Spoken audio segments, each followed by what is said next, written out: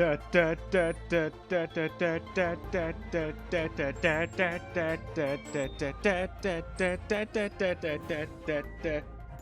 heard this for the past 20 minutes.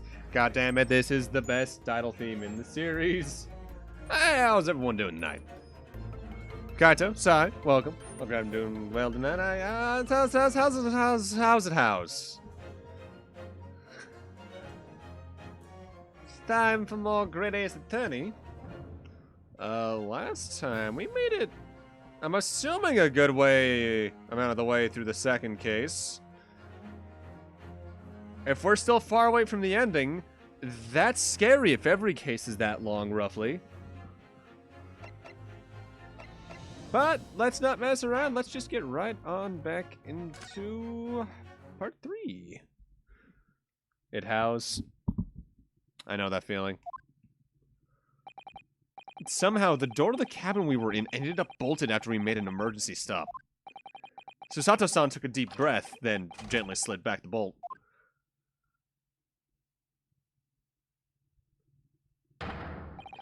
Yo, what are you doing in this I've lost the Russian accent. Oh no, there it is.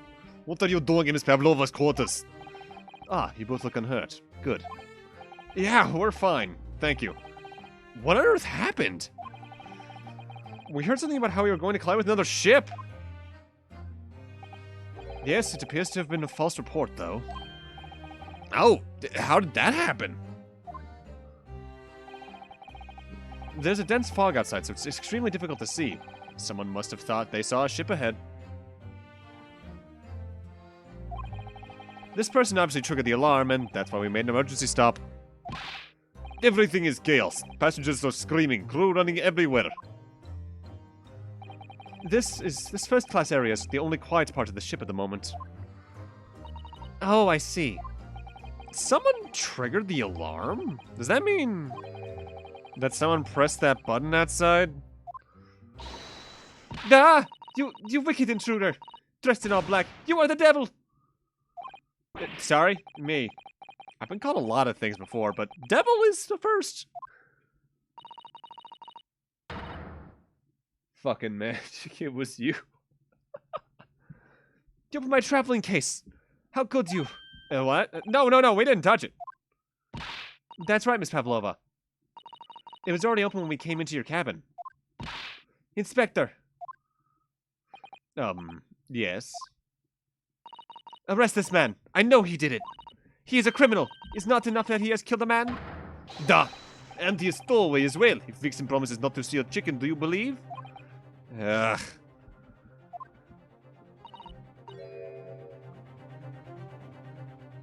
Whoa, I have a lot of pings all of a sudden.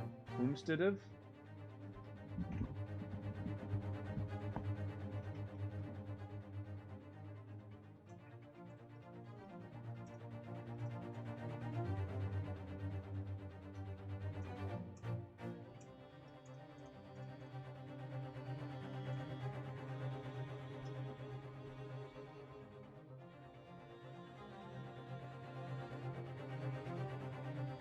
Oh shit, Iggy went live.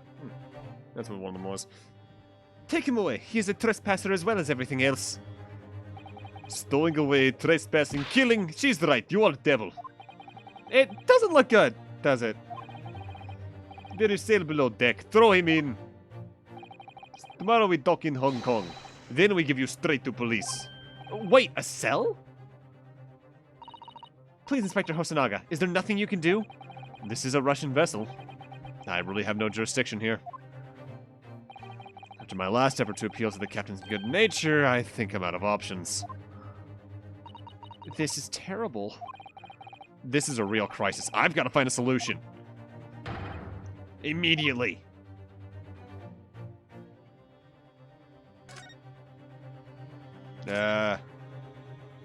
What? You're not a fucking Hercules beetle. Get off the damn wall!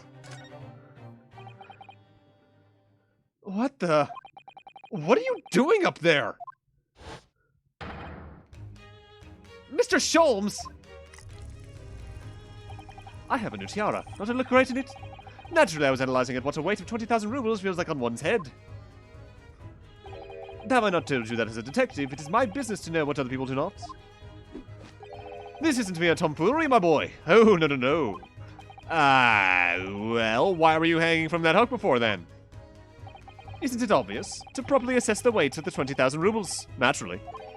I wish to determine if it would bend the conceited-looking hook on the wall, so for the brag and bounce. I never know whether to take this man seriously or not. I don't think he himself knows.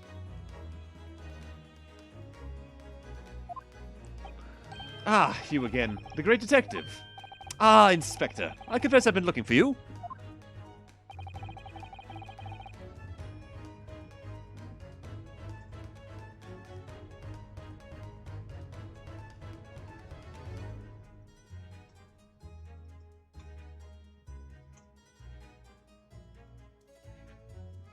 I have something to report to you most urgently.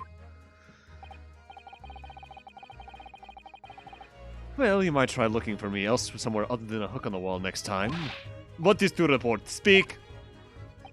An urgent report from a great detective can mean but one thing. Yes.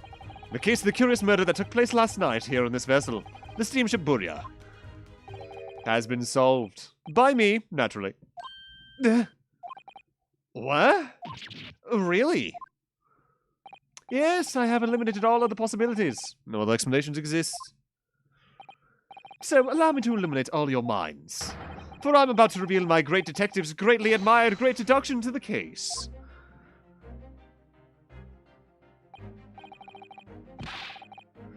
Ah, you've solved it. Even the Hedgehog understands this case. Is that meant to be a joke at the Hedgehog's dilemma or something? Huh? We all knew Howell was responsible for killing student boy this morning when we found criminal in wardrobe. This is a stowaway. He has handcuffs to prove it. I didn't do it! The trouble is, there doesn't appear to be anyone else who could have killed the victim. Because as everyone knows, the cabin door was bolted shut from the inside. That means the culprit must be someone who is inside the cabin. He does pull off that tiara really well, doesn't he? Yes, it's what's called a locked room mystery in detective stories. Duh, locked room, that is point. The room was locked.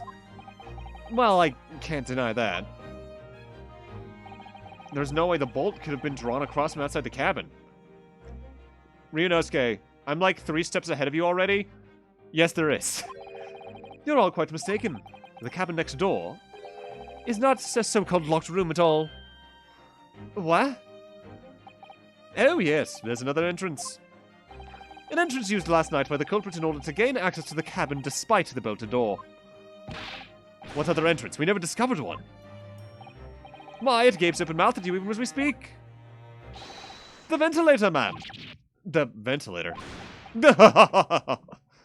You think this is funny? I can't even put my arm through that hole. That's because your arms are as thick as tree trunks. You're suggesting that the culprit entered and left the victim's cabin through that tiny opening. It's not possible. Ah, but it is. And last night, the victim even witnessed the intruder in the act of passing through the ventilator. Mr. Sholmes, do you mean... Are you referring to the words Cosmosummer wrote in his diary? 1:23 a.m., I can hear a faint whistling. 1:35, what looks like some sort of speckled band is dangling from the ventilator grill. The one and the same. Precisely, my dear madam. But what does it mean? What is the speckled band? Not spectacled. It doesn't have glasses, as far as I'm aware. The answer to that particular conundrum is in this very cabin.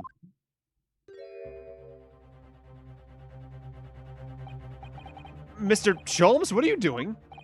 There is a distinct element of danger, but fear not, I am ready. What am I about to expose for you all is just... Oh, what I'm about to expose for you all to see will shock you to your cause. Behold! What the...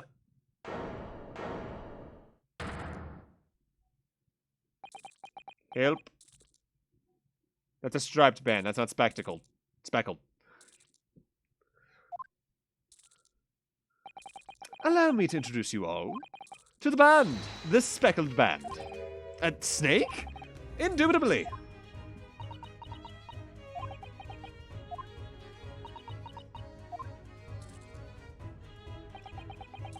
Help me! Please! I can barely breathe. Mr. Sholmes, just one thing. Pray, what troubles you? Well, that snake isn't really speckled, is it? Looks more stripy, wouldn't you say?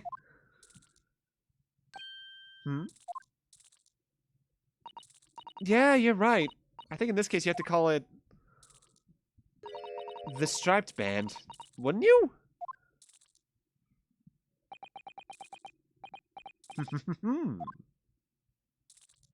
You both see and observe with distinction. However, do you not think that is precisely the trap into which the culprit wishes you to fall? Oh my goodness, really? It's a trap? How? Exactly? I think perhaps it is time I explain the intricacies of my train of thoughts. Are you ready, Miss Pavlova? I'm sorry for the young man who died, but that is all. His death has nothing to do with me. This whole thing has nothing to do with me. There are two conclusions I have drawn from the facts. Number one, last night your friend infiltrated the victim's cabin. And number two, the same friend was responsible for the victim losing his life. No. She's turned as white as a bowl of rice again. Sholmes must be right. He's hit the nail on the head. This young woman's friend killed Mr. Asogi?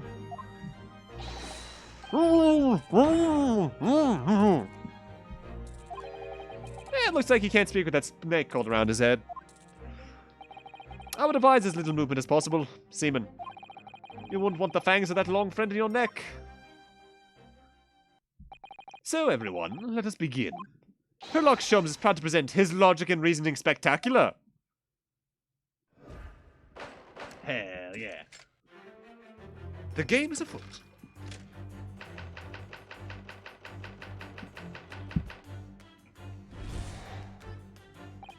Miss Pavlova, a moment ago you claimed the following. His death has nothing to do with me. This whole thing has nothing to do with me. Yet you cannot deceive yourself.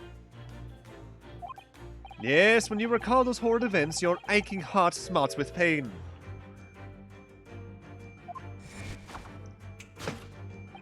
And it is that very pain that evidences your inextricable link to the victim's death. So we ask, what was the nature of this intruder that stole into the victim's cabin that portentous night? Why, naturally, it was the friend with which you boarded this vessel, was it not? Ah, as I suspected, another telltale glance. Without a doubt, your friend is the writhing serpent we see before us. And yet, that fact leaves us in a quandary. The victim's written observations of the night in question tell of a speckled band. Whereas, regrettably, this specimen's markings do not fit the description in any way. What explanation can we give, then, pray? What was this sight that fell upon the victim's eyes last night? No, don't look at me. This has nothing to do with any of this. Oh, but it does. You have the answer to this quandary even now, hidden behind your back. Yes, that's what you are trying, but failing to conceal can only be the snake's slowed skin. Or is it sloughed? Evidently, after the subtle and horrible crime, this most deadly friend of yours shed its original skin. No? I don't know what you're talking about. Last night, through the ventilator visible in this cabin, your then speckled friend slid next door. Using the bail cord on the other side as a bridge, the serpent silently descended into the victim's quarters. In the dim light, it appeared to the young gentleman who was about to lose his life as a speckled band. In summary, the nature of this friend of yours, which last night infiltrated the scene of the crime, is a rare breed of snake whose markings change each time it slows its skin. I don't think that exists. At least that drastic a shift. A snake so dreadful we can only imagine it would be found in the deepest depths of India.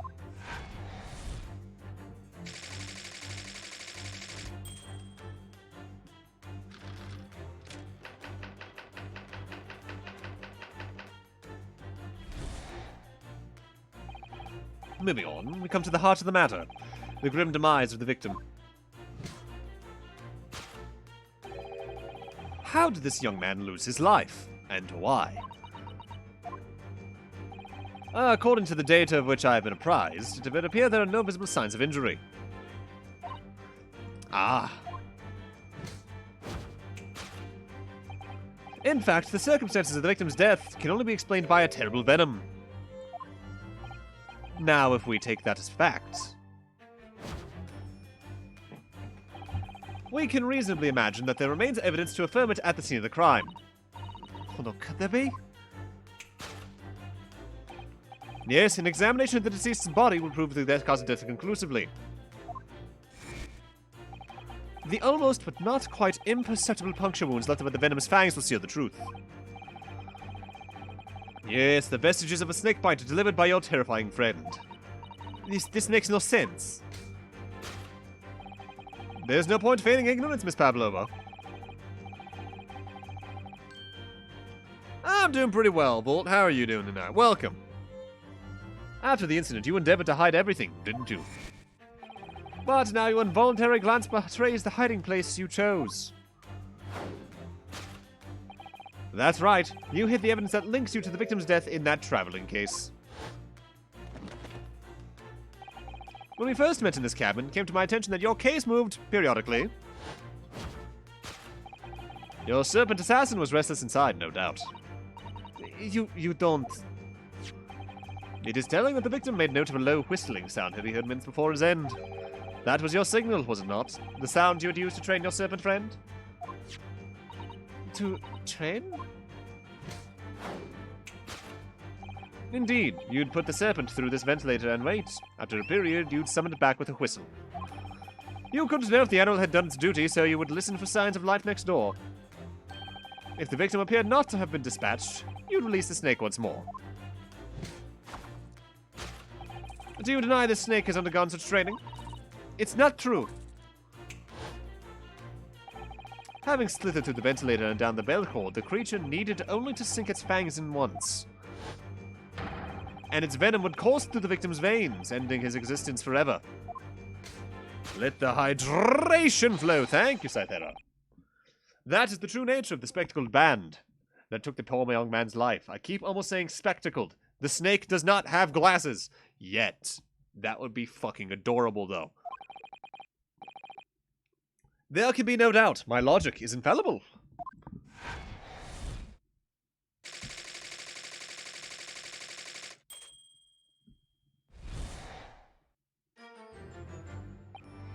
Thus concludes Sherlock Sholmes' great deduction of the speckled band.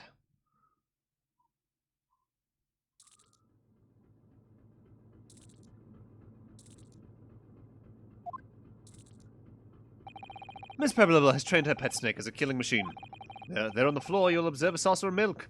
The promise of food is the key to training any creature. I think that's closer to cats than snakes. Can snakes even drink milk? That might be venomous to some of them. That might be poisonous to some of them, depending. I guess it kind of depends. I'm not very familiar with snake diets other than mice, and more mice. In fact, my friend Scott and his partner Zoe, who I've had on streams in the past, but when I say the past, I mean like a Pokemon stream I did back in like 2015 when we graduated high school. They got a snake named Loki about 3 years ago now, I think? 2 or 3 years? And when they brought him from the PetSmart, they were stopping over here after that. And, well, let me say, you haven't seen a snake. If you haven't seen a snake eat a frozen rat, don't see a snake eat a frozen rat. That's a bit of a trip. That said, that fucking snake's adorable. It's a lot bigger now, too. Incredible! You've solved the mystery!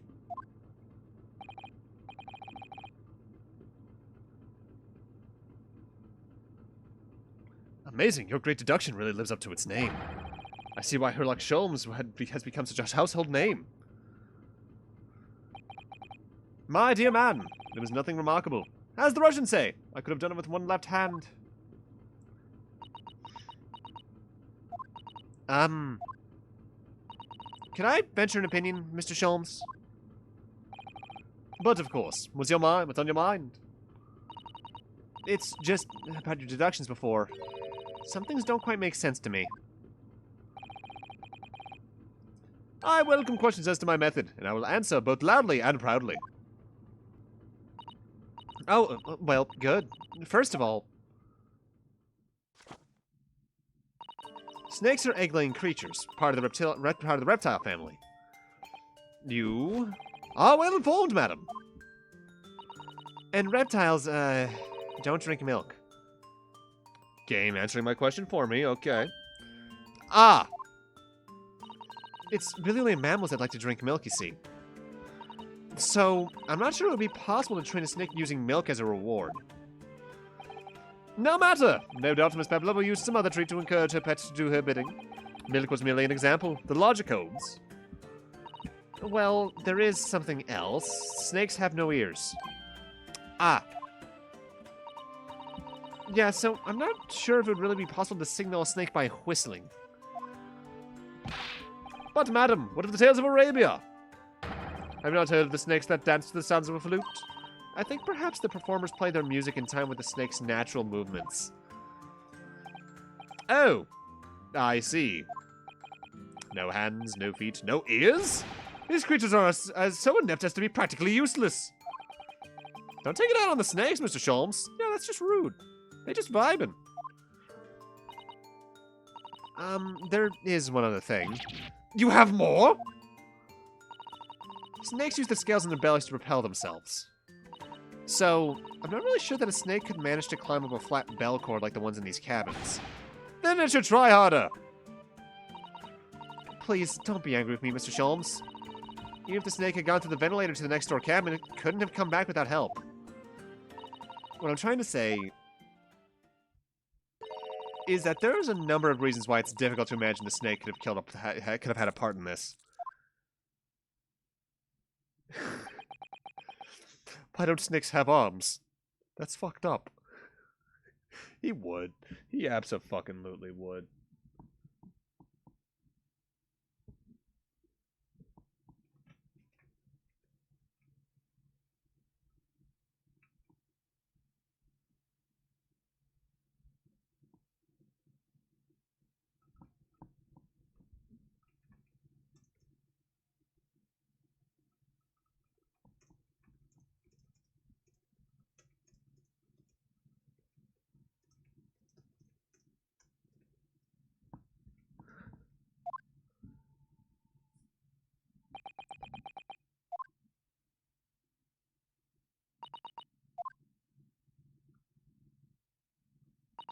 I think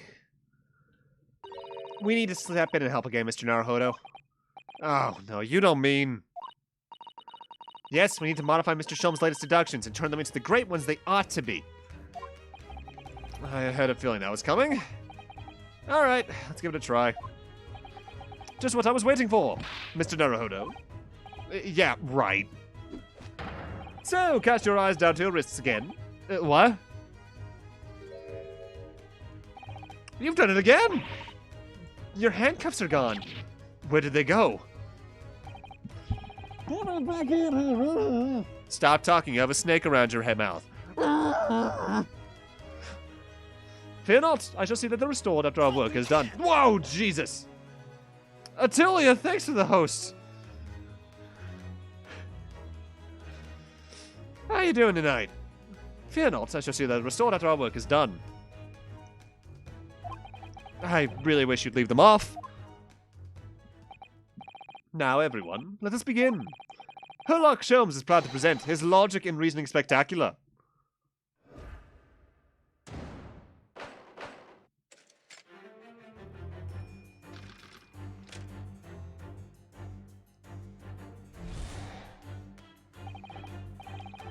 Miss Pavlova, moments ago you claimed the following. His death has nothing to do with me, blah blah blah. Aching heart is definitely the problem here. She does have a pained expression on her face. Yes, that's true. She looks as though Cosmo-sama's death is weighing heavily on her mind. But you're not sure Mr. Sholmes has read her correctly, is that right? Could there be some other way to interpret her expression, then? I mean, she's holding her wrist, so check her wrist. Let's take a moment and really look closely at Miss Pavlova. Oh. Well, that'd do it. Yes! I love that fucking transition. Yes, when you recall those horrid events, that claw scratch smarts with pain. Indeed, and simple observation reveals that the wound is fresh. Miss Pavlova, did you in fact receive that scratch? Sometime last night? Ah.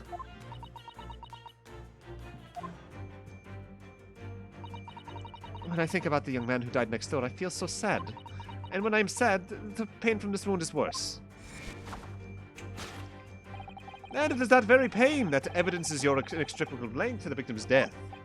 So we ask, what was the nature of this intruder that stole into the victim's cabin on that portentous night? Why, naturally, it was the friend with which you boarded this vessel, was it not? Ah, as I suspected, another telltale glance! Without a doubt, your friend is the writhing serpent. No, it's not. It's something else. Which means my theory of a snake is wrong very early on, too. It seems like that the scratch mark in the back of Miss Pavlova's hand was made by this friend of hers, doesn't it?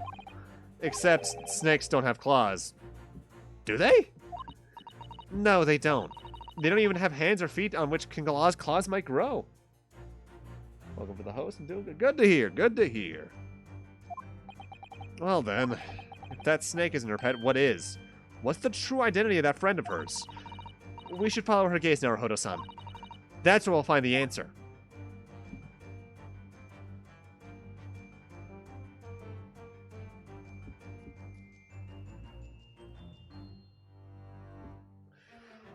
Yes! Yes!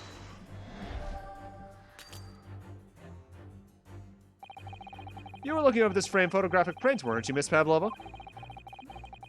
But let's not be distracted by the print itself. Oh no.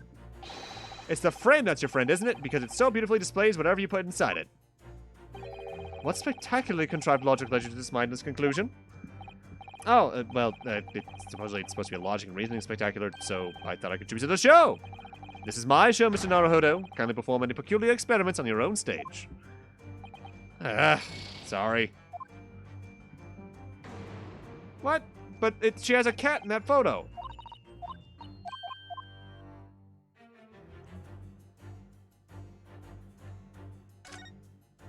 Oh, am I supposed to zoom in first? Ah, that's just fucking great. Ah, look at the photograph in this frame. That cat is so fucking cute. This must be something Miss Pavlova brought with her when she ran away. She's exceptionally beautiful, isn't she? Yeah, that's true, but personally, it's the little black creature she's holding that's caught my eye. Maybe we'd better take a closer look at this. Kitty! Yes!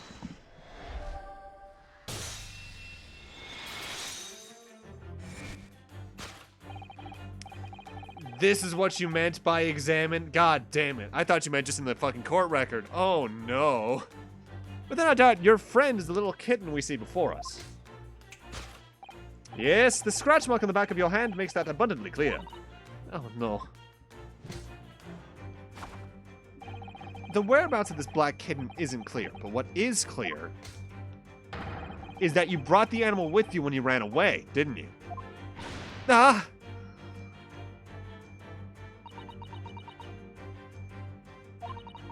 Darka is my best friend. I couldn't leave her behind.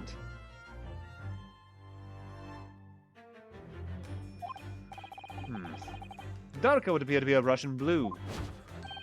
And yet, that fact leaves us in a quandary. The victim's written observations in the night in question tell of a speckled band. Whereas, regrettably, this specimen's markings do not fit that description in any way. What explanations can we then give, pray? What was the sight that fell upon the victim's eyes last night?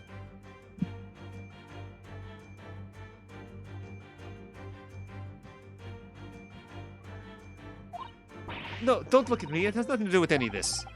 Oh, but it does. You have the answer to this quandary even now, hidden behind your back. Yes, that's what you are trying, but failing to conceal, can only be the snake's sloth skin. Did you see that? She just took something out of her pocket and hid it behind her back. If she just left it in her pocket, nobody would have ever known.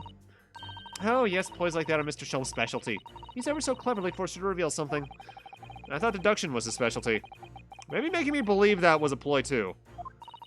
Anyway, I find it hard to believe that's the snake of a skin. The skin of a snake. That's my skin's snake. Everyone has one. In which case, just what is Miss Pavlova hiding behind her back?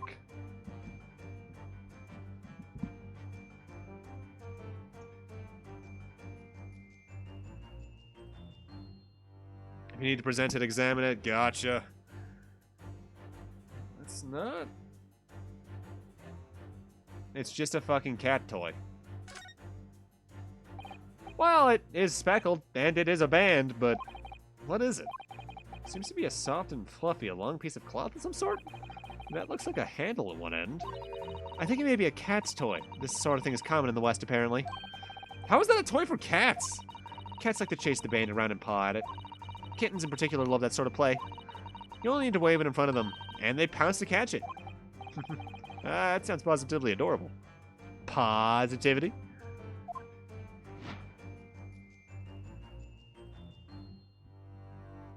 Yes! That was like perfect timing of the music there, holy shit. Yes, the thing you are trying but failing to concede is a cat's toy. Precisely the true nature of the now infamous speckled band. Ah. And it was this toy that you dangled through the ventilator. You waved it around, I presume. Naturally, the victim could not fail to notice it. But why? For what reason? My dear boy, there can only be one answer to that. Now, after her feline friend disappeared through the ventilator into the neighboring cabin, Miss Pavlova attempted to use that speckled black cat's toy to incite the creature to return. Ah. In summary, the nature of this friend to Miss Pavlova, which last night infiltrated the scene of the crime, is a blithesome Russian blue breed of cat by the name of Darka. Ah. A truly troublesome feline young Darka is proving to be. She must be caged once found. You'll forgive us for borrowing the photograph of your pet, Miss Pavlova.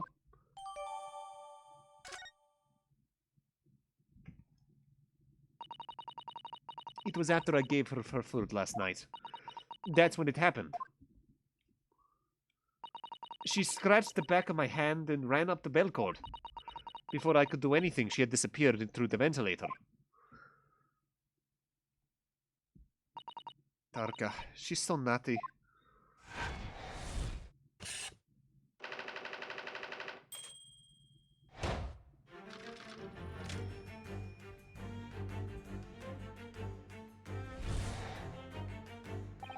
Moving on, we come to the heart of the matter. The grim demise of the victim. How did this young man lose his life, and why? According to the data of which I have been apprised, it would appear there were no visible signs of injury. In fact, the circumstances of the victim's death can only be explained by a terrible venom which completely falls apart now. What Mr. Sholmes says is true. There were no signs of a wound anywhere on Cosmo-san's body. That's right. But Mr. Sholmes seems to be unaware of one very important detail. Cosmo wasn't poisoned. Yes, it would seem so. Let's give him the information he's missing now. We got an autopsy report, if memory serves. Yep. Yes!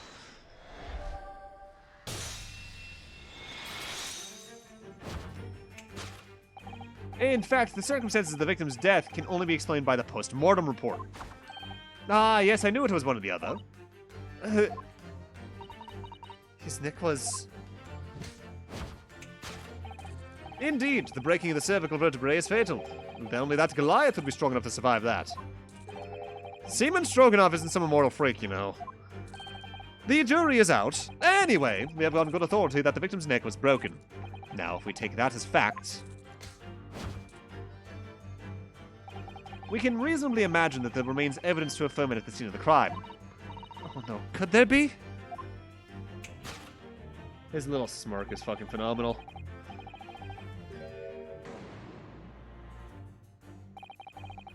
That purple thing that had shoe polish near it was the fucking bell.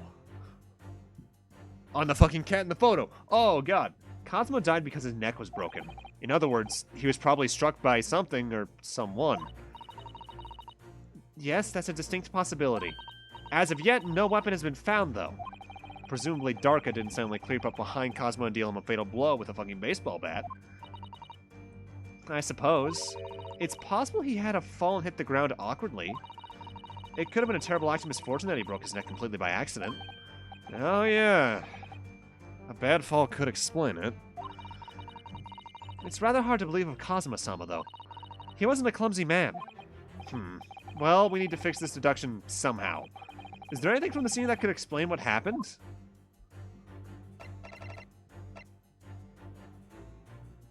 That looks like a cat's bell, especially that one. This looks like it has a little more detail, but, oh well. Yes! Can we stop looking at the certified best friend's body, please? Fucking right. Yes, an examination of the mark on the floor will prove the cause of death conclusively. This particular mark, so prominently visible next to the victim's body, is a deposit of shoe polish.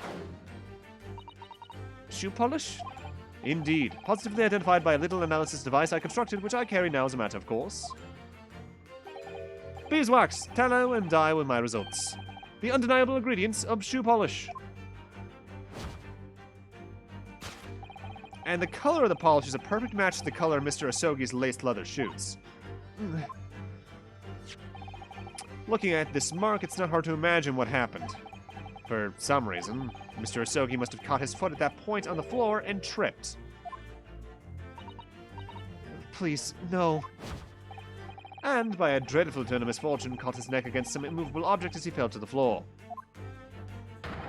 Suffering a fatal blow to the spine, the victim's vertebrae was shattered, and in that instant, he lost his life. No! I don't know. I don't know anything about this. Is that really true, Miss Pavlova? What about the evidence left at the scene where Mr. Asogi lost his life? Yes, the facts are as clear as day to me. You did all you could to conceal the incriminating evidence. But now your involuntary glance betrays the hiding place you chose. That's right. You hid the evidence that links you to the victim's death in that traveling case. Nope, it's probably behind it. I don't believe it. Kazuma-sama merely tripped over and now he's no more? It can't be true. I refuse to accept it. I know it's hard to believe, but the mark on the floor does seem to suggest that's what happened. But... and if this part of Mr. Sholm's deduction is right, Miss Pavlova was trying to hide some evidence that would prove it. Here in this cabin, somewhere in the direction that she just cast her eyes. Where, I wonder? Let's have a good look around. The answer must be here somewhere.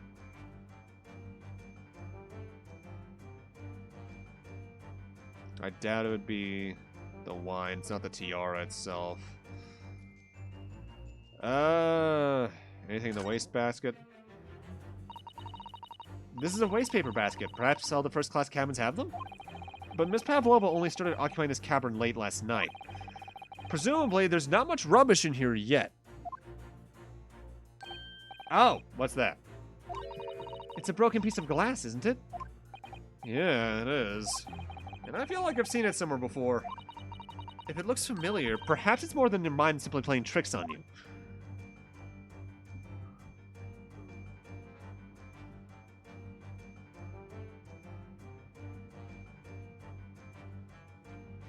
Yes!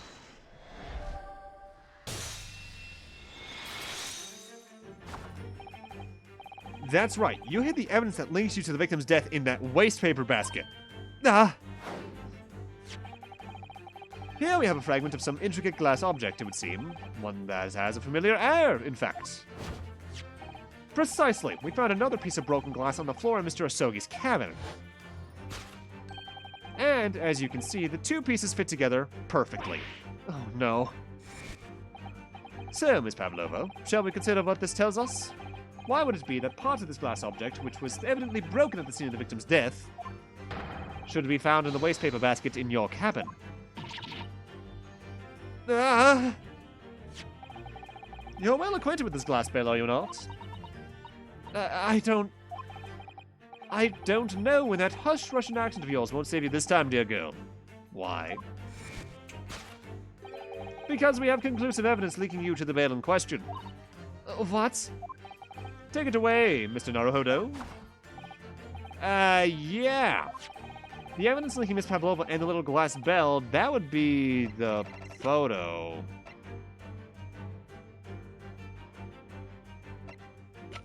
Or the other half? Maybe both. Yes! If you look at this photograph, you can clearly see, hanging from darkest color, the very glass bell in question. The truth has caught up with you, Miss Pavlova. The young man who lost his life last night did so after a truly inauspicious fall. And the cause of that fateful stumble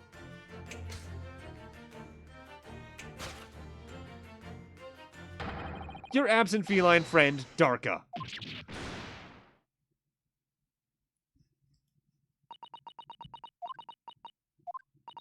I couldn't tell anyone. I'm sorry. Death by kitten. Stop! I'm allergic to adorableness! Oh.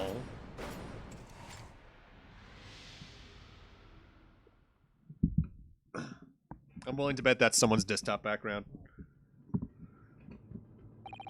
Why don't you tell us now, Miss Pavlova? Tell us exactly what happened last night. It was a little after 1 in the morning.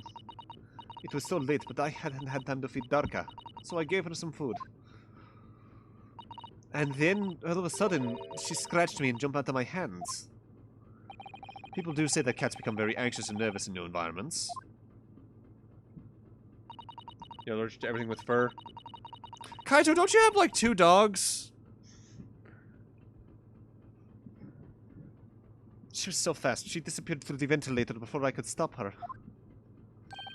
And that is how you acquired the rather nasty wound on the back of your hand, I take it. Yes. I had read the, rules on the wall. I knew that I was not allowed Darka with me. One dog used to have a cat. Yes, modern science suggests that animals can carry infectious diseases. It's a precaution, really. So I listened and trying to hear if there was some noise in the next cabin. It was very quiet. I was sure if someone was there, he must be sleeping. So at that point, you thought it safe to try and lure the kitten back again. By dangling the end of the toy through the ventilator in the adjoining cabin. Darka always loves this toy, but it didn't work. Nothing worked. I tried using her favorite toy. I tried whistling to her softly, but nothing. She didn't return. Damn right. I'm not allergic to my cat, but if I was, I would probably have 2 cats. So the faint whistling sound Cosmo wrote about in his diary was Miss Pavlova trying to retrieve her pet. Cats have a propensity to remain hidden in the shadows when frightened.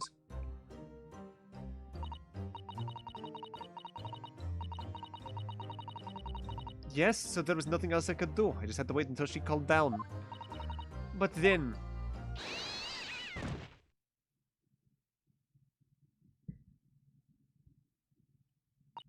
I had nearly passed out with shock. I heard her cry out and then... Oh, it was such a dreadful bang. Then afterwards, nothing. It was totally silent. Cosmo was...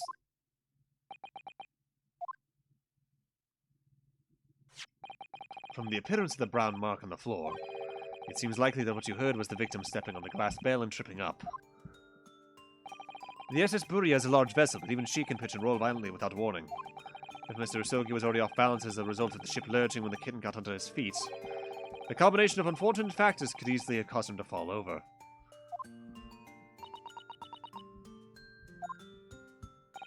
But what became of the kitten afterwards? In the end, I managed to get her to come back through the ventilator. Yet Darker is nowhere to be seen. I must have forgotten to lock my case. And now she's disappeared again. Gracious, that cat is as insufferably restless as I am. Well, he knows something about himself, at least. When I woke this morning, I heard that the young man in the cabin next to mine had died. But I couldn't bring myself to tell anyone what had happened. I was too scared. Scared that they would send me back. Oh, hold on a minute. What about the snake? You're right, where is it? If the snake isn't your friend, Mr. Pavlova, then whose is it and where did it come from? What on earth is such a dangerous creature doing aboard this ship? Oh, I didn't say. Snake is my friend. His name is Pirosko. What? What? Hey, Sidetrix, how you doing? That snake belongs to you. He escaped from cage when emergency alarm sounded. I was looking for him. I did not expect to find him in here. Yeah, how did that snake get into this cabin? But animals are not permitted on board. Yeah, we are at sea for 1 year.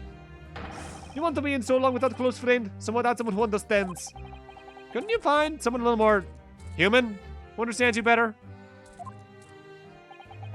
But my dear burly fellow, a gargantuan venomous snake? Surely you can appreciate the danger of putting everyone in. No venom. Pirosko does not have venom. He is harmless. Very low, yet very gentle. He is adorable like Granny. The stripes on his face suddenly do make sense. You're right. I didn't even think about that. It's venomless?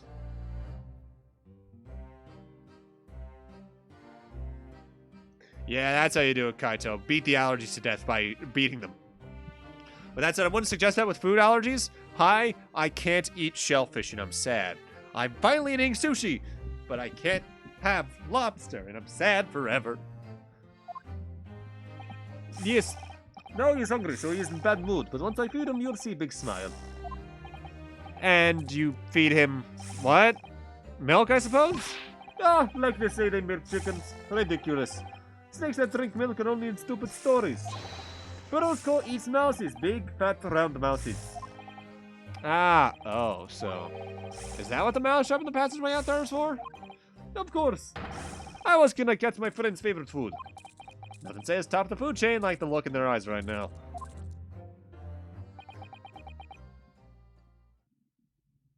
Don't eat lob. No worries. I like shrimp and calamari because that's counted under that allergy for some reason. I haven't had actual lobster or crab. But my dad is such a big fan of lobster that every time I see him get him, I'm like, damn it, I can't participate in this family thing of them all getting lobster rolls. I don't exactly swell up, but my throat closes up and I have trouble breathing. It doesn't outright kill me, but I'm in pain the rest of the day, usually keeled over a toilet, trying to either vomit it up or not be in pain. It refuses to drink milk. It can't hear a whistle.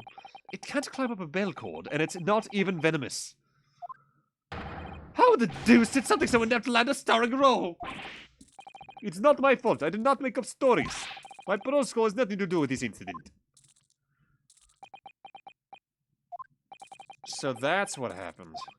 That's the truth behind my best friend's tragic death.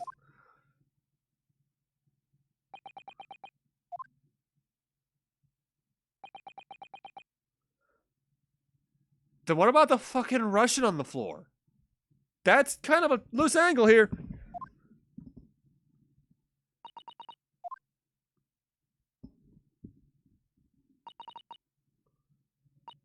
Miss Pavlova, I understand the difficult situation you found yourself in, and I do sympathize. But please remember this. A young man lost his life. If you're going to attempt to cover up your guilt with lies, then no matter the circumstances, I cannot forgive you.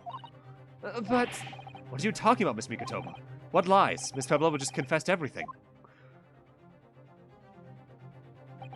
It was just a series of unfortunate events, an accident.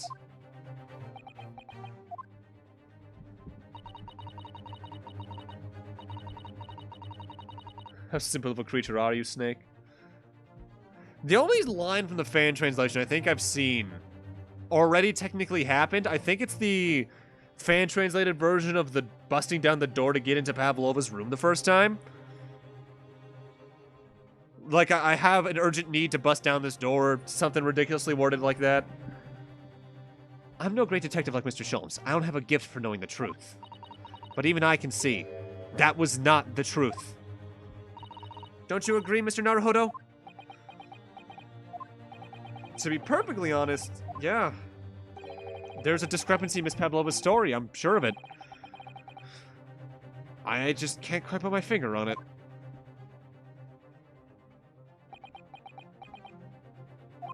I confess, I was intending to let Scotland Yard deal with any outstanding issues on this matter. Ow! I'm only present here for a very specific reason.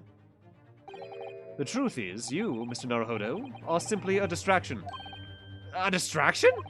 I do hope you've not been finding your shackles too uncomfortable. Ah, not again. When did he do that? Especially as they're on your wrists as a result of my intervention. I was rather hoping I could resolve matters before we made our next port call. You were, Mr. Sholmes? Yes, but I overlooked one important detail. The deceased young man was a very close companion of yours, was he not? Yeah. Cosmo was my closest friend. I owed him my freedom, even. In that case, we must follow this to its conclusion. No further distractions. You must uncover the real truth here, Mr. Naruhodo. Yeah, whatever that may be. The key to this is the discrepancy in Miss Pavlova's story, I'm sure.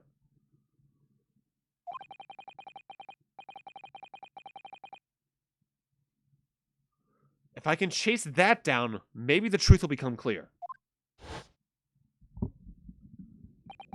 The truth about how you really died. About how that scene in your cabin really came to be.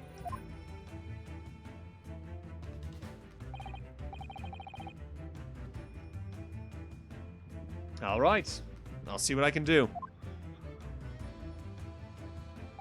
Excellent! Thank you, Mr. Naruhodo. So then, shall we begin? Yeah. What we should ponder first is the victim who lost his life in a cabin that was bolted shut from the inside.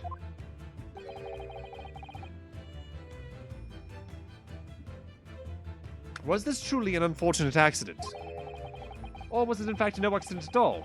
That is what we must first establish in the first instance. But we've already established it, haven't we? The man tripped over the kitten that had climbed into his cabin via the ventilator. Tragic, yes, but still an accident. Hold it! Wait, let's just take a step back. It doesn't make any sense that that's what really happened, does it? I'm going to have to ask you to spell it out for me, I'm afraid. Yeah, it's starting to take shape now. There's a clear contradiction between the facts and Miss Pavlova's story here. The evidence is right there in Cosmo's cabin. It's undeniable. His death couldn't have possibly been a mere accident. Really? Let us show our hand, Mr. Naruhodo. It's time to present the evidence. The evidence that proves unequivocally that the victim's death was no mere accident. There's ration. Yes!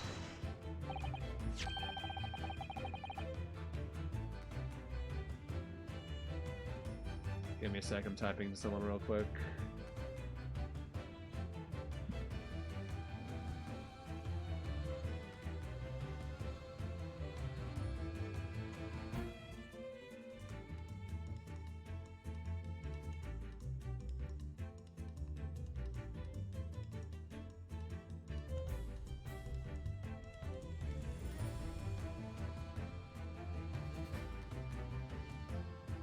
Open that. I like this theme a lot too.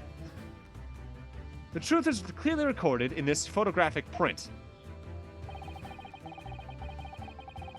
There's no way that Mr. Osogi could have left this message on the floor. That script, it's Russian, isn't it? Indeed it is. The word written means wardrobe. I see what you mean. Most people would leave a dying message in their native language, Japanese in this case. But maybe he was studying Russian. It is a simple language. He could have picked it up very fast. That doesn't seem likely. That's actually not the point. It makes no sense whether he knew Russian or not. Sorry, what do you mean? Exactly what I said before. There's no way Mr. Asogi could have left this message on the floor. And the reason why is clearly explained here. Damage to the cervical vertebrae resulting in instant death. Instant. Ah. Which means, after the victim fell to the floor, he couldn't have possibly written anything. Because he was already dead. Game, stop showing the body. You're hurting Sai. That's not the only reason either. There's something else we found in Mr. Asogi's cavern. Cabin. Why do I keep saying cavern? I've noticed that now. A remnant of something that couldn't possibly have been there if what Miss Pavlova told us was true. What?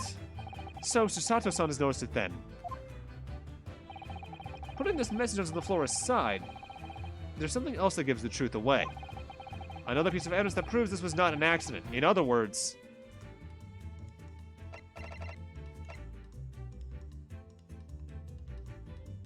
the traces on the floor? I mean, how would that prove it, though? That's the only thing that would be in that room itself.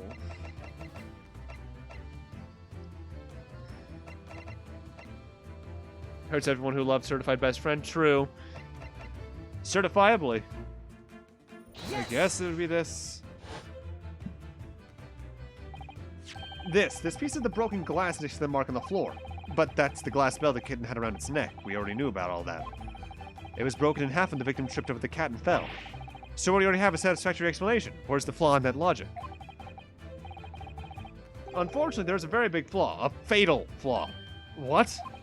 If that's really what happened, then how did one half of the bell end up back here in this cabin? Ah.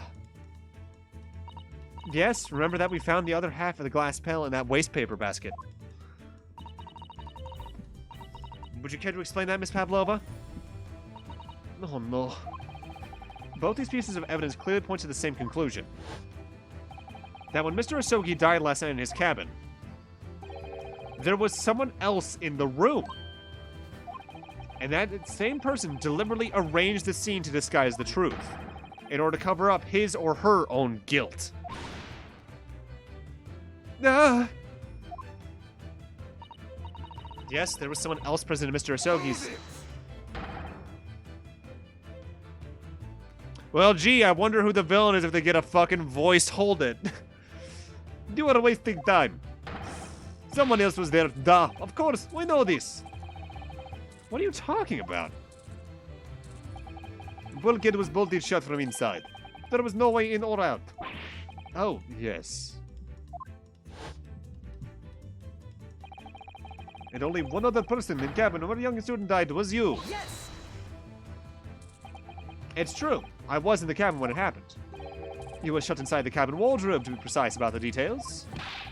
But I don't know Russian. There's no way I could have left that message. Not would have. There's no way you could have left that message, to be precise about the details. Would you mind? No! Ah, forgive me, my dear fellow. As I was saying, the person in question wrote the word wardrobe in Russian on the floor, in an attempt to incriminate me for the crime, even though I had been asleep in there the entire time. And then, the same person picked up the broken glass and the bell that had fallen on the floor, for fear of becoming evidence that would show how Mr. Asogi really died.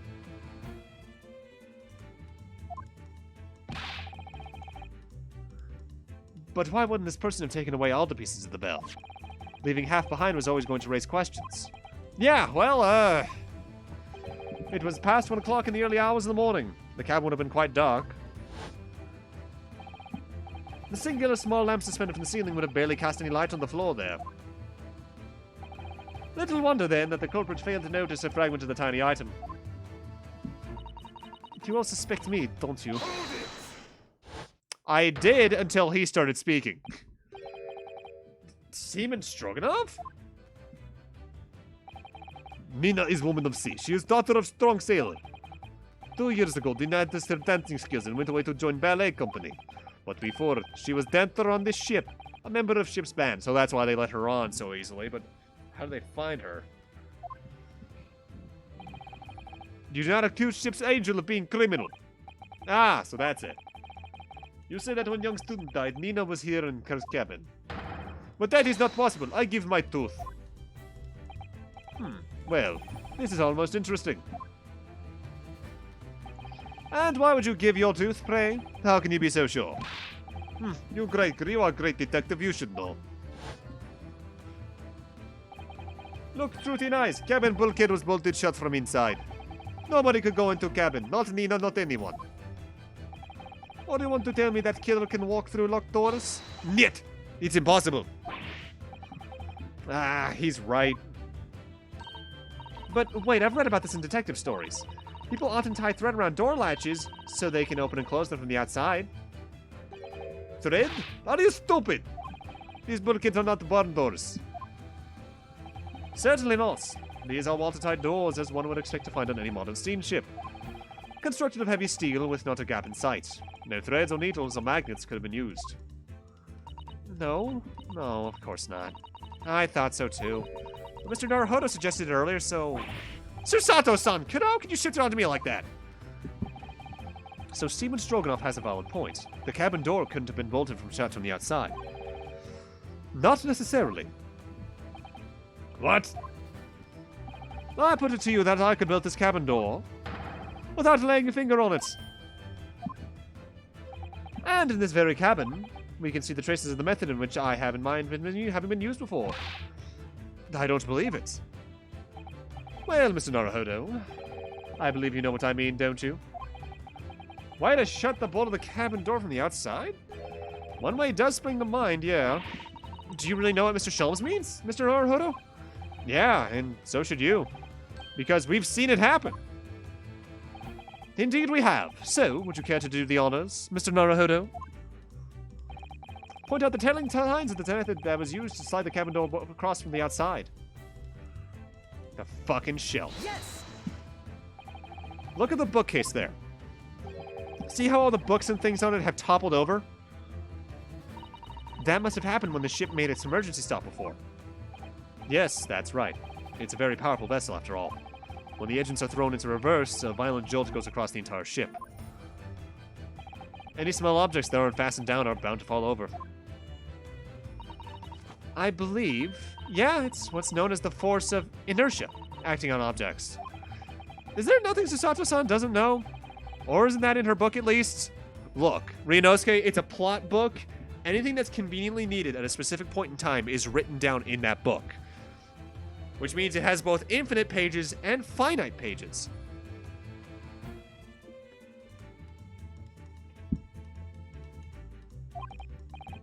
Well, whatever it's called, it's the same force that pushed over those books in the bookcase.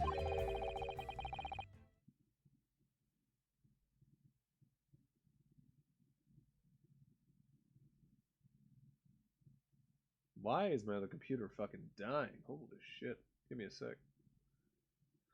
Shit is slowing down.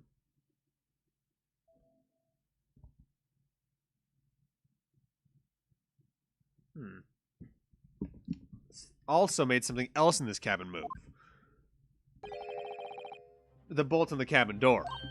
Aha! It was a very obvious step to the emergency stop that the ship just made. We had come into this cabin not long before and we hadn't bolted the door. But then... This is Schrodinger's book, yes.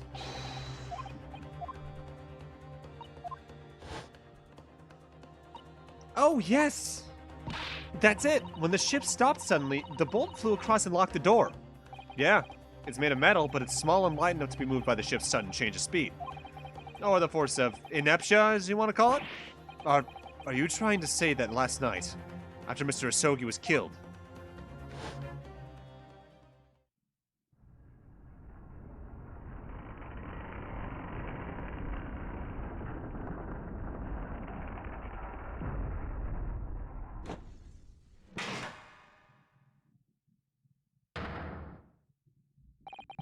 The SS Buria made another emergency stop?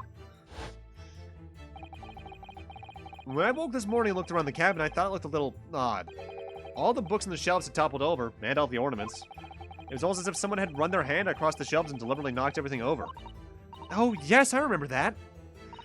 And I stood them all up again, didn't I? When we came into this cabin, we were surprised to see the same thing in here. Infinite and finite at the exact same time. Yep. Can you tell I've been playing Uchikoshi games recently? Hi, I just got my first ending and almost 2 endings in iSomnium files. How does he keep writing like that? All the books and everything had toppled over, just like in Mr. Asogi's cabin. Oh my. Do you have anything to say about this, Miss Pavlova? No, you out of your mind. You say Buria made emergency stop. It does seem a little far-fetched. How could that possibly have happened? Unless you're saying that the culprit is actually someone from the engine room. Oh, it is simple enough. Are you forgetting the button in the passageway outside? Used to trigger the emergency alarm? Oh, yes, of course. There was a notice there, wasn't there? Telling you only to press the button in times of emergency?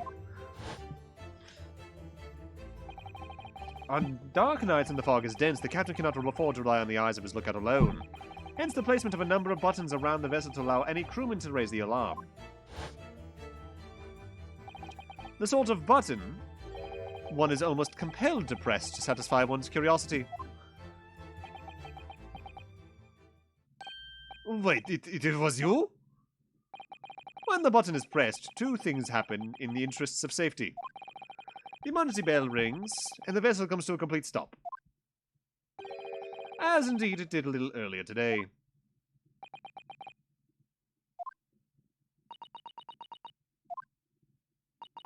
Mr. Sholmes, surely it wasn't you who... As I always say, a button has but one purpose in life. To be pressed, whatever the occasion. He sounds almost proud of himself. How dare you mess with ship? I report you to Captain. You are in much trouble now. Now, I'm sure all that can wait until later. Let us not overlook the fact that we have now learned a valuable lesson. When the vessel makes an emergency stop, the bolts on the cabin doors slide closed. So, what we now must consider... Yes, it all comes down to one thing now. Last night, after what happened to Mr. Asogi, did this ship make an emergency stop, or did it not? You are idiots. Buria's huge ship with many passengers. If we make emergency stop, even in middle of night, there would be chaos everywhere. What are your thoughts, Mr. Naruhodo? He's the kind of guy who pulled a fire alarm in middle school. Knew one of them. Fucking Kimball. Actually, wait, was it Matt Kimball or was it the other guy? I knew a couple of people who would do that in middle school is the point here. One of them I don't look too fondly upon. Well, it's certainly possible that some kind of emergency happened last night. We have evidence to support that idea. Really? What evidence, Mr. Naruhodo? Fascinating. Do show us, my good man. What evidence promotes the theory that some emergency gripped this vessel last night? The ship's log is missing anything from 2 a.m. onwards. Yes! Seaman Stroganov, it's your duty to patrol the first-class area of the ship, isn't that right? Duh, that is correct. Why? And the ship's log here, this would be where you record the details of your duties? What are you doing with that? That is mine! Ah, you rather carelessly left it atop the little makeshift bureau in the passageway out there. But as responsible passengers, we took it into our care with a mind to return it to you later. I left it there on purpose, that is where I put it always. The point is, looking at what you usually record, it's clear that under normal circumstances you write the phrase nothing to report every 30 minutes. But from 2 o'clock last night until the first light this morning, nothing was recorded at all. Nothing recorded in the log. That is... Duh, because nothing happened. But if nothing happened, you would normally write nothing to report. Wouldn't you? Indeed so, which tells us that shortly after 2 a.m., something happened here aboard the SS Buria. Something sufficiently significant to make you forget to fill in the ship's log, in fact. Are you suggesting that the ship really did make an emergency stop in the middle of the night? Stop talking rubbish! If I'm perfectly honest, I find that a little hard to believe myself. No? Why? Well, because if something as major as emergency stop had really happened, surely all of us would have been noticed? That's very true. Thanks to the emergency stop we experienced earlier, we all know what it feels like now. The ship lurched so violently, and the alarm bell was so loud. I can't imagine that anyone would sleep through that, even if it happened in the dead of night. Well, no, that's a good point. What of the throbbing? Sorry, what do you mean? Your head, man. The throbbing of your head since this morning. We've all suffered with it. Ah! Oh, yes, I have had a headache, you're right. In fact, I haven't been feeling myself since I woke up today. Nor have I! My head's been feeling heavy ever since dawn. Yes, you've all been afflicted, haven't you? Just as I suspected. He's right, my head's been throbbing today, too. And since eating dinner yesterday evening, everything's felt sort of hazy. I can't really remember anything after what happened after I climbed inside the wardrobe.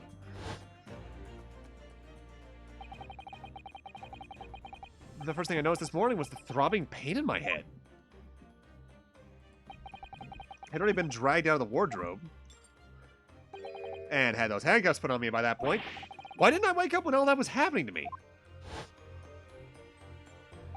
Tell me, Mr. Naruhodo. You boarded this vessel as a stowaway, didn't you? Oh, well, yeah. Sorry.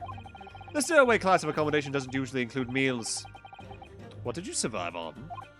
Ah, well, Cosmo looked after me. He was always happy to share his meals. So you enjoyed some of the whole roast chicken dish that was served yesterday evening, I take it? Yeah, in fact, I had all of that. Cosmo wasn't fond of chicken. Oh, really? So the victim didn't eat any of the chicken at all? That's right, he didn't touch it.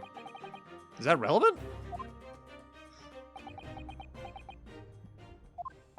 My dear fellow, does that not strike you? Oh, Mr. Sholmes, do you mean to say that there was something wrong with the chicken? Why, yes, I do. No, really? Is that true?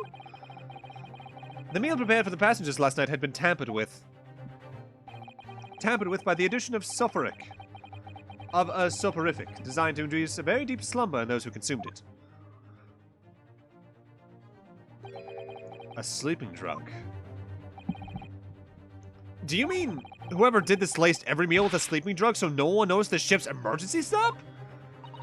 Mr. Naruhodo, of course that's not what Mr. Sholmes means. What a far-fetched idea. Precisely. Lacing every meal of a passenger on board with a sulfuric drug would certainly be impossible. Unless, that is, every single member of the crew was a conspirator. What? Mr. Sholmes? Well, Seaman. I'm sorry to say that any more deception in this matter will get you nowhere. She came on board last night. Oh, she probably phoned ahead of her somehow and they had to do this so that she could get on safely.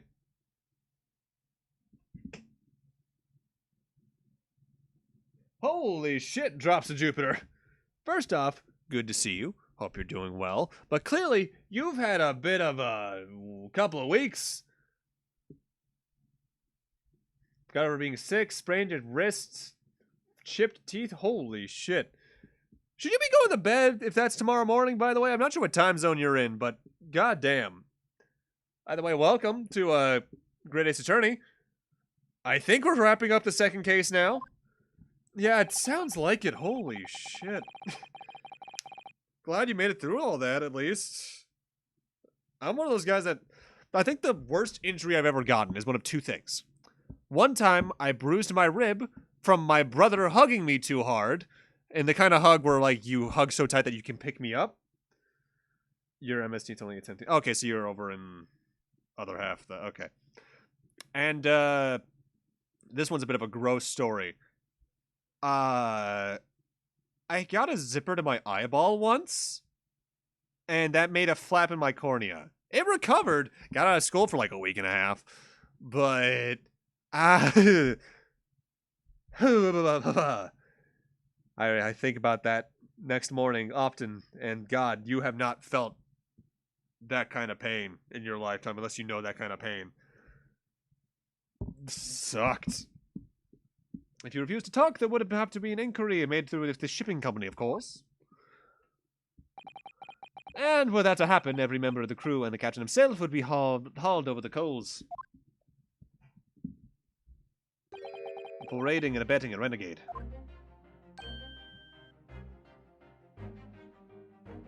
Ha!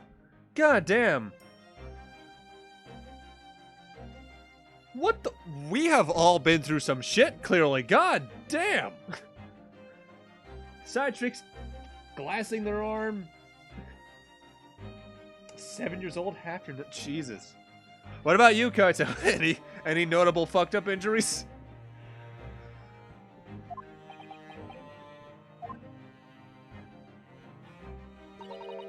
Please, no more. I'll tell everything. I cannot make problems like this for everyone anymore. These crewmen are your former comrades, I believe. Only broken some bones. Holy shit. My brother's done some other injuries in his life because he was the sport player between the two of us, but I played video games. And that's it. I draw. I still draw. And I make videos for the internet that are not very funny. In fact, they try to be more descriptive of the game. If anything, me on stream is the funniest I try to be. And that's not much more than normal. Yeah, why do we attract accident-prone people here? Also, hey, Wind, how you doing tonight?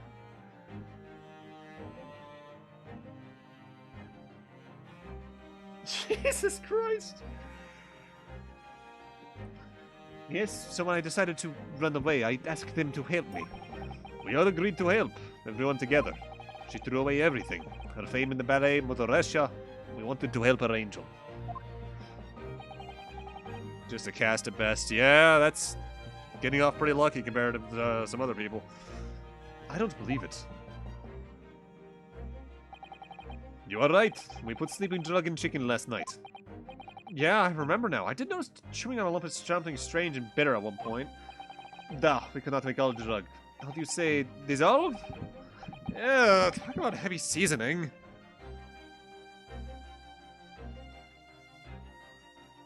Is this not a share moment? It kinda is. Yeah.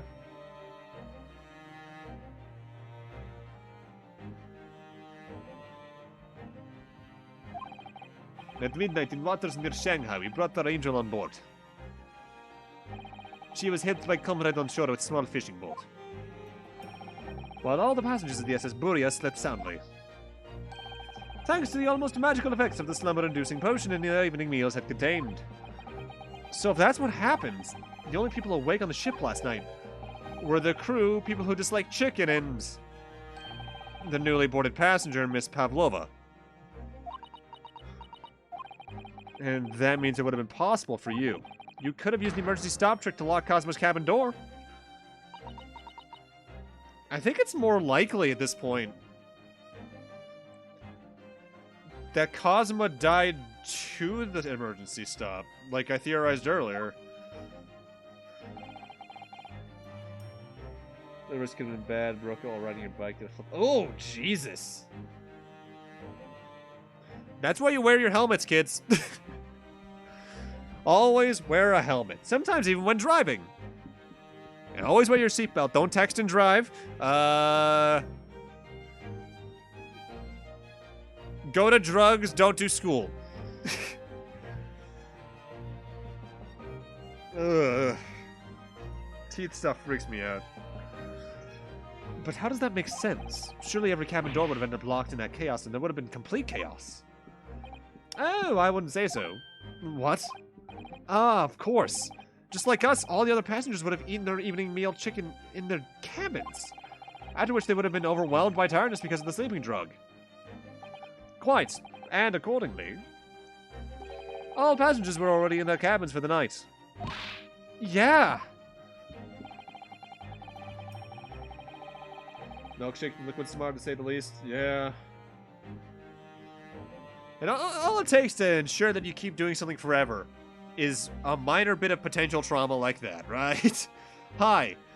I had infected bug bites several times in late 2018, actually no, I think it was early 2018, late 2017. Cellulitis in particular. I think I told this story once or twice on stream before. They were bug bites particularly on my arms and a couple on my legs. I started tucking my pajama pants into my socks after that. I have been doing that for 3 or 4 years now.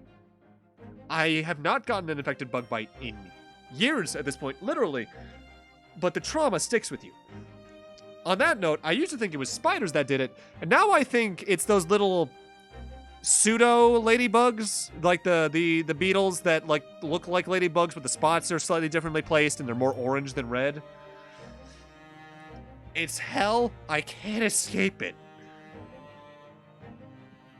The overwhelming majority of passengers would have habitually slept in the cabin doors bolted anyway, and so not one of them would have found it remarkable to find the door locked in the morning.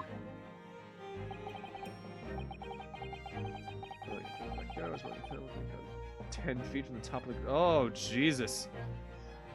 Glad you've made it out all right, barring the thrown out back. In summary, in order to fasten the bolt of a single cabin door on the ship, the culprits brought the entire vessel to an emergency stop in the early hours of the morning.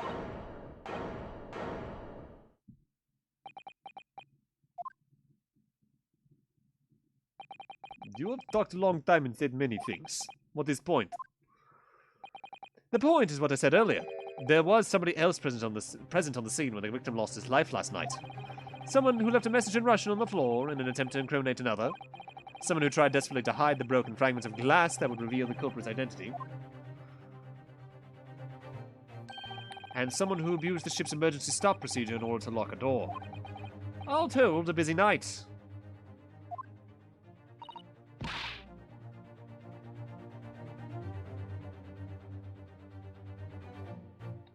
Look, just because you're 50% Irish don't mean a shit. Just because your ancestors drank heavily. Hi, I'm Scottish, and German, and French. God, I'm full of alcohol. Doesn't mean shit. Almost 15 years ago. Holy shit. But... I don't know about any of this. I'm just a little girl. Oh yeah, you are like 15, that's right. I don't know why I forgot that she was that and was not like 20.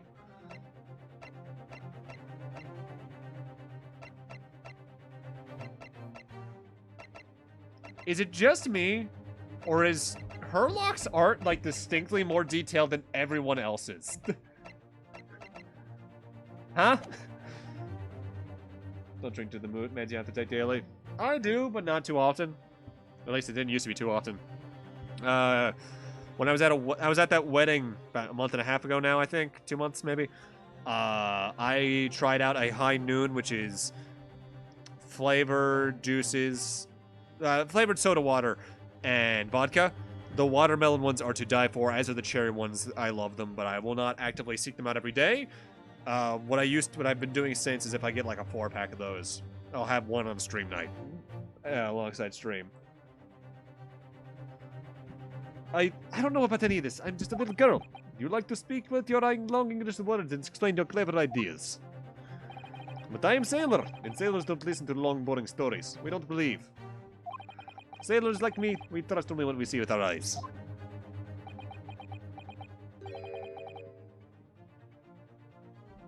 A laudable trait. What? I'm quite of the same disposition, my good man. Observation to me is everything.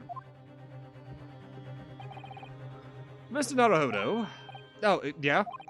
Do you hear it? That accusatory cry of guilt on the wind? What accusatory cry of guilt? Sorry, you've lost me. proof of involvement, man, but you can't hear such a call with your ears. No, you must hear it with your eyes. For observation is the basis of all deduction. What are you talking about? Okay. Super minor thing. I don't like how the capital letters are taller than the punctuation marks. Why are they taller than the question and exclamation mark? That... I don't like that. Kyle, don't like that.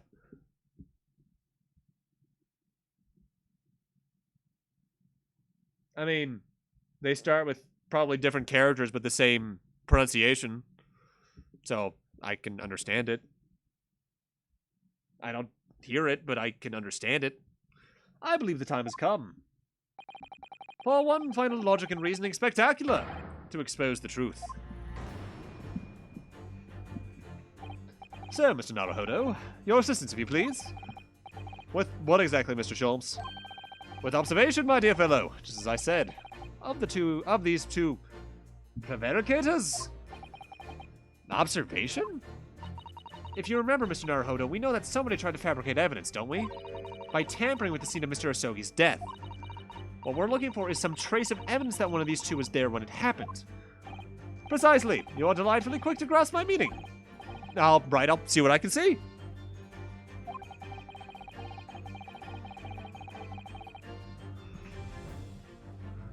So we're looking for a trace of evidence that shows someone else was there last night when Kazuma died.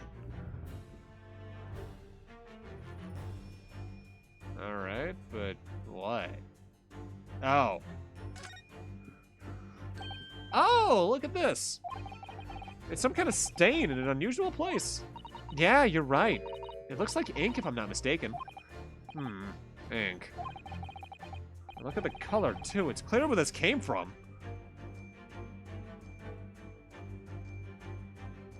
Yes!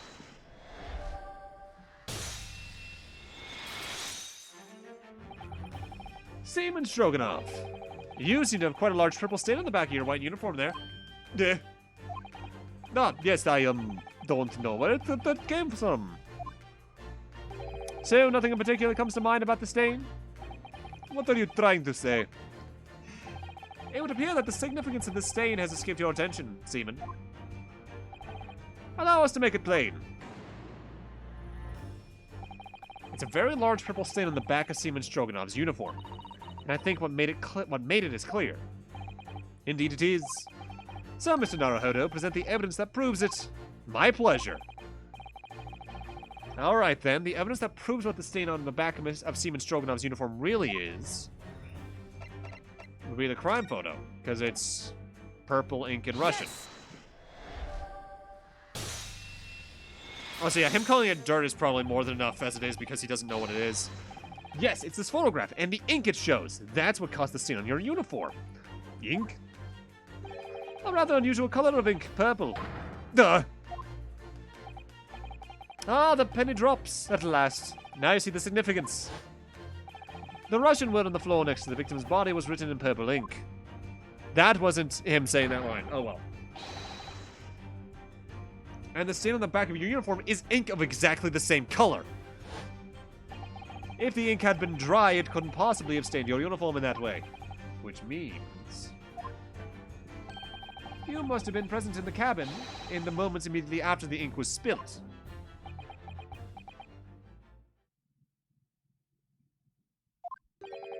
Alright, yes, it was me. I did it. Everything. I arranged everything in Dead Student's cabin to make it look like Wardrobe Man did it. Then I pressed 1 to make Burya do emergency stop and both cabin doors stop. Shut. I did everything so no one would suspect our angel. Biff, please. Don't worry, Angel. Let me do talking. It was after 1 in the morning. I was on duty patrolling passageway. Then our angel came to me. She was white like sheet. Biff, please, you must help me. I went with her. The door to cabin number 1 was open. When I looked inside, I saw a student boy on floor. What happened here? Please don't tell anyone. Double let the hydration flow. Oh my. Flow my. I mean, I have to take an extra large swig, clearly. Thank you, Kaito inside there.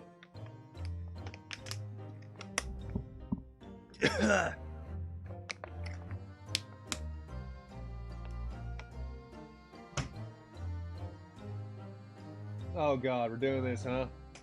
Thanks, Jupiter.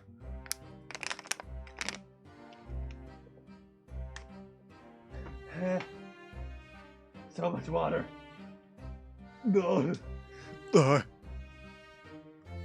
My little one, my little furry friend. Everything that happened in cabin is like Angel told you.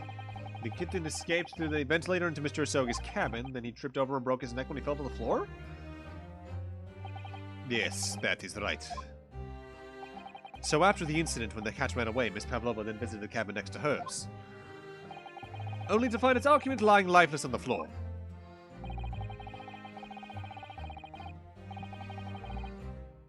Oh no. Oh god, no!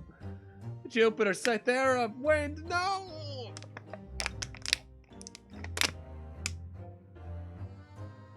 Ugh.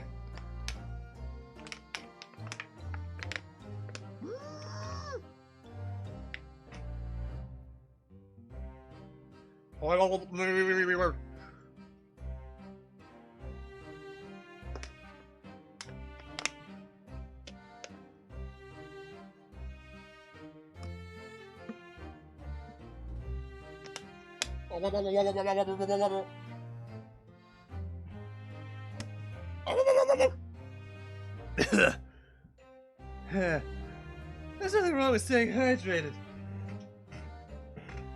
But there is a human limit. Yeah. She said she was worried when she heard sound of something falling from the floor. That's when she went to look. Ah! No, Angel?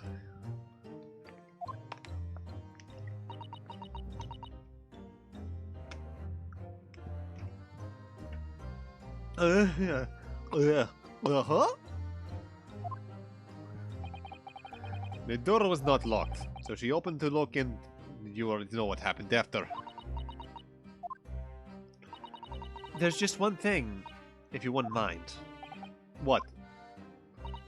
When you went to Mr. Asogi's cabin, Miss Pavlova, was he already dead? Why? I already told you. When Nino opened door of Stone's cabin and looked inside, I was asking Miss Pavlova.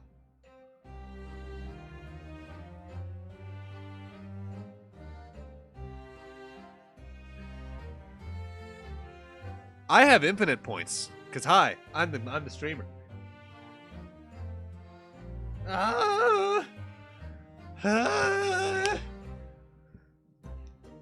You'd think that taking place on a ship, the murder suspects, or the murder victim would be the one who drowned. Nope.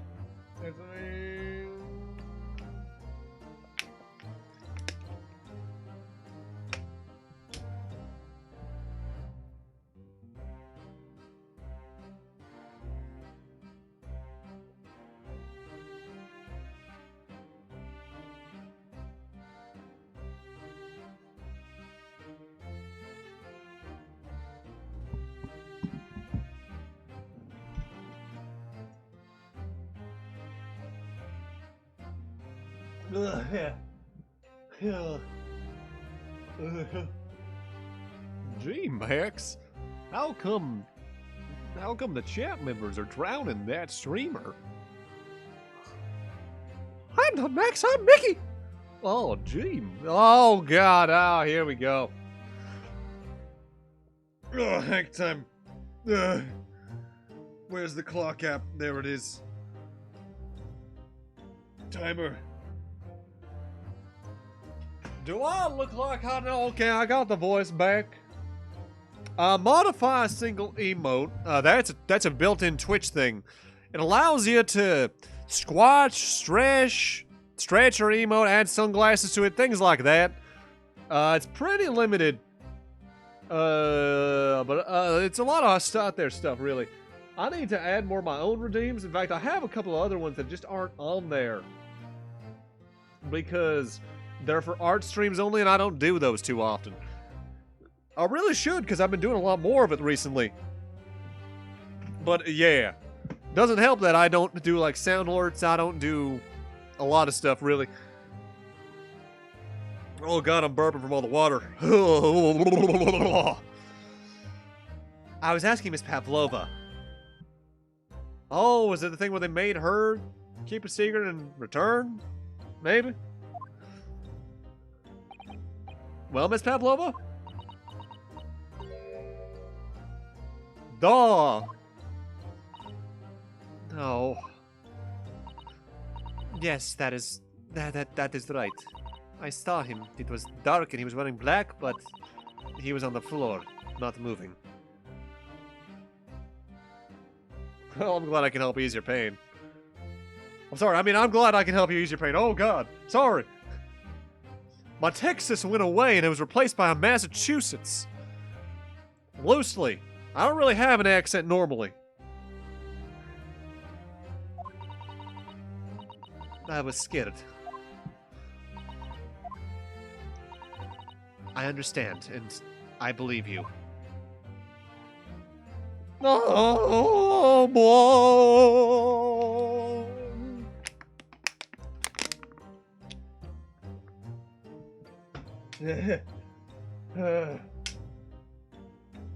Note to self, raise the price of hydration.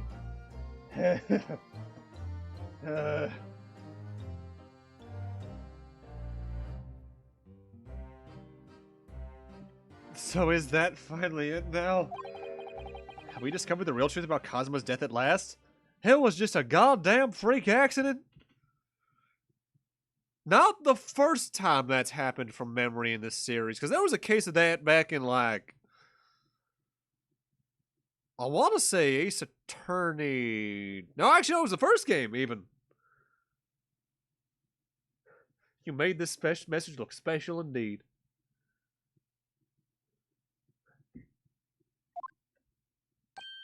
Ah, something very nearly slipped my mind. No, Mr. Sholmes? This photograph. Yes, I took this myself, you know. The cause of death was a broken neck, therefore the victim died instantly. And the unfortunate incident that precipitated these events, a kitten, on which the victim stumbled.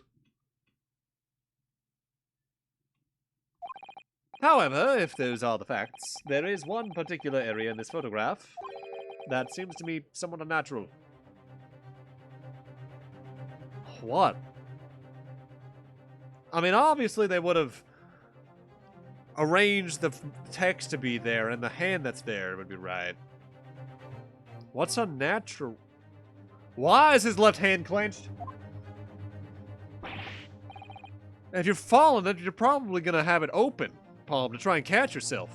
Unless it's a complete surprise. Huh? What the hell? What do you mean unnatural? And Hank time is over. What are your thoughts on the matter, Mr. Naruhodo? Oh, well... If Cosmo tripped and fell and by some terrible stroke of bad luck broke his neck, which part of this photographic print seems unnatural? Yes! Alright, if he really fell due to an unfortunate accident, then this fist just doesn't quite seem right. The exact same thought occurred to me. In a fall, one's instinct is to open the palms flat. Yet here we see the victim with his left hand tightly balled into a fist. Almost, you might say, as though he were gripping something. What do you mean?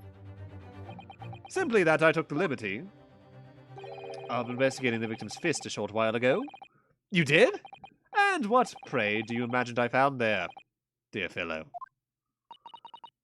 Mr. Sholmes, show us, please! Why, of course, my dear madam. Would I keep you in suspense? Yes. This is what I found. Oh, a crescent moon with a little gemstone in the middle. Have we seen that before? Is that new?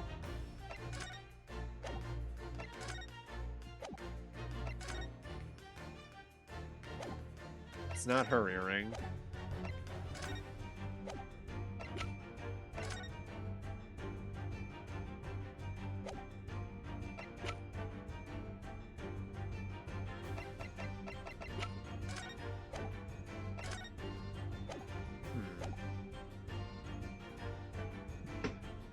I haven't seen it before. Honestly, I kind of adore how petty a way to escape the copyright it is. Because I know the Holmes estate got really... Not the Holmes, the Conan Doyle estate got really... What's the word I want to use here? Strict about things before they lost the license. Like the copyright stuff for it a bit. Because that's almost... Well, actually, no, it's a double reference even. Because, yeah, it's a modern way to escape, but it's also a reference, I believe, to the author of Arsène Lupin's books. Because I think there was a Sherlock Holmes crossover book he did, but Conan Doyle threw a shit fit. So in either further reprints or in the official release before things happened, he renamed it to Herlock. So it's like a double reference. And I think they even referenced that in... I want to say they referenced that in Persona 5. I know they referenced, obviously, the Sherlock Holmes thing and Arsène Lupin himself.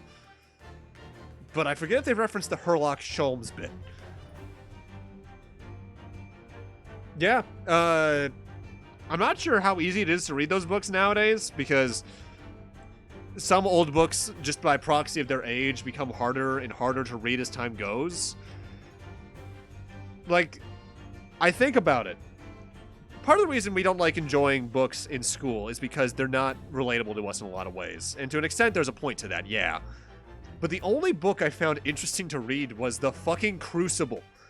Because I look at it and I went, this is kept on happening on a political sense, like the past 80 years since it was written.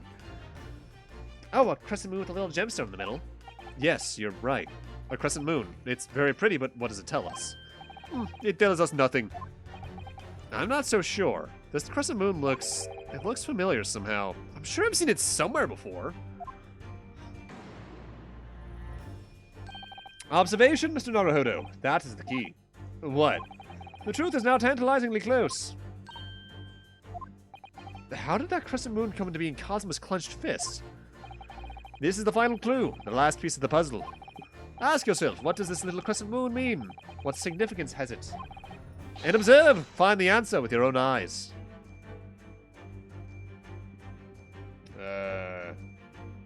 Oh. That's how. She has such petite ears among that beautiful hair, like pink little shells. Oh, what's that? There's something attached to her ear. Ah, I expect that's what's called an earring. It's a little piece of jewelry.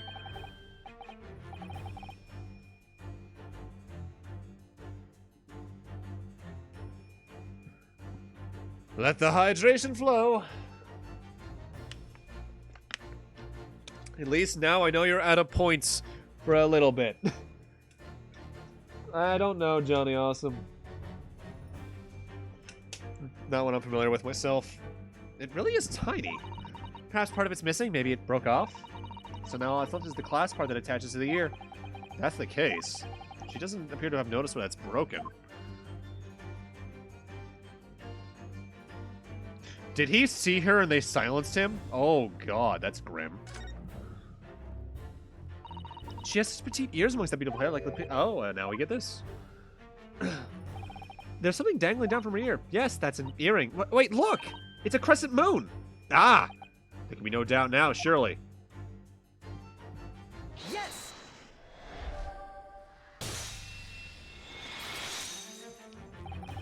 Miss Pavlova, on your ear there.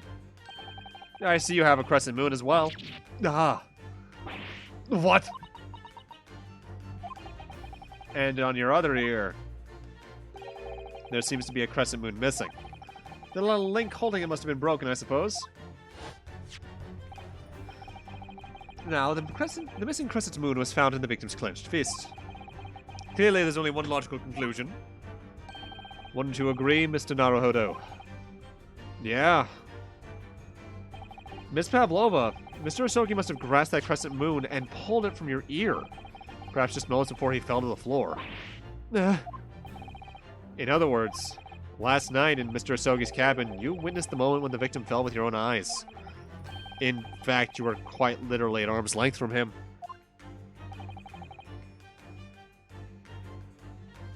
No more drowning, please. I have no secrets to tell. But then the question is, why did Mr. Osogi do that? Why did he pull your earring from your ear and hold it in his clenched fist during his final moments? Oh no. Angel. No one can protect you now. Please, Miss Pavlova, tell us the truth. Last night, what did you do to Kazuma? What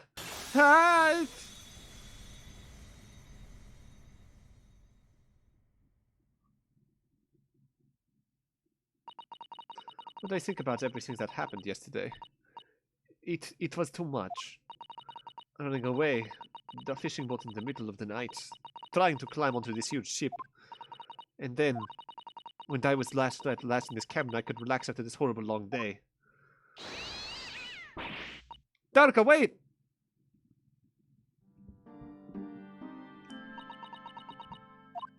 I couldn't believe it when she disappeared through the ventilator. I tried to call her with a little whistle. I tried to waving her favorite toy. Wind!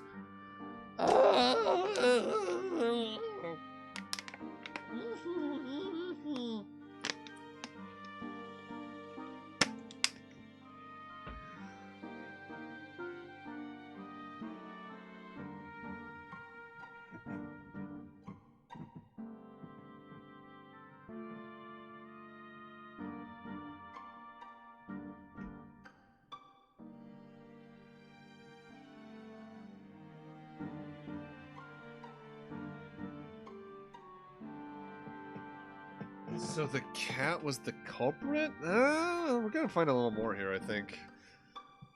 But nothing worked. Darka would not come back.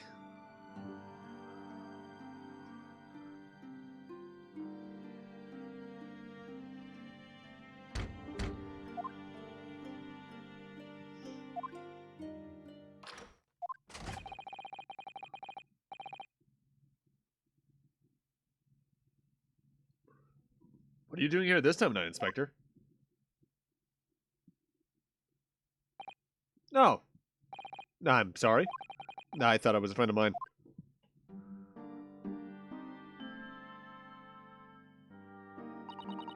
The young man from your country, he was very polite and kind.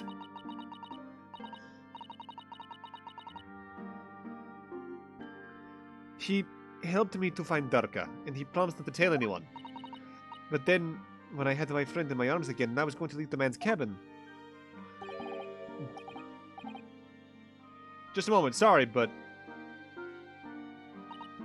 Oh, yes? I'm sure I know your face. I've seen you somewhere before.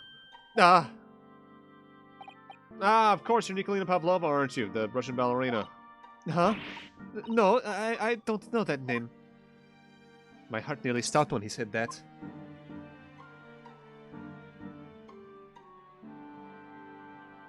He knew who I was. How could this man be from a land in the faraway east know of a Russian ballerina? Man of culture? Yeah, I saw your performance in Japan. The beauty of the ballet made a deep impression on me. But what are you doing on this ship? I'm sure that your whoops. I'm sure that your ballet company was performing at Shanghai at the moment. I can't fool him. I have to tell him the truth and hope he doesn't tell anyone. I have no choice. I see. So you run away. Please keep my secret. Don't tell anyone. Give me a moment. I could use another opinion here.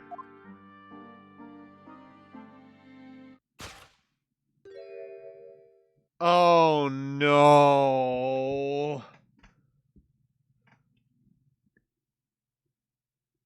Oh no. He was gonna ask for Inosuke. Fuck. He's going to pull that cord. He's going to tell the captain. Why did I think I could trust him? Wait. You know the captain!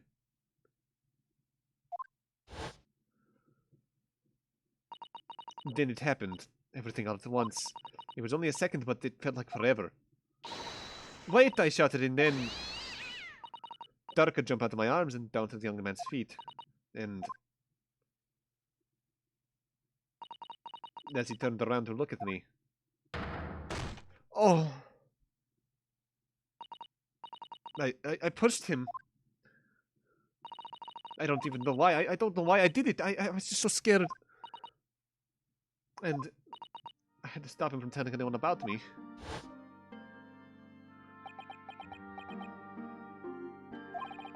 And that's when you went out to fetch help. From Seaman Stroganoff, who was on duty out in the passageway. I heard the Nina cry out on the tunnel floor, so I ran to her. She was standing at cabin door shaking like leaf. She looked at me and said, "Help me, Biff. If they find out, I'll be... Please, I have nowhere to go." So you decided to help. And that's when you arranged things in Cosmo's cabin to make it look like I did it. At which point, by the way, did you figure out that I was there? So that no one would suspect the passenger in the cabin next door? Yeah. I went into cabin, I looked around just to make sure there was nothing to show Nina there. Then I found Stowaway. Oh, there. In wardrobe. Still sleeping. Right, that's where he found me. So you worked out a plan. To lay the blame on the Stowaway. I closed the wardrobe doors and put back strange paper sign. Luckily for me, that's the only reason Susato-san started to believe when I said I was innocent. I dragged young man's body to a good place, used ink that was spilling to write on floor. I wrote wardrobe, so that person who found him would look inside wardrobe and find Stowaway. And tell me, what of the glass bell? It was by my feet, so I picked it up. Now I see. But it was dark in cabin, I didn't notice the other half. Then Angel went back to her cabin and I finished the job. By pressing the emergency alarm button in the passageway? Yes. Accordingly, the SS Buria did indeed come to an emergency halt a little after 2 AM, thus enticing the bolt on the cabin door to slide shut, creating the locked room mystery.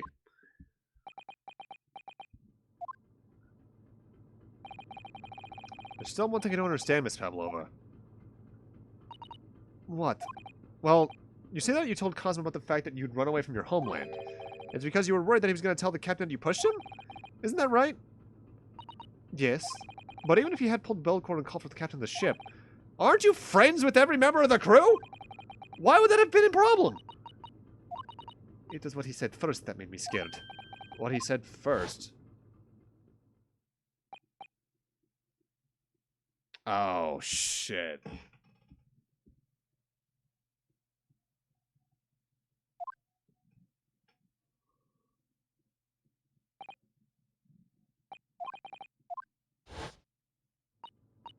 He said the inspector was his friend. Oh, yes, meaning me. Who was supposed to be acting as his bodyguard. I thought that if the police knew about me, they would arrest me. So before he could pull the bell cord, I... May I stop you for a moment, please, Miss Pavlova? It's just... doesn't seem to make sense. I mean, was Mr. Asogi really going to pull the bell cord? I don't know. What do you think, Mr. Naruhodo? Well, I'm not Cosmo, so I can't know for certain, but... he was a man of his word. If he told you he wouldn't give his secret away, then he wouldn't have done it. No, he was walking over to it. He was going to pull the cord. He was going to make them send me back. Well, Mr. Naruhodo, the day's work is not done yet, it seems. There is one more deduction to make. What? Another deduction? Yes, what action was the victim really about to take at that moment? Can we determine whether the young man's gaze was directed?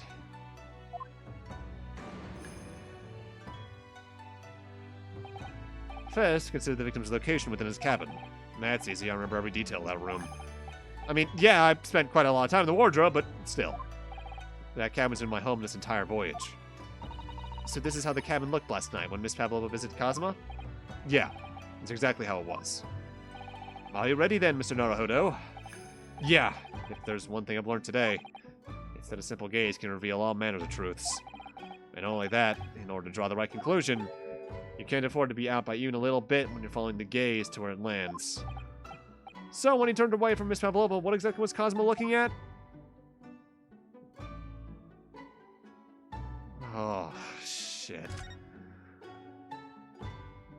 The wardrobe. My wardrobe. I was in at the time, of course, sleeping soundly. Too soundly! If only I hadn't eaten that chicken that was laced with a sleeping drug. If only he'd woken me up, then this tragedy would have never happened. Take that!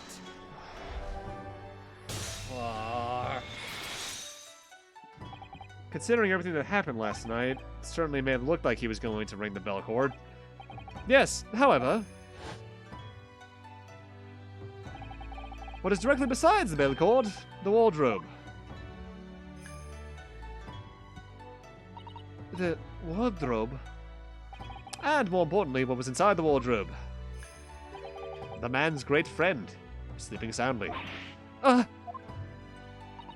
Miss Pavlova, please, think back very carefully. What were Mr. Asogi's exact words last night? Give me a moment, I could use another opinion here. Another opinion?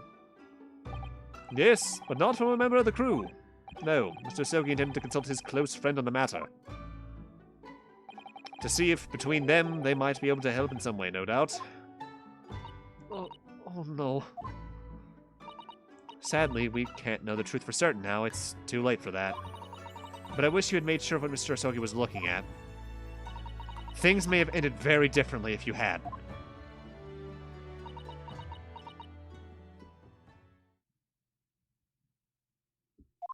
Fuck. And this is only the second fucking case? This game's gonna fucking kill me. Miss Pavlova, I want to thank you for finally admitting the truth. But unfortunately, the truth is a man lost his life because of what you did. And that will never change. I hope you'll never forget that. I'm sorry. Really, I'm so sorry. What have I done? Welcome to the Great Ace Attorney! I'm in pain! And so, at long last, the mystery surrounding the tragic accident on the SS Buria was finally laid to rest.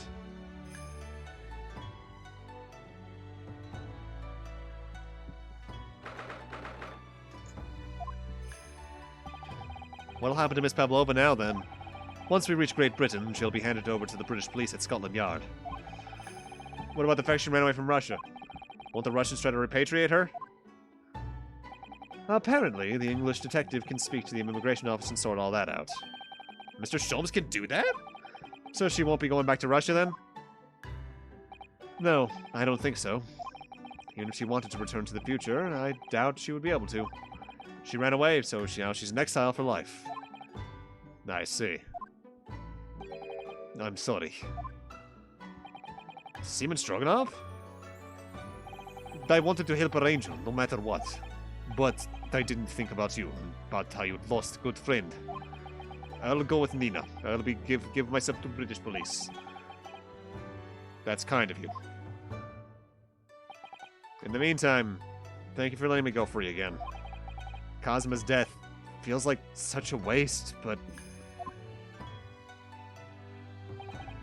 Well, do what you can for Miss Pavlova, won't you? Duh. Well, I'm afraid you need to pack now. We're due to arrive in Hong Kong tomorrow.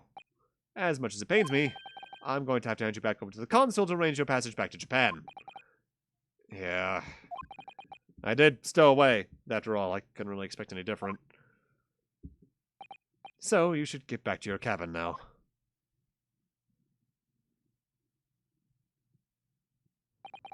Yeah, honestly, Kaito, 100% real. Mia's death was tragic, but in a way of an asshole was an asshole and killed her. You know what I mean? This is tragic because it's tragic in the way of Spirit of Justice Case 3, where it was just a complete fuck up based off circumstance. No one intended any direct harm. And admittedly, you get more of a grasp on Kazuma and Ryunosuke's bond and their friendship, more so than you do Mia and Nick in their first cases. Partially because the first game's first case was built up for everything, because they had to teach you everything about this gameplay. She was more so a tutorial than a character at that point in the series, so to speak.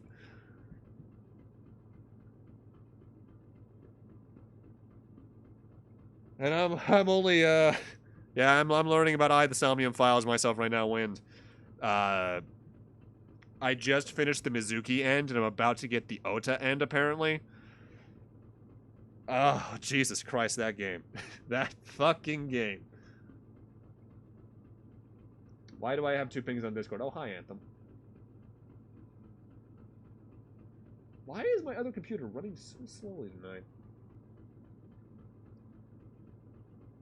Come on, Ferdinand. You can do it. It says doggy, which means he probably got a new mount in Final Fantasy XIV, the award-winning MMORPG with an extended free trial. Did he get all the fucking Stormblood extreme mounts? Jesus. Looks like my study tour to Great Britain is over before it's even begun then. To think that only days ago Cosmo and I were laughing together about how we'd tear up the streets of London. That seems like a distant memory now. Oh, what's that? Is it someone weeping?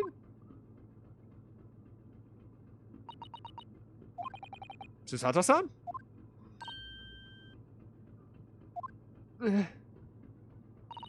Naruhodo-san, I didn't know you had returned. Oh, well, I haven't been back long. Inspector Hosonaga just told me I should pack, you know, ready to leave the ship tomorrow and all that.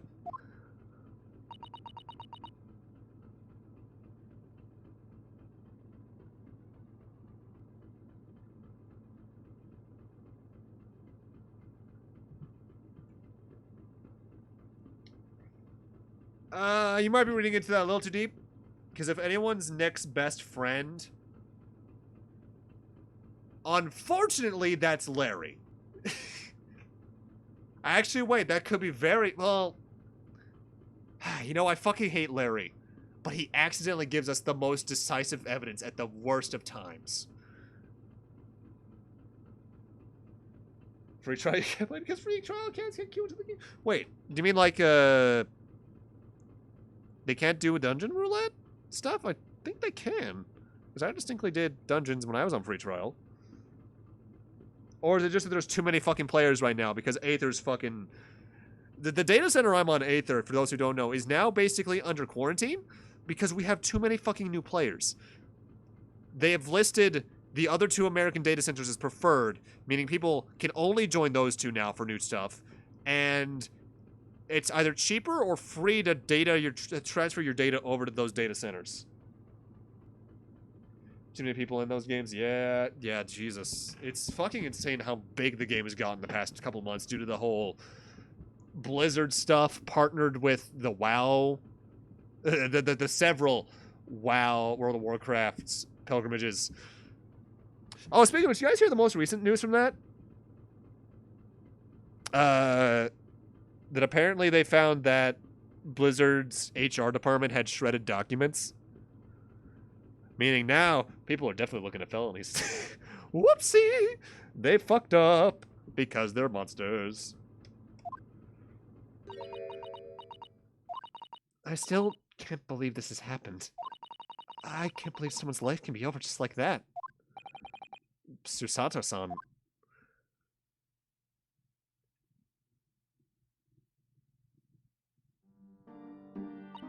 He had such grand ideas for this visit to Great Britain.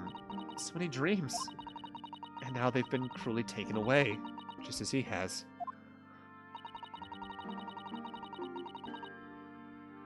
I thought I could never forgive the person responsible, but now we know the truth, that it was just an accident. Just a silly series of mishaps. It's so fucked up, the whole Blizzard situation. Like, Jesus. There are no good people over there besides the victims. And they all left the company, so there's just no good people there. It's just too much, Naruto-san. It's just too much. Yeah, I know. I wish there was something I could say. Inspector, my duty was to see Asogi-san safely to Great Britain. But I failed, and caused his two closest friends great pain and suffering as a result. I have let everyone down. And I'll do anything to make up for my terrible blunder. Nobody blames you, Inspector. And I'm free again now. No! Surprise, Mr. Naruhodo. You're kind of having a moment here? Yeah, I admittedly am not too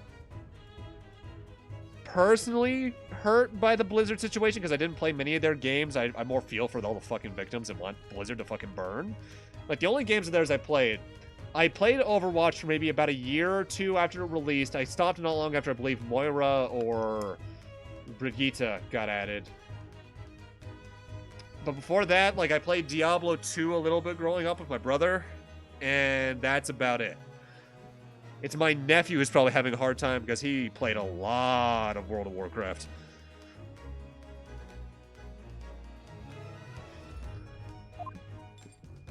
What is the meaning of this? Oh, a trifling matter. Simply that in my head, I shall always picture you as wearing those shackles. Without them, the balance seems all wrong. It's distracting. Sorry? So I decided to restore them, for old time's sake, shall we say. You are a stowaway, after all. He thinks this is funny? I just imagine, out of pure anger, Ryunosuke breaks the chain in the middle and grabs Holmes by the face. And it's just like, you little... Oh, wait, no, that's right. I did play a bit of Hearthstone. I forgot about that because it was so fucking in passing. Like, I played it enough to know the fucking sound effect from that one starter card that goes, Dingo! And that's about it. And Nintendo's got their own problems, but they take care of their workers. They just got copyright problems up the ass. Mr. Sholmes. We do appreciate all your assistance. I'd like to thank you from the bottom of my heart. Not at all, not at all. And though it's a little late, may I offer my sincere condolences. The loss of your companion is truly heartrending. I hope that you'll be able to fulfill some of his aspirations in his honor. I'm afraid that won't be possible. We shall be disembarking at the next port, in Hong Kong. We have to return to Japan and make a full report about everything that's happened. What? Wait a minute. It's just me that has to go back, isn't it? I mean, I was the stowaway.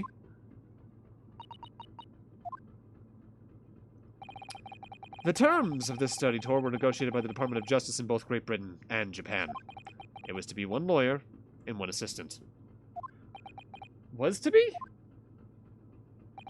In the light of Mr. Asogi's unfortunate death, I'm afraid the study tour can no longer go ahead. Oh no, I don't care for me, but... Poor Susato-san.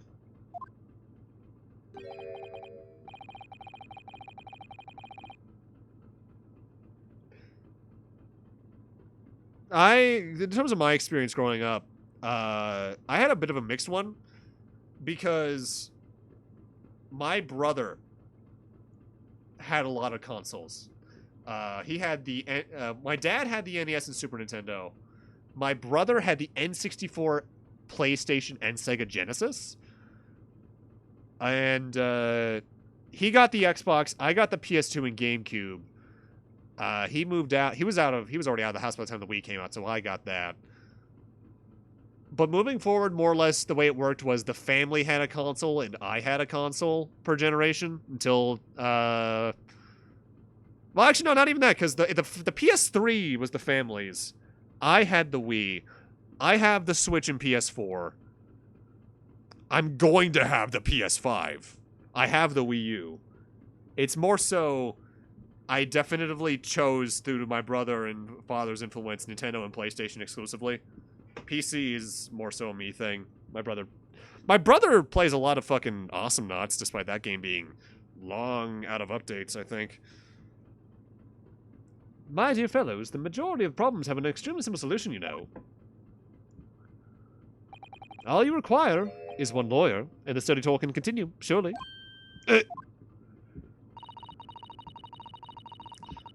But there's no one else with the necessary qualifications, Mr. Sholmes. We know of no other lawyer. Qualifications, you say? Any qualifications obtained in your own country will be of little value in Great Britain, I'm afraid. Oh, but anyway, the voyage to London still promises a good month of time. Ample opportunity, I would say, to find yourselves another suitable lawyer. Yes? Mr. Sato. Yeah? Do you think perhaps I might be able to do it? But you're not a lawyer, Mr. Naruhodo. Oh, unless... Are you studying law? No, I'm not, but... I'm sorry, in that case I don't think there's even a chance it would work. But as I said, there is still more than a month before we reach England shores. Isn't that right, Mr. Naruhodo? Yeah, I have a month in which to study, to learn what I must to become a lawyer in Great Britain. Mr. Naruhodo, that's ridiculous. Are you seriously suggesting anyone could learn all that in just 40 days? Yeah, Awesome Knots, that was not a me game. That was definitely a him. I played it a little bit with him. But my brother is one... I don't want to say he's easily made angry, but... He gets heated in games, is the way to say it, I guess. Like, he doesn't get angry too much in real life outside of talking with our dad. But in games, he's quick to get heated. So, I don't like playing with him. Going through 5 Super Nintendo. Jesus. Christ, Jupiter. There's only one way to find out. I would work my fingers to the bone, Inspector. Every single day. Will you let me try? And if by the time we reach Great Britain, I haven't learned enough to be recognized as a lawyer, I'll take whatever punishment is deemed appropriate. But why put yourself in such a difficult position? For Kazuma. He said that there was something he had to do in Great Britain. And that he would sacrifice anything to make it happen. He was passionate about it. I can't let all that passion just come to nothing. And anyway, it's for my own benefit too. I'll become a lawyer. I have to. What do you say, Mr. Sato?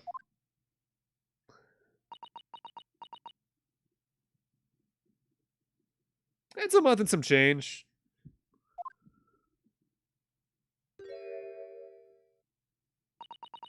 I think it's a wonderful idea. Thank you.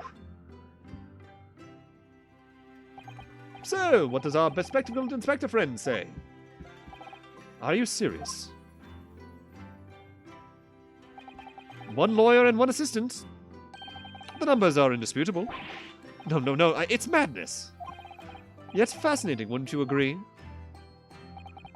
Fascinating. Duty and rules are the dull routine of existence that we all abhor. Give us interest, give us fascination. Speak for yourself. Besides, qualifications are no measure of a man. What matters is his character. No? And you've witnessed ample evidence of this man's exemplary character today with your own eyes, from the early hours of this morning until this very moment now. Despite contending with the passing of his close companion, and despite the accusation of guilt, this man has shown resourcefulness, intelligence, and above all, courage.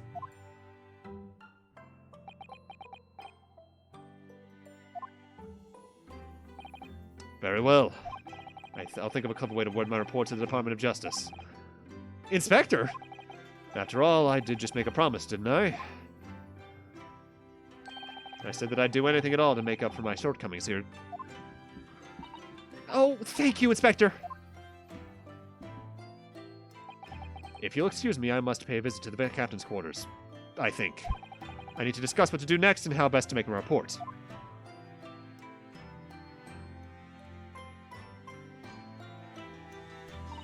Are you really prepared to attempt this, Mr. Naruhodo?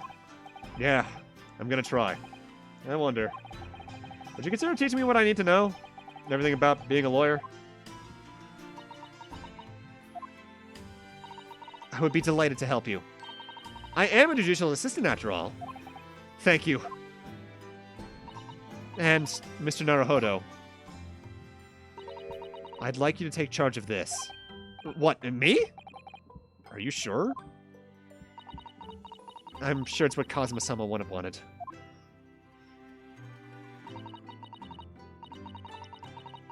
Its name is Karuma. It's a great sword that's been in the Asogi clan for generations. Very well. I accept. I'll treasure it always.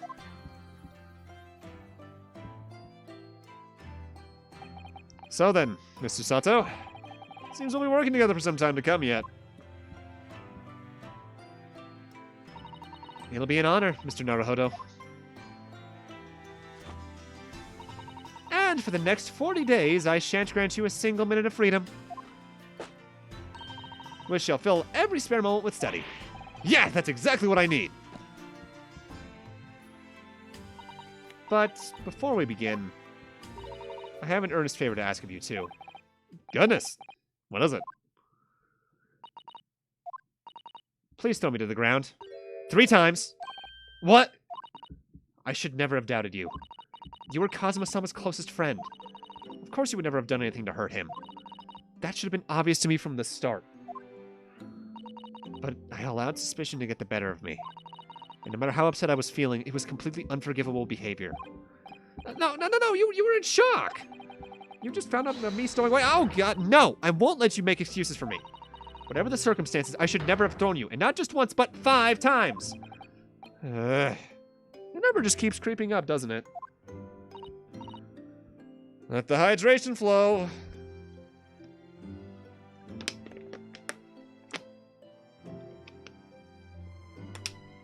I finished 2 fucking water bottles tonight. In a way, it's a good thing. Because those have been staying in my room for a while from my workouts. But Jesus Christ, guys. Please, you must. Just take a hold of me and throw me. Do it. Don't even think about it. No. I don't even know how. I've never thrown anyone in my life. Very wise, Mr. Naruhodo. It isn't a skill one acquires without much considerable training. Oh, Mr. Sholmes. I observed your throwing technique several times with great interest. I confess I was most impressed. When did he see that? I presume that would be a form of Japanese wrestling? Oh, well, in a way. It's not wrestling, but my own interpretation of an ancient jujitsu technique. Apparently, it's called the Susato Takedown. It leaves your head swimming. Believe me. How beguiling. I am a practitioner of the combative arts myself. Yes, I am somewhat of an accomplished boxer. There he goes, dancing around again. I wonder if you'd be so kind as to instruct me on the technique of your wrestling throw? Yes, I'd be honored. Then let us not dally. Demonstrate, my dear madam. Oh, of course. Not on me. Are you ready, Mr. Naruhodo? Ah, shit.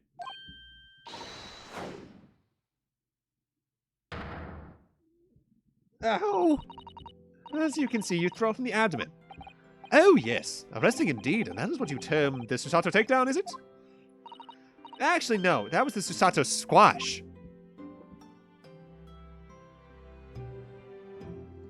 He's not the Larry. He's so much smarter than the Larry.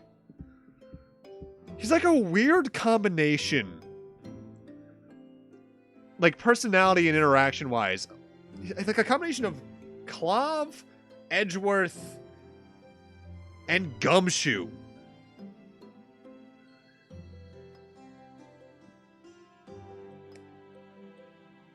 Larry doesn't have anywhere near that much diction or vernacular. Larry's what we like to call a Damas. He's unhinged, probably on drugs. Yeah, that too. In my groggy state of consciousness, a scene from an evening recently spent with Cosmo flickered into my mind.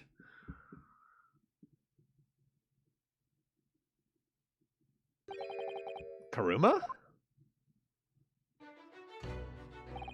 That's right. It's a prized sword that's been passed down through the generations of the Asogi clan.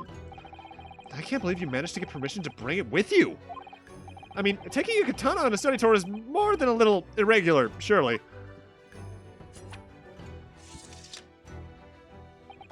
A Japanese man's sword is his soul, Ryunosuke. That can't be parted from my katana. Karuma guides me. I truly believe that. I thought the exact same fucking thing. So its name compels the wielder to slice evil in two. Not that you would need much compelling. On that subject, there's something very important I have to do in Great Britain, and I'll sacrifice anything to make it happen. I'd appreciate you seeing it through with me. Of course I will. Whatever it is, I'll see through to the end with you. I know you wouldn't let me down. That important thing he had to do. I still don't know what it was. But I'm gonna see the place for myself and work it out. In Great Britain's capital, London.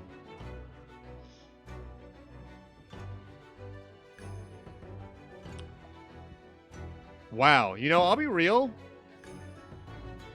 Partially based off my assumptions about the series, but also the prominence of the prosecutor on the box art for both the original games and this collection. I thought we'd be reaching London a lot faster than Case fucking 3. Holy shit. The runaway room? But before I click that button and start that case up, I need to use the restroom for some mysterious reason. I can't quite figure out why. So, I'm gonna go to intermission. If you need to, make sure to stand up, stretch, grab a snack if you need to, and I'll be back in a moment.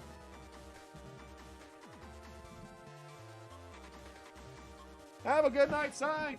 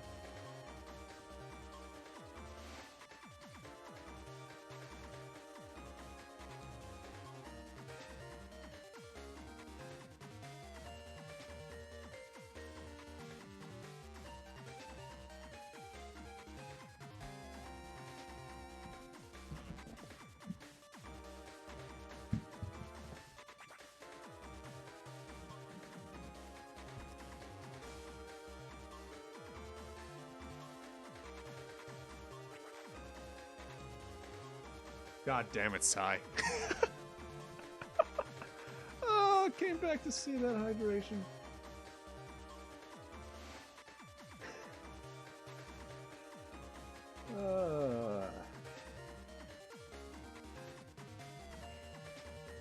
At least this is a fresh bottle. It's even still cold. Oh man, that shit hits different cold though. Fuck.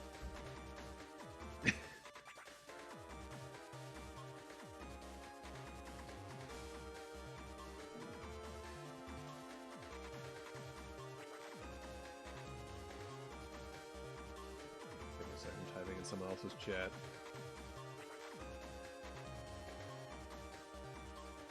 Oh, Iggy's finishing up Subnautica. She's literally near the end. Huh.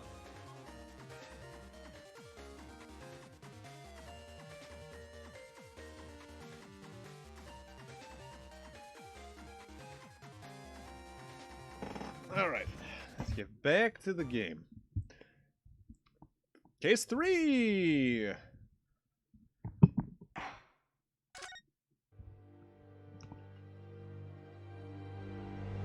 Please tell me this game doesn't have third case syndrome. Glancing over my records of the late last century, I am faced by the events of a certain bitter winter. A murder in a carriage as it sped through dense London fog in the dead of night.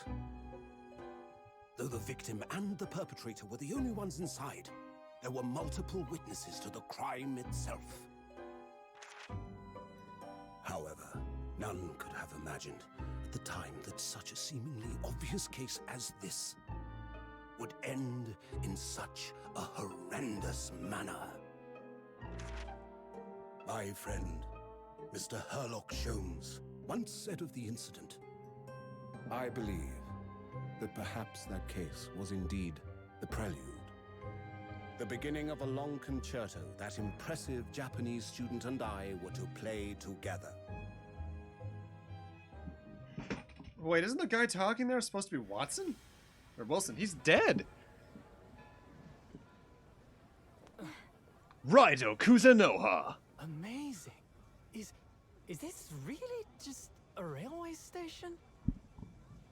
Railway station or not, I've never seen Damn, such a looking enormous fucking building sharp in that hat though, god damn.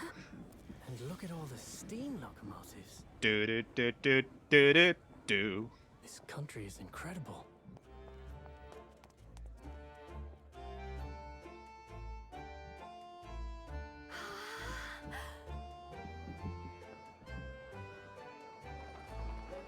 Soaps! That text isn't moving at the same rate. Oh no, I noticed that. Oh, I cannot see it. The Brian's Cocoa text wasn't moving. This is the capital of Great Britain. So, where to?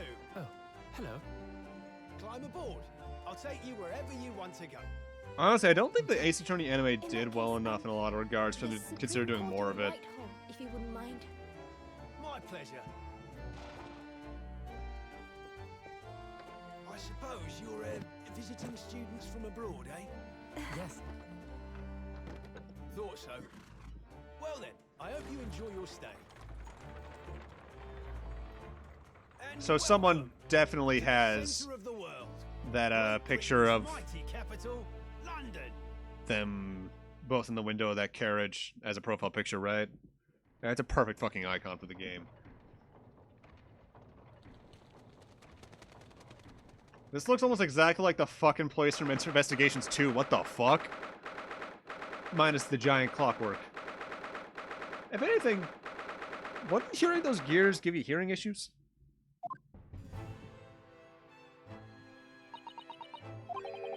What an incredible place!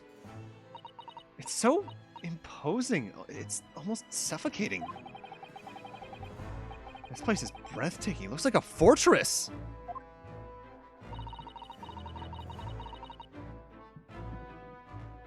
There are some stone buildings like this in Japan now, of course. But they've only been built in the few short decades since we opened our borders to the outside world. An authentic example like this has quite a different impact, wouldn't you agree? A far cry from the wood and paper most of our buildings are constructed from. It's certainly Unfamiliar. Definitely less flammable. I think there's no more the differences than just the construction materials. What is this place again? This is the Lord Chief Justice's office, Naruhodo-san, in the Supreme Court of Great Britain. The Lord Chief Justice? We had instructions to report here at this time. If circumstances were different, we were supposed to let the Lord Chief Justice know we had just arrived from Japan. But Kazuma can't. No. So instead, we're here in a different capacity, as envoys to report the news of Kazuma-sama's death. Yeah. Having delivered his or her message, an envoy's duty is done. So we'd have to return to Japan. If we want to remain here in Great Britain, I have to take Kazuma's place as the law student selected for the study tour. Yeah, which means you need to do the requisite qualifications as a lawyer, which is what I've been studying for. Here in Great Britain, it is the Lord Chief Justice who appoints lawyers. So that's the second reason why we're here, to have you officially recognized as one. It's the only way that we'll be able to remain here in London. Help him up to scratch. Oh, good morning. Sorry to keep you. What the fuck? This dude looks raw. Also suspiciously like a certain police chief.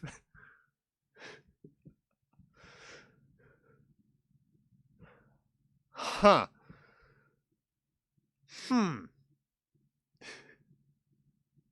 I don't trust him immediately. He looks too much like a certain someone to me. Oh. I trust you aren't too exhausted after your long voyage from Japan. Seems I'm 1 hour, 12 minutes, and 47 seconds late. My apologies. Oh, no, don't mention it. We're never happy the moment we're standing around with nothing much to do. How fortunate. So, introductions. I am Mael Strongheart. Maelstrom. Okay. Lord Chief Justice of the British Empire. I can see a little bit of Leo. I feel like a little mouse under an elephant's foot. Come on, Mr. Naruhodo. Don't be a mouse. Oh, hey. It's an honor to meet you, Lord Chief Justice Strongheart. I'm Inosuke Naruhodo from the Empire of Japan. Well, Mr. Naruhodo. Welcome to London, the capital of our glorious British Empire. Yeah, thank you.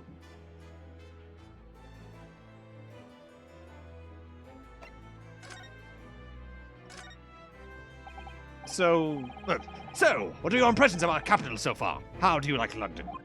Oh, help! I've been so nervous ever since I got here that I can't remember a single thing about the city. It's simply splendid, isn't it, Mr. Naruhodo? No. We had a wonderful view of some of London's streets from the carriage on the way here from the station. Everything's so impressive and grand. I must say I'm almost lost for words. I'm glad to hear you like it.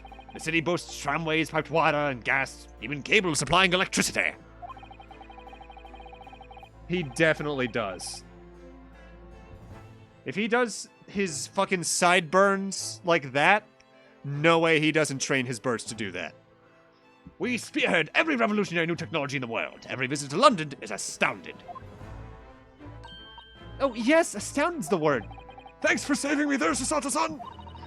Everyone seems so jolly and full of vigor. Yes. There's much excitement about the upcoming great exhibition we'll be hosting here in London. Great exhibition? Cultural and technological achievements from around the globe are to be exhibited here in our great city. It'll be the greatest spectacle of its kind in history. It'll make Paris's World Fair look like a toy shop. Haha, fuck the French!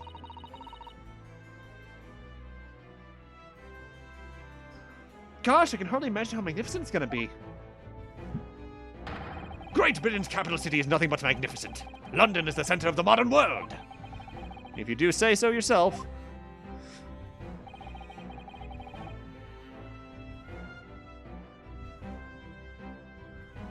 The sun will never set on our great empire. Looks nervously at the early 1900s. About that. They're barely a united kingdom anymore. It's falling apart slowly and surely. Oh boy. Politics and history is hell. But it's oh so fun and funny to watch happen until it's not. Perhaps it is fate that in these progressive times we welcome visitors from the land of the rising sun. Lord Chief Justice, I think you were expecting a student of the law for the study tour, weren't you? Absolutely. Mr. Cosmo Asogi, if memory serves. That's right. The British government has already been telegraphed a full report on the situation. I understand the young man lost his life aboard the steamship bound for our shores. That's amazing. The news reached him before we even arrived. My country naturally extends its deepest condolences to yours. Oh, thank you. And you wanted this appointment to specifically to inform me of the news? Yes. We're here in the capacity of envoys of Japan to report the sad news in person. They tell me you Japanese are people of protocol and courtesy, and I see that it's true. And it's without some regret that I must inform you that the death of the young lawyer means the study tour arrangement can no longer proceed. If you would just hear us out, Lord Strongheart. What do you have to say, madam? It's about the study tour. Mr. Naruhodo here would like to make a proposal. Would he now? Well, Mr. Naruhodo. This is it then, the moment of truth. I'm a lawyer now, please! The thing is, Lord Strongheart, I was wondering perhaps you would consider allowing the study tour to go ahead. Don't misunderstand me. Britain would ideally like to see the tour go ahead. But without a lawyer from your country, there's nothing to be done. Well, in that case, what if there was someone else? Another lawyer from Japan, I mean. Is there something I don't know? Only a single lawyer was invited to Great Britain from your country. And that was Mr. Asogi. At least that's what I've been led to understand. Well, the thing is, this really isn't going well at all. I can't just seem to find the right words to say this to the man. Mr. Naruhodo, I could ruin things here if I'm not careful. What am I gonna say? If there's someone else here from Japan who could be described as a lawyer, it would be me. It's me. I can do it. Is that so? I mean, I don't actually have any qualifications as such, but... No qualifications, you say? And yet you still claim to be a lawyer? I have acted as a lawyer in court before. Only once, as it happens. And I had Cosmo to help me, and I was the accused, but glossing over the details! I've been spending every spare moment on the journey here to Great Britain studying. I've learned all about the British law and court proceedings while I was on board the SS Buria. The voyage from Japan is some 50 days, I believe, not what you would call a full education. To become a qualified lawyer here in Britain, not only do you need a university degree in law, but you also must complete several years of training. I realize it's far too short a period of time, but I can't just go back to Japan. Cosmo, Mr. Asogi's journey had only just begun. Coming here on this study tour was all I thought about. I have to carry on and do everything he planned to do. I know it must sound like I have an overly inflated opinion of myself, but I would do anything to prove that I have what it takes. Any test you care to set for me. Just one chance. That's all I'm asking for. Please! Aye, sir. May I lawyer here in London? I lawyered once. 31 seconds. Sorry? Your opening statement there, Mr. Naruhodo. It was 31 seconds long. Not too brief, not too protracted. A perfectly judged appeal, I would say. Which is a skill that would stand you in good stead as a lawyer. Oh, thanks. So, you're willing to put those words to trial, are you? Well, I'm all for entertainment. Uh-huh. But let me ask you one thing first, sir. Yes? You say you intend to do everything Mr. Asogi planned to do.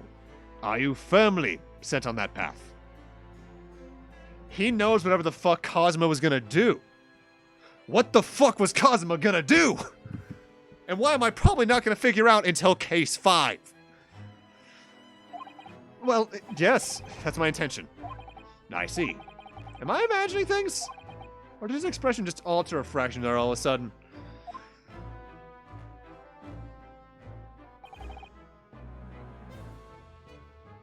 Very well.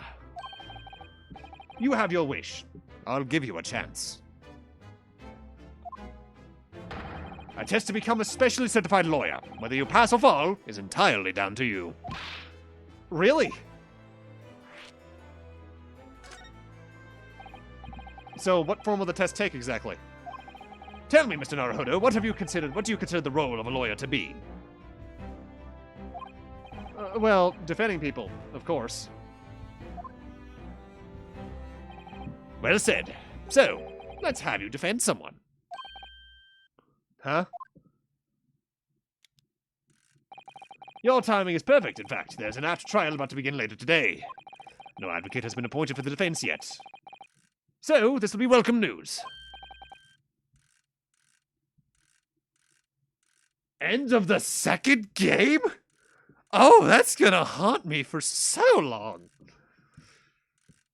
Today? Straight away?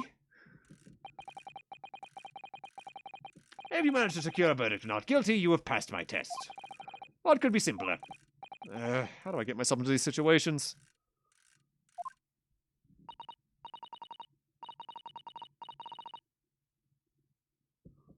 Well, could I ask what sort of trial is it, Lord Strongheart? Yes, good question. I remember. It's a murder trial. A murder? An extremely simple case, I understand. You really can't lose. That's easy to say. But I should mention, just in case, if the defendant is found guilty, he will of course, be sentenced to capital punishment. Capital punishment? He'll be put to death?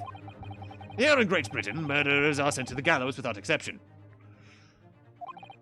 Presumably you read that much in your short sea-based introduction to British law. We can't possibly agree to such a test. We'd be toying with a man's life.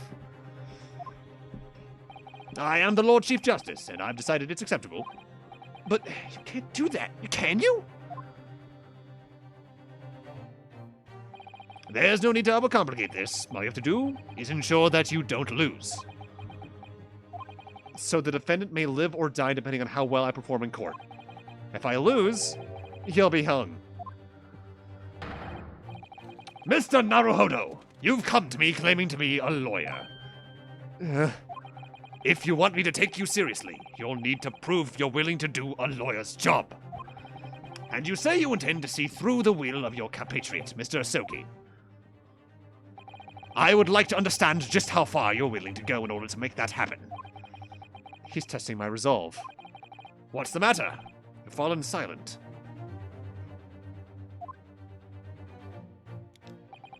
I'm sorry, but time is pressing. The trial begins shortly. I'll need an answer from you now. What's it to be?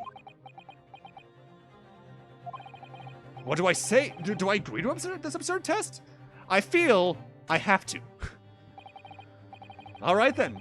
If I have to give you a decision now, my answer is I can't do it. I can't get the words out. 15 seconds. Your decision-making needs work if you want to be a lawyer. That was too slow. So, it's as I suspected, is it? Sorry?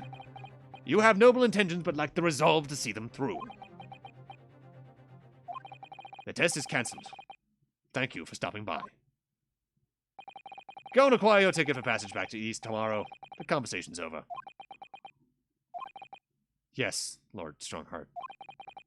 Thank you for offering me a chance. Mr. Naruhodo. Yeah, he really just went, just don't lose, forehead. I'm sorry, Mr. Sato, but what can I do? It's alright. I understand. You do? It's not an easy decision to choose whether to defend a man in these circumstances. But resolve has absolutely nothing to do with it. What are you trying to say, madam? I think what Mr. Sato means is that no matter how badly I'd like to be recognized as a lawyer and stay here in Great Britain, to risk another man's life by treating his one and only chance at a trial so trivially would be utterly unforgivable. And I feel the same way. I'm sure the defendant won't see this trial as a test. It's some kind of experiment. A lawyer may fight for his clients in court day after day, But for each one of those clients, the particular day they stand in the dock may be the only chance they have to fight, to prove their innocence. No. I was wrong. I'm not qualified to do that job yet. I'm sorry for wasting your precious time, Lord Chief Justice. Wait, Mr. Naruhodo! Oh, was there something else? It's approximately 20 minutes by carriage to the Old Bailey from here. If you leave immediately, you should be there still in time. But I just said that I was quite serious in what I told you. The defendant in this case has literally no one to advocate for him. What? At this point, he can't hope to find someone to represent him. The trial will begin without a defense. And if that happens, there's only one possible outcome. He'll receive the most severe sentence the judge can pass down. But that's awful! But that is the truth. Why does it have to be like this? Please don't expect an answer to every question. The cold, hard truth of the matter is that there is only one person now with a chance to save this man from a very miserable end. And that is you! I'm really his only hope.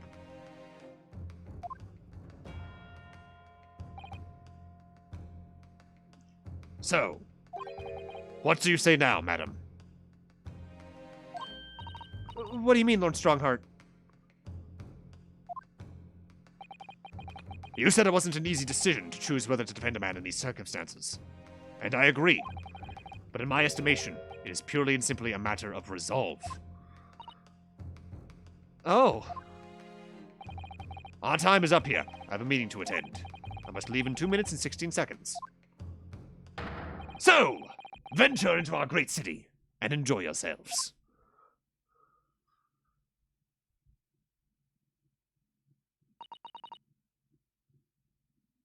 He's gone.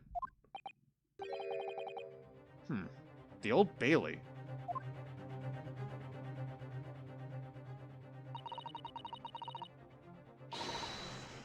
If we're going to do this, Mr. Naruhodo, we must leave at once.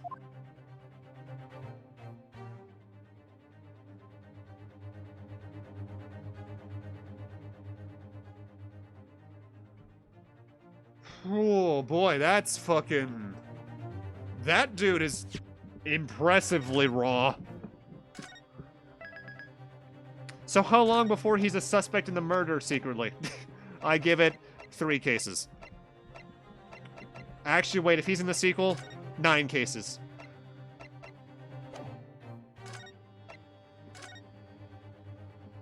What I'm trying to say is, I don't trust figures of authority in Ace Attorney games. They're almost always corrupt. Almost.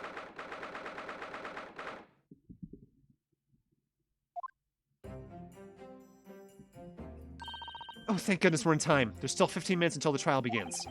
Never knew a horse-drawn carriage could go so fast. Thought my teeth were gonna rattle loose. Did you hear what I said to the driver when we climbed aboard? Get us to our destination in 5 minutes drive and there's a guinea in it for you. It's one of my favorite lines from the Herlock Sholmes stories, and it works perfectly. I'm not sure quite why you're so pleased. I thought we were going to die, and we had to pay gold for the privilege. Well, at least we arrived here before the trial started. Yeah, I suppose there's that. Anyway, I don't understand it. The court clerk said the defendant should be here, but there's no sign of him at all.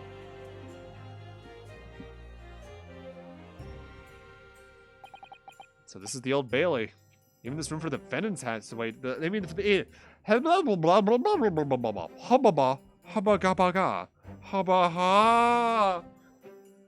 even this room for defendants to wait in is grand. Are you all right, Mr. Naruhodo? I'm feeling tense, that's all.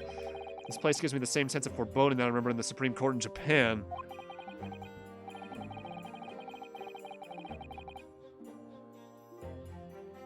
An oppressive air, almost as if the building itself is going to crush whatever is about to be sentenced. Feels like only yesterday that I was the one about to be crushed. Yeah, whoever the man you're to defend is, I imagine he's feeling very alone at this moment. Top of the morning to you, madam, sir. Oh, I don't like you. What are you doing following me here? Things are very desperate, are they? I don't like him. Sorry? Would you look at those expressionless faces? From the East, are yous? We're from Japan, yeah. Ah, Japan is it? Right, say no more. So, how much do you just need? No, we're just here because... No need to explain, Villa. I've been there myself, so have I. No place to go, nothing to eat, barely a penny in your name. And all the while in a strange faraway land. Well, actually, we haven't found a place to stay yet, no. 'Tis grand, 'tis grand. Let me start by giving you 1,000 guineas. Say it unto now. I don't trust you. 1,000 guineas? Please, Mr. Sato, you don't have to shout, but 1,000 guineas is... That's enough to build an entire mansion in the most prestigious area of Tokyo. What? 'Tis nothing to me at all. I like to ensure I have sufficient funds to weather a rainy day, you see. I have enough wealth to buy the city of London 2 or 3 times over. So you're this game's main villain, gotcha. Or you're our defendant. Either way, I'm terrified of you. Could that have much rain fall in one day? Well, even so, we couldn't possibly accept such a large sum of money. Ah! That hit me in the eye. Don't get me wrong, fella. I'm not giving you no strings attached. I'll be wanting you to do something for me. Oh? To be honest, 'tis a little embarrassing. Let's try that once again, you see. Here's for me good self here. I'll be in the dock. So now, what I want you to do is press the wrong button. Please come along with me and stand there beside me. Officially, you'd be my lawyer, but that's just a little detail now. Oh, well, the thing is, don't worry about that thing. All you have to do is stand up there next to me. Nothing more. Otherwise, you see, the trial's going to start with me having a kind of representation at all. Yeah, I'm definitely giving, like, Irish Furio vibes. So it was true. The Lord Chief Justice wasn't making it all up. And him being a loan shark would explain why no one's coming up to bat for him. No one fucking likes him. I'm terribly sorry to have to ask, but does that mean you're the defendant in this trial? Bluster and blazes, do you not know who I am? Me, one of London's biggest names. No, sorry, we've only just arrived in the city, you see. I see. I suppose it isn't altogether impossible. Well, just next to Hyde Park in the centre of London, there's another beautiful park. Sorry, a park? 'Tis called McGilded Park, full of blossoming flowers and spring and singing birds and whatnot. I donated it to the city, I did. An entire park? In central London. A city of smiles, that's my vision for London. There is nothing Magnus McGilded wouldn't do for the city that's quiet old people. That's amazing, I mean, really extraordinary. But now they've got gold to say I'm a good-for-nothing criminal. Me, Magnus McGilded. What is the matter with the London police, I ask you?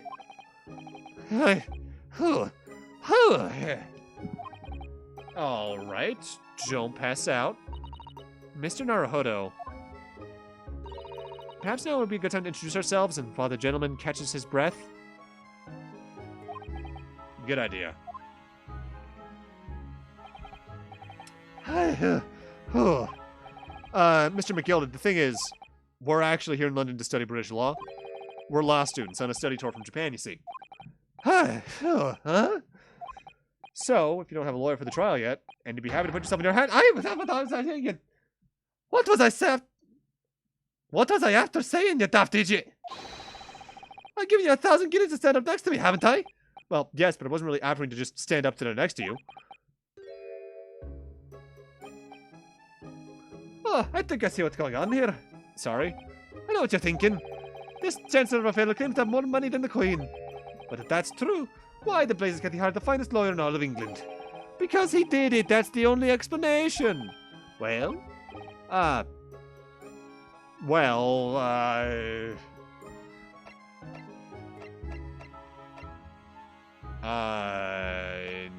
no? Not at all, although it is a little strange, to be honest. Why don't you have a lawyer, I mean? That would be the fault of the Reaper. Huh? Sorry? Did he just say the Reaper? Aye, the Grim Reaper of the Bailey, Lord Baron von Zeix. He's the prosecutor. The prosecutor's the Grim Reaper? When Van Zeix stands for the prosecution, they call the accused his sacrificial lambs. And to this day, in every single trial he's been the prosecutor, the accused has been damned. What? So it's reached a desperate situation where there is no one willing to stand in defense against the fella at all. You could say he's a living legend of the Old Bailey. Goodness, Lord Baron Beric von Zeix. He must be an exceptionally talented prosecutor then. Talented isn't the word you're looking for, madam. It's cursed. Cursed? What on earth? The defendant is summoned, and his counsel. Please make your way to the courtroom. The trial is about to begin. His counsel? That would be me. Oh, 'tis time. Now then, fella, don't let me down. But I don't know anything about the case. You haven't told me what happened.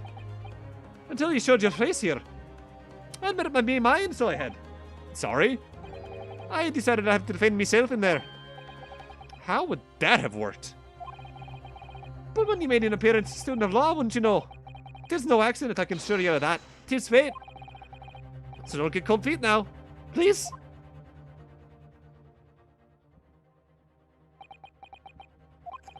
I literally know nothing about the case or about this man who stands accused. In fact, the only thing I do know is that I can't just turn my back on him.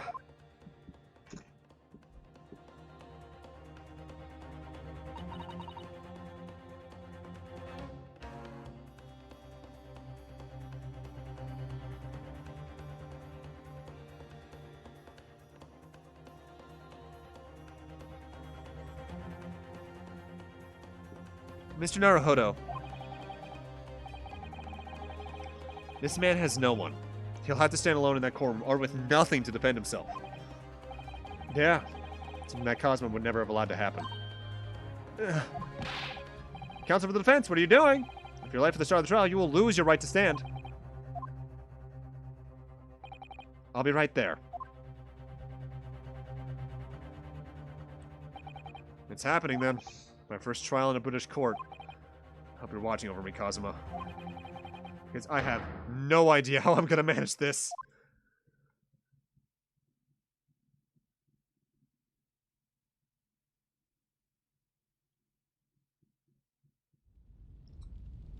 Well, what the holy shit? Foreboding is a word that comes to mind.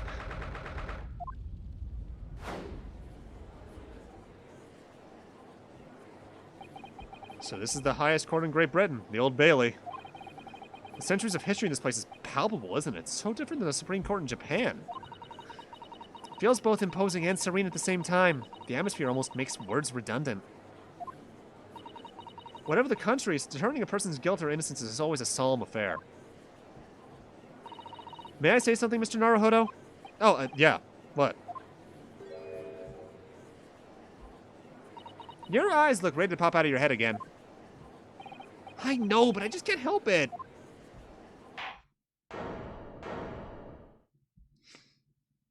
Santa Claus! In the name of Her Majesty the Queen, I hereby declare this court to be in session.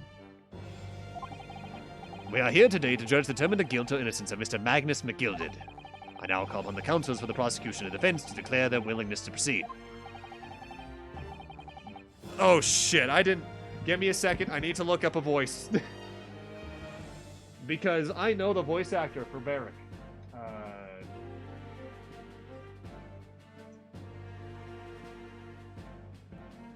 Because he plays a character that I interact with pretty regularly in FF14. He plays Estinian Wormblood, a character you meet in A Realm Reborn if you play as a Dragoon, and then becomes more important in Heaven's Word, and then appears in Stormblood Shadowbringers every now and then. He's going to be apparently a major player in Endwalker. And I want to do this voice justice.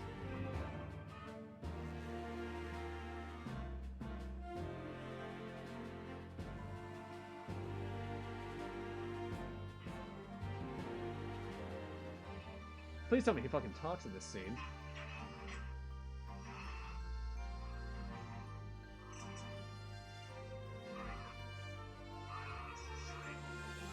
Alright, there it is. The prosecution is fully prepared. That must be the Reaper of the Bailey. He really does look fully prepared to dispatch his next proclaimer to the underworld. Counsel for the defense, you appear to be Eastern. Do you speak English? Huh? Oh, yeah, of course. Sorry. But he asked if the defense was ready, and I couldn't be further from ready, but I tried! Those eyes please me. Nipponese. They shroud your fear, your doubt, your trepidation. They run wild, clinging to some phantom notion of courage. The quintessential look of a sacrificial lamb. We got about another hour. A cold shiver just ran down my spine all the way to the tips of my toes! Now, Mr. McGilded.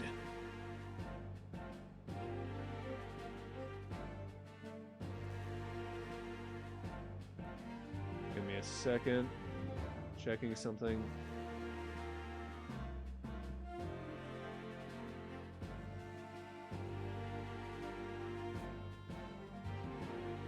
Alright, that's good, that's looking good, oh, dandy.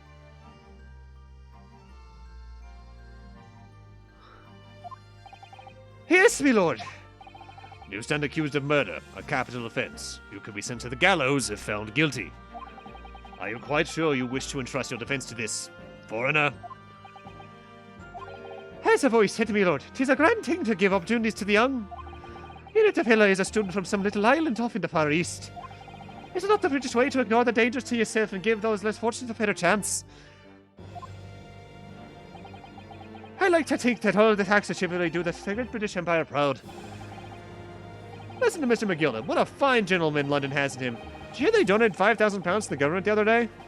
Mother, may you please play in McGilded Park? Seems as though everyone in the public gallery is firmly behind Mr. McGilded. That's definitely welcome news, and he certainly has a way with words. And money. Surprised he couldn't convince anyone to defend him. Eloquently put, Mr. McGilded. And most laudable sentiments. Now, ladies and gentlemen of the jury, I'm sure I hardly need to remind you that you 6 members of the public have been selected for your impartiality.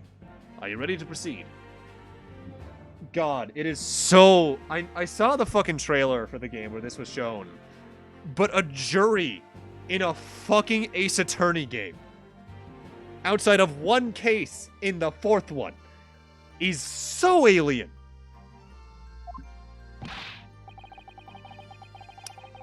Alright, so question, is every single case in this series having a different jury?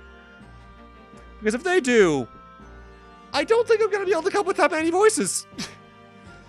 Because that's at least 5 jurors per case? 6 jurors per case?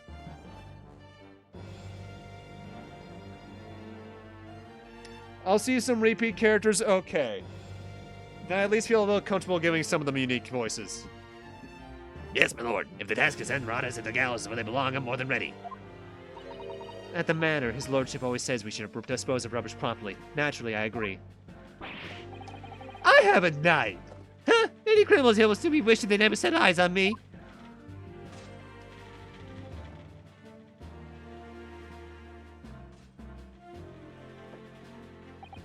Oh, well, chill.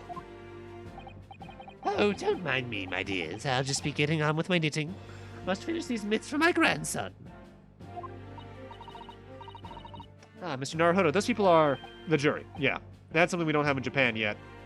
And never will as far as the games are concerned. Barring one case. That's right, I've only ever read about it. But here in Great Britain, the court's final verdict depends on the opinions of these 6 jurors. The judge passes sentence according to law, but the jurors determine guilt based off common sense. So the defendant is ultimately judged from 2 completely points of view. 2 completely different points of view, rather. But exactly do the jurors give their verdicts? That I don't know, but I'm sure it'll become clear as the trial progresses. Yeah? Prosecutor Van Zeeks, my lord. It's been a number of years since we've seen you here in the courtroom. I thought you'd renounced your fame. I'm known as the Reaper of the Bailey, my lord. Infamy rather than fame, I would say. But yes, 5 years have passed since I last spread my wings in this capacity. So, what brings you back? Is there some change of circumstance which the court should be aware?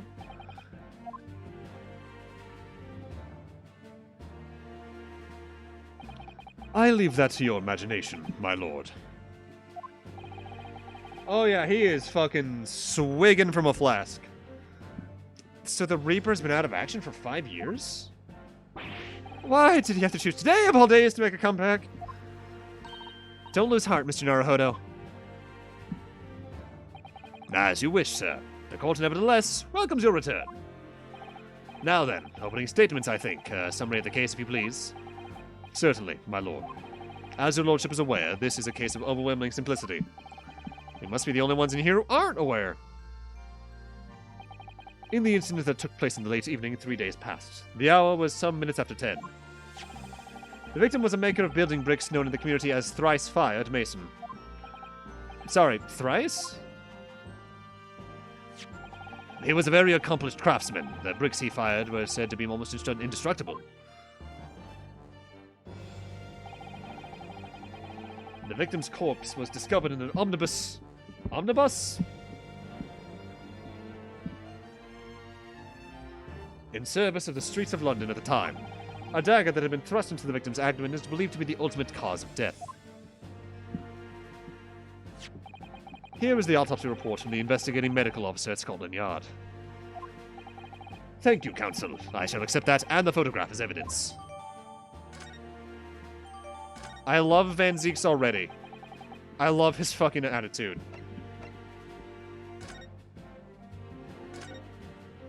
Hey, I know that sigil. Those are the scales of justice. They're a symbol for the defense, aren't they? Yes, that's right. Scales are the symbol of fairness to show that all are treated equally in the eyes of the law. And they're a warning to those who enter the courtroom without an impartial mind. But if they're a mark for the defense, it would be more auspicious if they were weighing more heavily on the not guilty side, I think. Very impartial, I'm sure.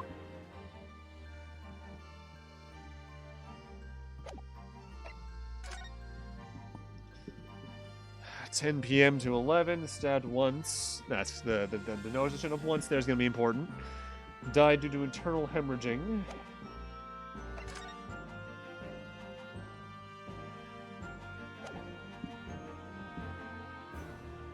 Waiting for one particular animation. Oh boy. And one further item of evidence. The prosecution wishes to submit these as well. And these are... Good lord! Is that blood, counsel? Yes, my lord. Seized by a policeman who arrived at the scene. These gore-soaked gloves were taken from the hands of the accused when he was arrested. What? Mr. McGilded gloves had blood on them?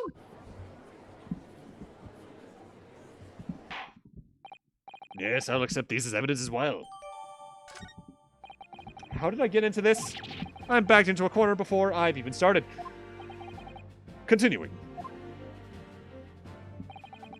According to the driver of the omnibus, I want to take a good look at them. This is definitely blood, isn't it? Not the most pleasant sight to be confronted with on our first day in London. Well, nothing will come of grumbling now. No. By the way, is Mr. McGilded right-handed?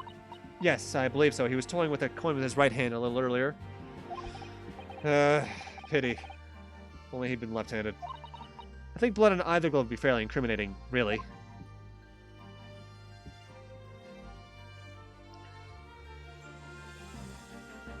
That looks like it's the only thing I can examine, alright. There were only 2 passengers traveling inside his vehicle at the time. Only 2? Obviously, one of those passengers was the deceased brickmaker, Mr. Mason. The other was the accused, Magnus McGilded. Well, rather damning circumstances, to say the least. Alright, so I'm gonna take a guess and say he was probably already dead when McGilded climbed in. Because... Oh boy, that weighs it against us heavily.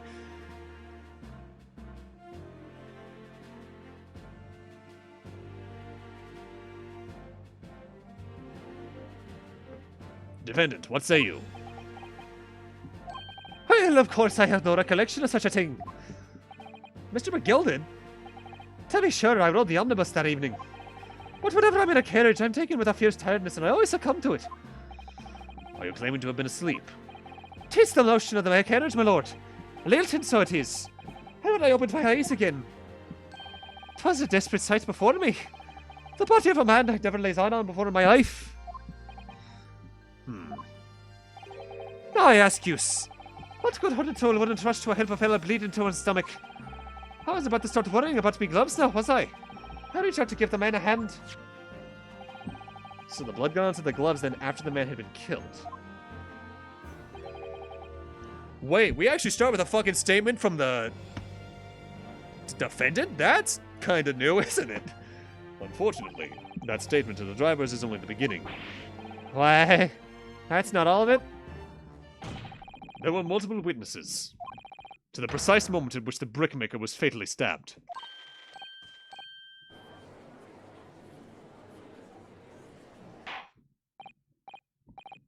Order! Order! Order!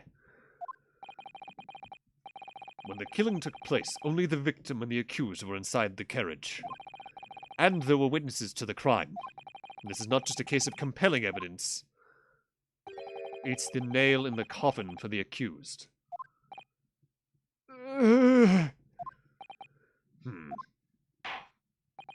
Thank you, counsel. The circumstances of the crime have been made quite clear. I think we'll hear the testimony from these witnesses first of all. Your wish is my command. Bailiff, bring the witnesses at once.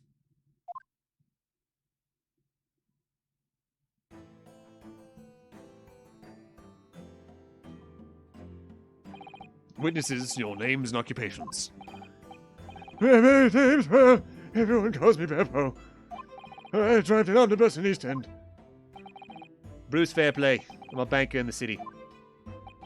My name's First. Lady First. Make hats for gents. Lady, huh? So either they lay stuff down, or you're not exactly who you say you are. We'll see how this goes. Let's begin by confirming the facts. 3 days ago, at a short time after 10 o'clock in the evening, all of you present in the stand were on an omnibus and witness to the aforementioned accident. Incident, rather. Is that correct? Yes, sir. Quite right. Yes, sir, that's right, sir. Very well, then. Let's proceed to your formal testimonies, please. Each of you will tell the court precisely what you saw.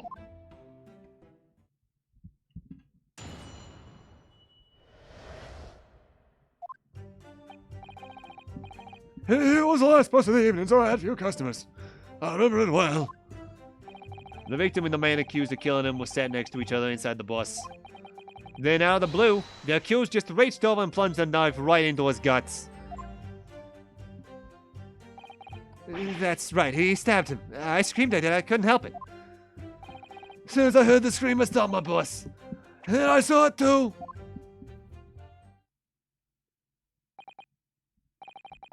Unambiguous testimony, I must say. Exactly, my lord. These men witnessed the incident in the omnibus with their own eyes. I'd like to ask a question, if I may. Yes, counsel? Well, this testimony makes absolutely no sense to me whatsoever. Why not? Well, the incident took place inside a moving carriage, didn't it? As has been clearly stated from the outset, yes. Well, in that case, how could those two witnesses have possibly seen what happened? There's no way they could have seen the inside of the moving carriage.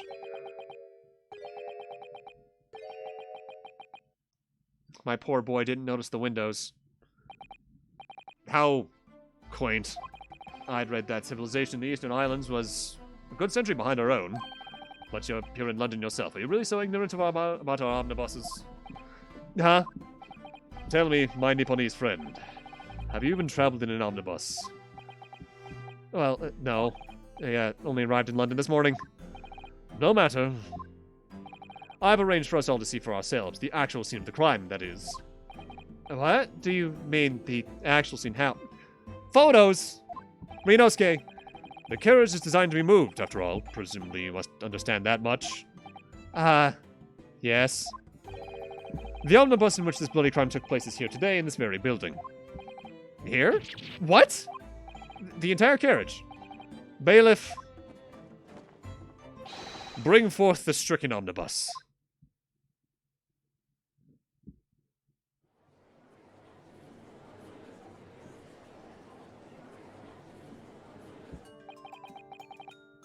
Huh, so that's an omnibus. The omnibus.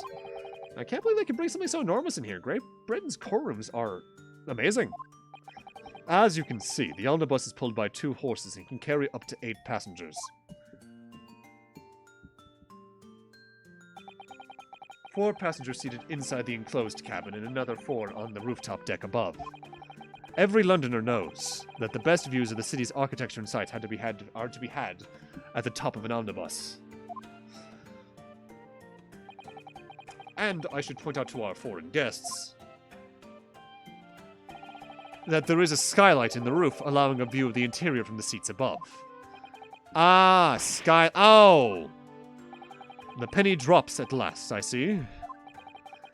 These 2 gentlemen were occupying the rooftop seats when this omnibus when the murder took place. That is how they came to witness the grim incident. Through the skylight. Ah, that makes perfect sense. Well, counsel, this is a first. In all my years behind the bench, I've never experienced the crime scene itself being brought into the courtroom. It's a fucking toupee. There are a number of important clues remaining inside the carriage, my lord. I would like to submit the omnibus itself as evidence. That is the prosecution's wish.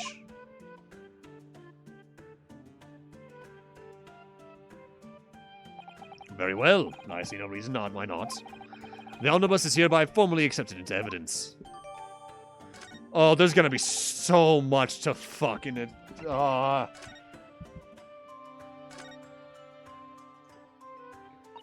Well, let's open the door and go inside, shall we? The scene of a murder, it's horrible.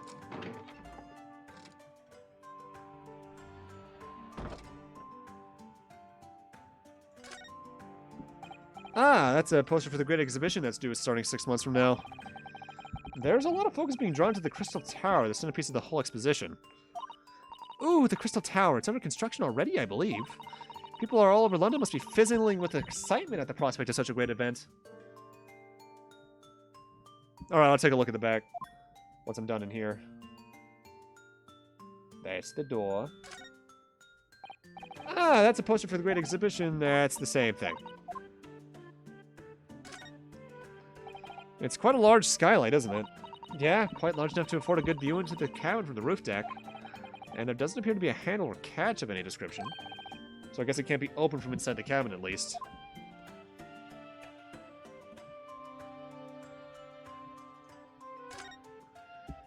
This seat has a handle, it seems.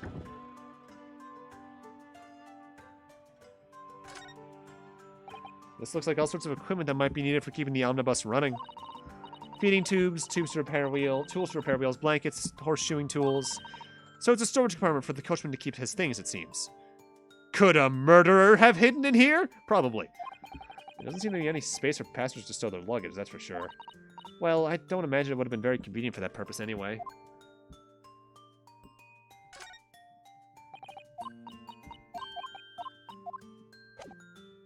Oh, no, go back inside. Gotta see the bloodstain. Accidentally pressed the B button. The B button. That's blood soaked into the seat, the victim's, obviously. Yes, and that seat would be clearly visible from the roof deck. Would you really stab someone in full view with the other passengers like that, I wonder?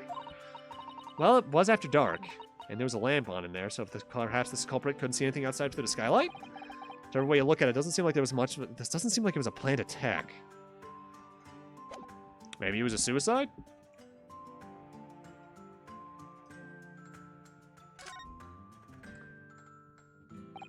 You can certainly see inside the carriage of this opening, that's for sure. Yeah, and there's a lamp in the enclosed cabin, so I'm sure the witnesses would have been able to see quite clearly. That's not good for us.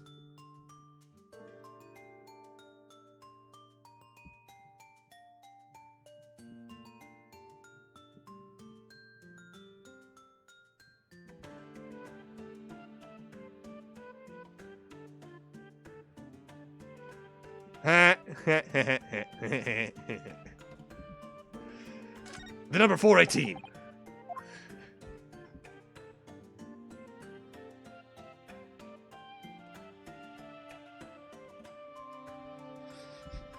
Actually, is the 418 mean anything? Or is that just the number of this? This is kind of obvious.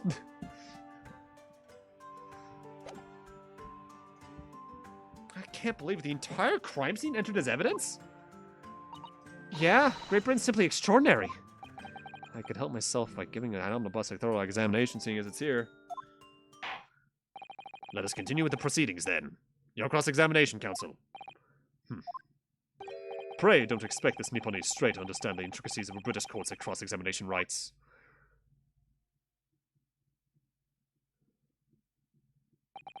Alright, my first cross-examination in a British court. Focus, Ryunosuke. Focus. Hey, Sid, how you doing? The numbers, Mason. What do they mean? Alright.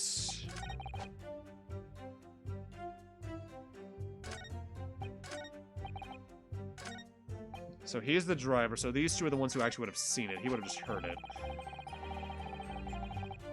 So there was no prompting of it whatsoever? You actually saw the exact moment it happened. Didn't I already testify to that? We're all fair dinkum, hard-working city bank is not considered trustworthy these days. Oh, no, I didn't mean that. This is no good. I've really got his back. I've really got his back up. Perhaps you could just tell us what you saw in a little more my lord. Door number 3. What's the meaning of this? My mind is made up, lord. Completely and utterly made up. Made up about what? I don't like the stinking rich. Never have. They're always up to something or another that they shouldn't be. Every one of them. I mean, he's right. But in this instance, he's probably wrong. Have a good night, Citrix. I'm doing well, Sin. Thanks for stopping by. I hope you're having a great night. And that little leprechaun of a man's no exception. Well, he can't fool me.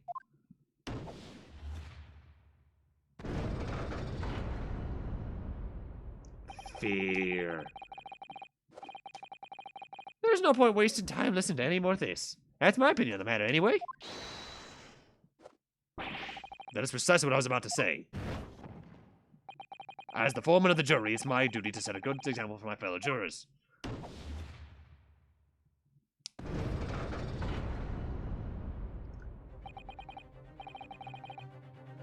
Yeah, it's definitely a fire hazard. What's happening here?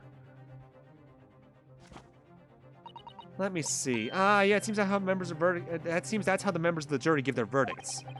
With fire? Apparently, yes. White for innocent, black for guilty. As the 6 members of the jury make up their minds about the case, one by one, they each cast a ball of fire into the great scales of justice, as we saw a moment ago. So if those enormous scales fall completely to the black side, does that mean... Let's do our very best to make sure that doesn't happen. Now I'm even more worried than I was before. But say, Kaito, and you do it outside regularly? Shit. Impressive.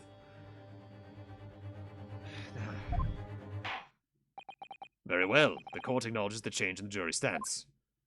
Counsel for the defense, please continue with your cross-examination. This is a nightmare.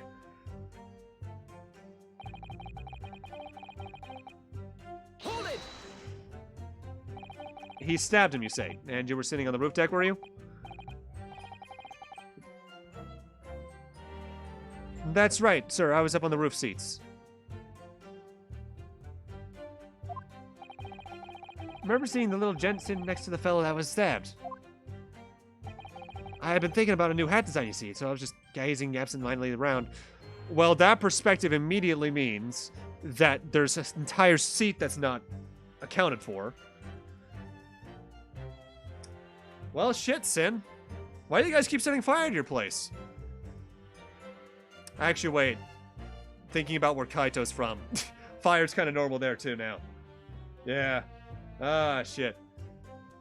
Come to Massachusetts. We just have a shitload of snow. I've just been thinking about a new hat design, you see. I was just gazing absentmindedly around. But then I happened to look down through the skylight. It was sticking right out of his belly, that huge great knife. A grim sight indeed. Ah, that didn't help me at all. Never driven in snow. It can be bad. Like, I once had a time where I was turning right onto my street coming home from my night shift. And I did actively slip on ice and snow. But I was able to correct it.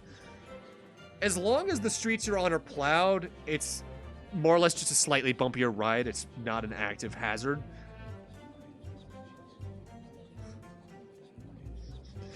Just move up to Seattle, clearly.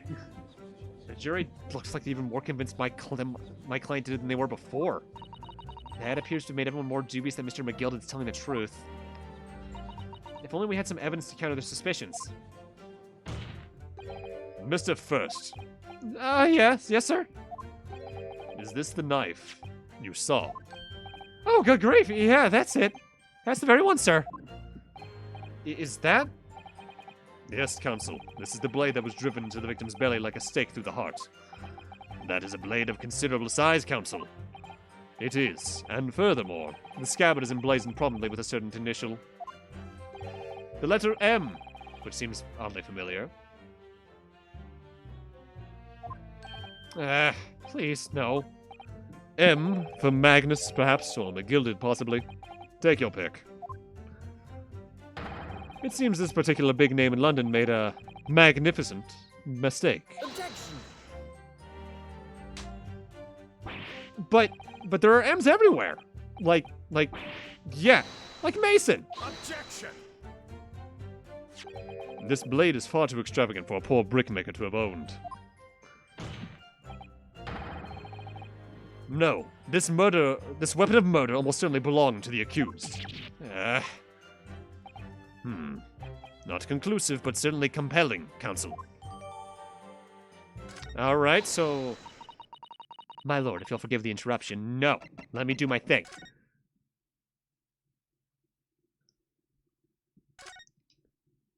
An ornate letter M, undeniably Mr. Magnus's McGilded's initial.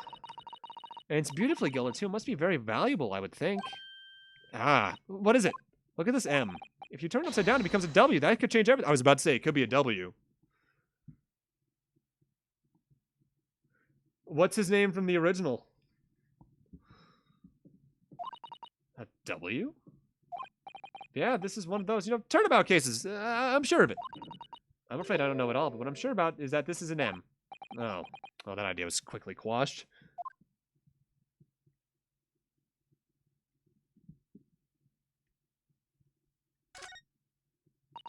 That part is the sheath, isn't it? Are you alright, Mr. Naruhodo? Huh? Oh, sorry. Yeah, I just don't really like blades. Kozni Magundai. Those don't seem like the words of a man with a large katana sling from his waist. That's not a blade, that's Kazuma's soul. Anyway, there's no sense in delaying. Let's see what the blade looks like.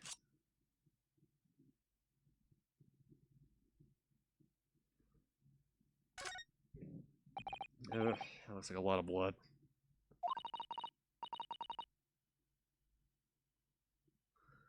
It surely is the victim's. An Englishman's blood looks a lot like a Japanese man's blood. It's like it is the exact same, barring the layout of potentially 4 proteins. That's all it is. And yet, people use that distinction to look down upon each other. Humanity. Do you think it wouldn't be? Sorry, it's just that we've only arrived here in Great Britain. I'm finding it a little hard to adjust. Yeah, I do understand. Really, that's all there is? My lord, if you'll forgive the interruption. Ah, juror number 2. Go on. Mr. McGill is a pillar of society and a gentleman, and a gentleman's word should be sacrosanct. However, those of us in service know we must accept hard truths. Oh, wait, what are you? Dispose of the rubbish.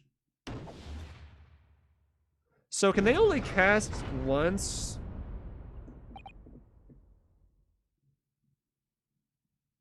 No! I don't wish to cause offense, but I do like to eradicate all traces of filth and grime.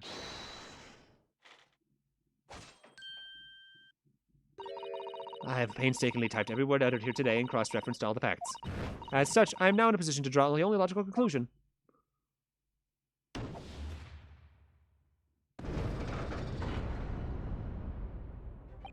Not again.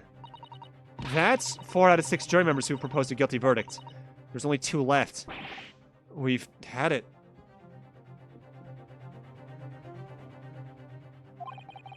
Every time I press these witnesses for more information, I just make the situation worse. Nevertheless, what we need more than anything at the moment is more information. We're still very much in the dark. I suppose I'll just have to keep pressing the witnesses, knowing that more sparks may fly. We mustn't give up hope that we'll uncover something that'll help us find a way to fight back. They can change their minds. Okay, good. But, alright, I'll keep trying. I can't give up. I just need to keep calm and listen to the witnesses' statements again.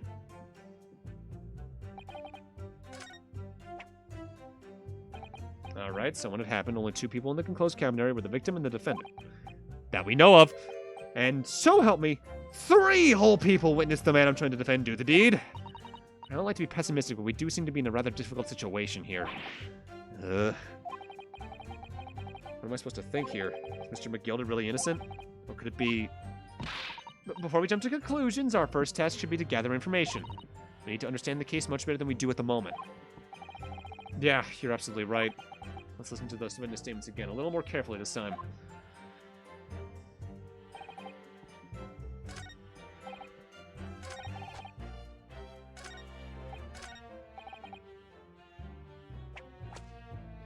So you didn't see the moment of the murder. Exactly. Hold it! What exactly did you see? Oh, so that would be the passenger, sir. You collapsed on the floor, he was.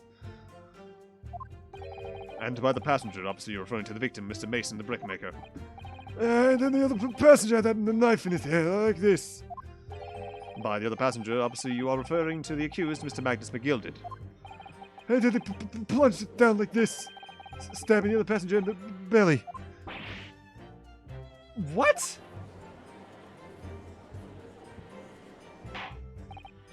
Order! Order! It's hard to believe one of London's greatest philanthropists, but this is damning indeed.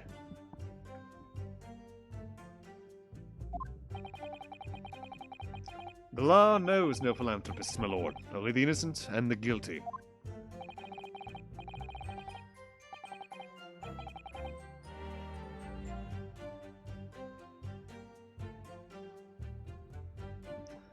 Good deeds need nothing when overshadowed by evil. The truth is everything. Couldn't agree more, sir. The truth. Alright, so when it happened, the only 2 people in the closed cabin area...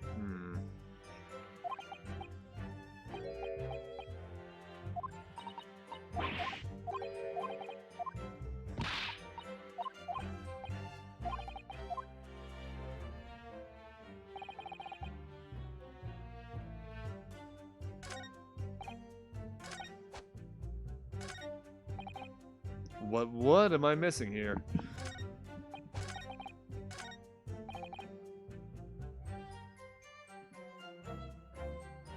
Hold it! Yeah, I did. You're completely right. I was like, well... the beard is close enough. It's a genetic line, don't you know? Yeah, it was sometime after 10, I think, wasn't it? Oh, yes, sir. That's right, sir. I am so cold it was freezing effect. And you had 4 passengers on board at the time, is that correct? Yeah, that's right, sir. Not all traveling the same parts of the bus, though, no. And there were no other passengers when the incident took place. No one alighted, for example. You're quite right about that, sir. No other passengers like that. No, none. So nobody fled the scene of the crime, then? I have to say, the boss insists on it running, does every morning to the last bus of the day. But I do wonder sometimes if it's altogether worthwhile. Sorry to say. What do you mean by that? Well, what we do with it being so cold and everything, only making 20 pence on the run, you see. Yeah, I spent that much at the pub on the way just home, just trying to warm up again. I just can't believe it. Can't believe it. Murder on my own bus. It's too awful to think about it. I haven't been able to shake this cold ever since it happened. My lord. I wish to speak. Yes, juror number 5. Do I take it that you too? As the master of the London Guild of Coachmen, the idea that murder being committed on the West City carriage is utterly abhorrent to me. It wouldn't be right to make a decision before hearing all the facts, though, as I said to myself. But I've heard enough now. The horse is bolted, as they say. No, please. I'll just keep an open mind for no longer. Gee up now, Silver Blaze. The finish is in sight. Eep.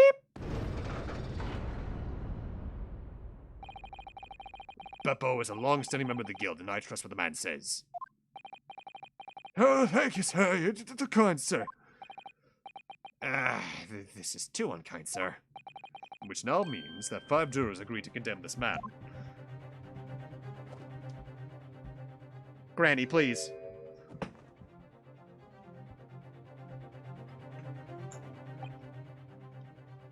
Madam Juror number 6.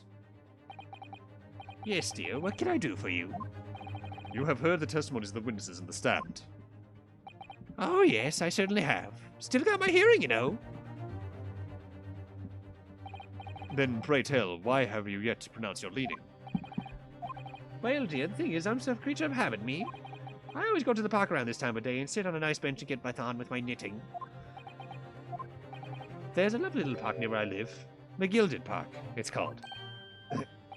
The gentleman donated it to the city, you know, to put a smile on the Londoner's face, he said. I can't imagine such a fine young gentleman would have it in him to take another man's life. He's always doing wonderful things for the city. That's right, a man like that wouldn't stab someone, surely. Mother, maybe go to the McGilded Public Library later and borrow some more books. How many Londoners live with their heads in the clouds? Do you people not know what kind of a man Magnus McGilded really is? What kind of a man is he? The philanthropist Magnus McGilded has enough wealth to purchase the entire city he claims to value so highly. But where did all that wealth come from? Your client is a Shylock, sir, and one with the very darkest of souls. What? Stone the crows! McGilded lends money in extortionate rates of interest, so his victims have no hope of repaying him. When they default, he takes possession of everything they own. He's a vulture that preys on the weak. I've never heard any mention of that before. Your faculties haven't deserted you, I'm sure, madam. So has this thought not crossed your mind? Would a man wealthy enough to buy London in its entirety not have a carriage of his own? Oh, shit. What possible reason could this man have had to make use of a public omnibus service? You're not saying that. The victim, a poor brickmaker, had next to nothing to his name save considerable financial liability. It'll come as no surprise that his creditor was the accused Magnus McGilded. But let it also be known that the very day Mr. Mason was killed was the final repayment date for his debts. Good gracious! The brickmaker was destitute. He had lost his house. He had not a shilling with which to repay his debts. And in the end, this pitiful soul had the very last thing he'd owned taken from him, his life. By the merciless philanthropist pretender, Magnus McGilded. I just need to take a picture of this guy and send him to someone real quick. No, go back! Damn it, I clicked on snipping tool. I'll be back, I swear to God. I don't believe it. Hold it!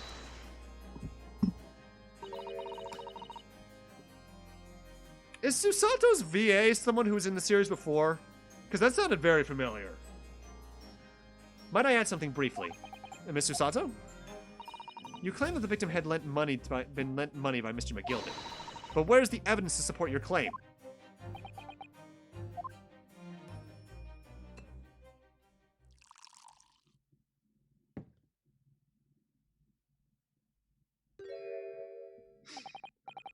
Pray forgive the discourtesy of filling my hallowed chalice in a court of law. Aha! There it is! Lord Van Zeek's hallowed chalice. I can speak. It's really good. How can this be considered acceptable? But I find myself in unexpectedly good humor. I had heard ladies from Far East could show great courage, but I didn't expect to experience it myself. As judicial assistant to the defense, I'm simply doing my job. What a pity that your display of courage is in vain. This is the debtor's ledger, which details all monies loaned by the accused. You'll find the victim's name clearly recorded inside. Oh.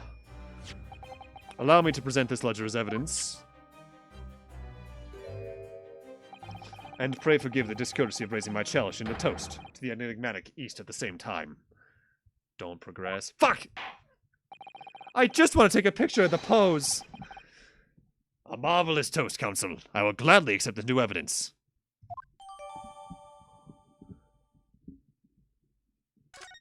Well, let's take a look at the fucking thing. Ah, yes, 20 guineas. The victim owed a considerable sum.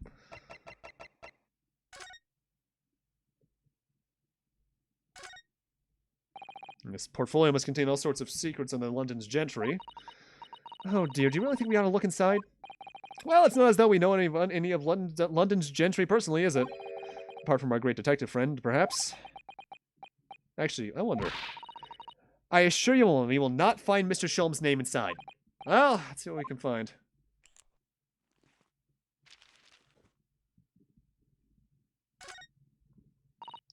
Gosh, it's crammed full of gentlemen's names, isn't it? Well, I suppose they're probably not all gentlemen at all, are they? After all, not everyone in this country's well off. Goodness! What is it? Look at this! Do you see the name here? Bruce Fairplay. Should that mean something to me? It does sound strangely familiar, actually. Bruce Fairplay, the witness testifying at this very moment.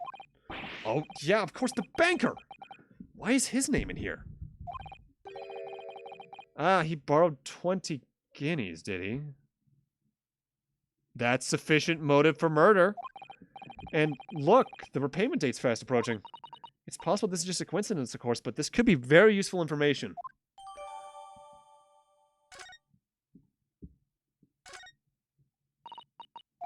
That's the exact same.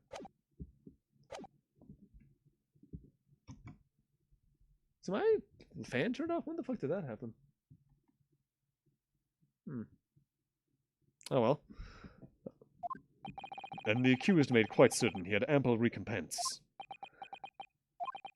Well, it would seem I've had the world pulled over my eyes. Regrettably, madam, that is the modus operandi of the accused. And it's such a pretty little park, too. What a scoundrel. Still, maybe it's all for the best. Well, wait a minute. I don't stand for nonsense. No, no, no, no, no, no, no!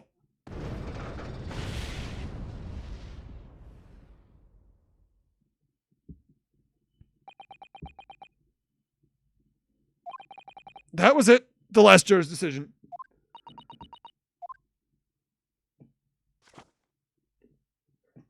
Oh, also, since there's only about 10 minutes left, first I'm going to do one thing. I'm going to stand up and turn on my fan. Keep an eye out for people you might want me to raid, guys. I have some eyes on people right now, but just to be safe. It's fucking hot in here. Who turned off the fan? Wasn't me. Oh, my ankle just clicked. Oh, shit. According to this encyclopedia of English law, when all members of the jury have concluded the defendant is guilty, court proceedings are suspended and the presiding judge will deliver the final verdict and sentence. That's what it says here. The final verdict? It's over then. Oh. There's a footnote, though. A footnote? However, the defense... All 6 members of the jury are now in agreement to the case.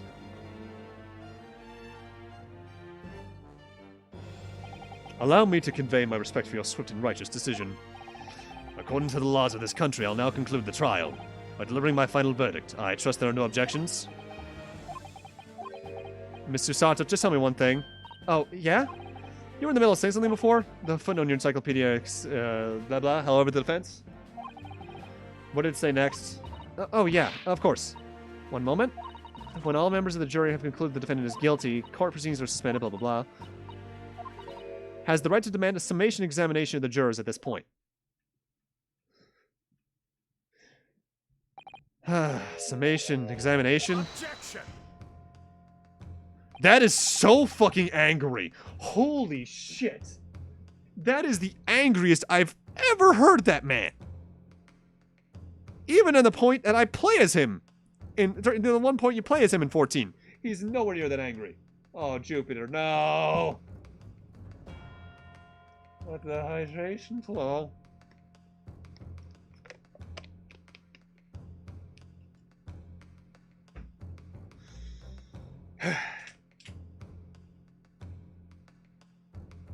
A summation examination. From which century has that tome you have then been resurrected? Judging from the binding, I would say it's at least 50 years old. Any modern text in British law wouldn't even give such an antiquated procedure a mention. It's a relic, long forgotten and certainly no longer practiced. So you're out of luck. Oh. What even is it, Mr. Sato? The so-called summation examination? Oh, one moment, I'll read about it.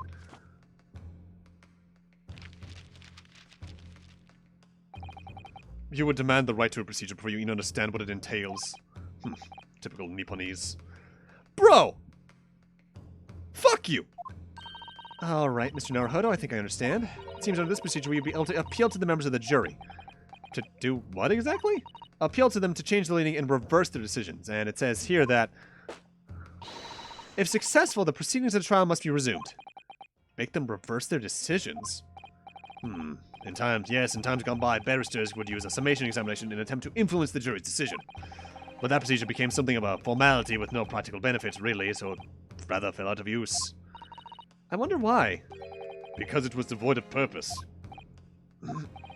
Changing just one member of the jury's mind would be hard enough, let alone several. No self-respecting defense barrister would even assert his right to try in this day and age. Still, I don't see any mention of the procedure actually being formally revoked. What are you suggesting? I'm suggesting that it may be antiquated and largely forgotten, but it isn't yet extinct. What do you think, Mr. Naruhodo?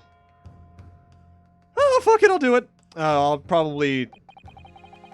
I'm gonna take a guess and say... After this tutorial for this is probably this first save point for this trial. I'll do that, and then we'll end off. Summation examination, our last possible option. Do we assert our right to carry it out or admit defeat? At least that's where I would fucking place a save point, because you just got a big tutorial out of the way. The defense wishes to assert its right to a summation examination, my lord. Objection! London is the capital city, the most powerful nation on earth.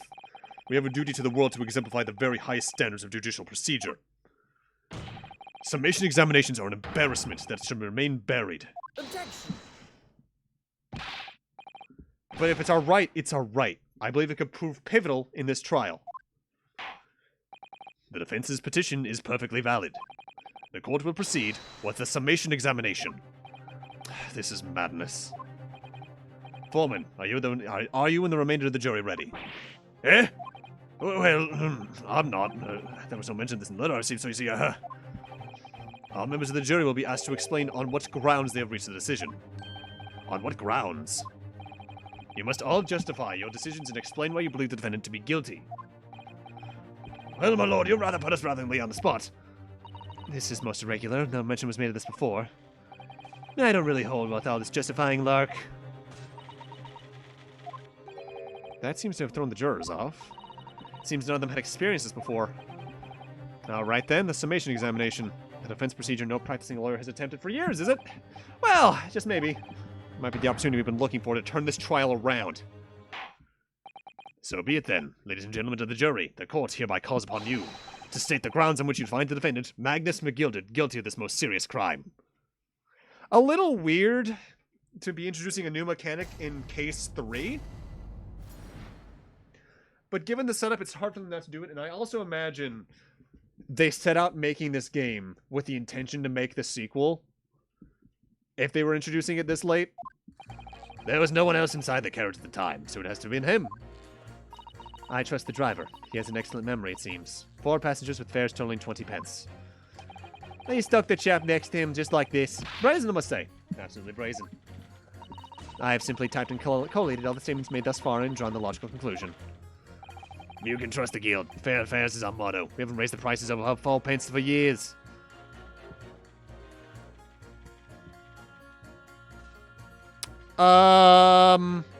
Immediate problem there.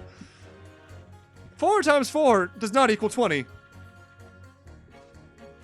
Beppo, I think his name was, is taking a cut.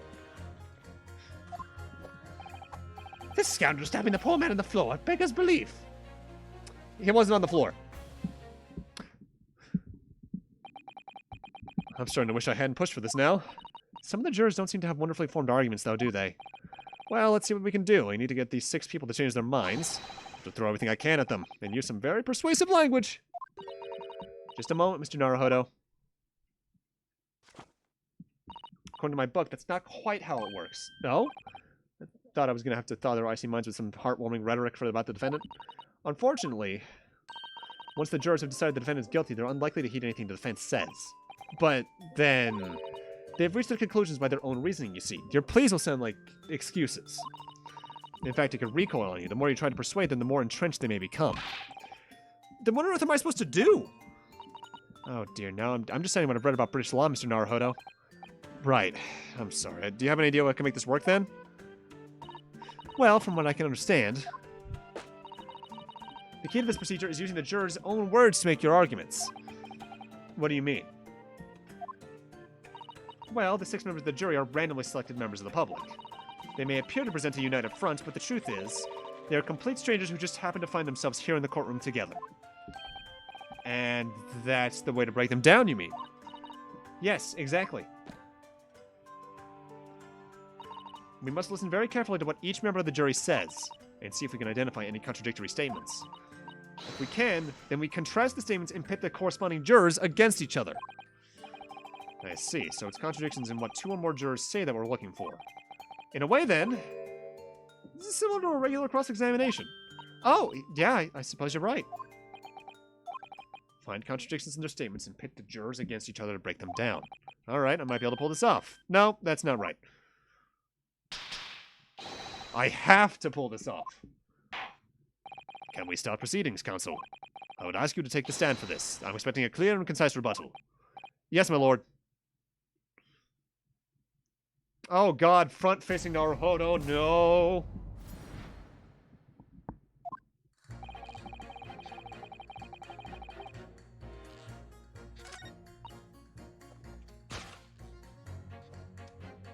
Alright, so I can pit them against, like, this.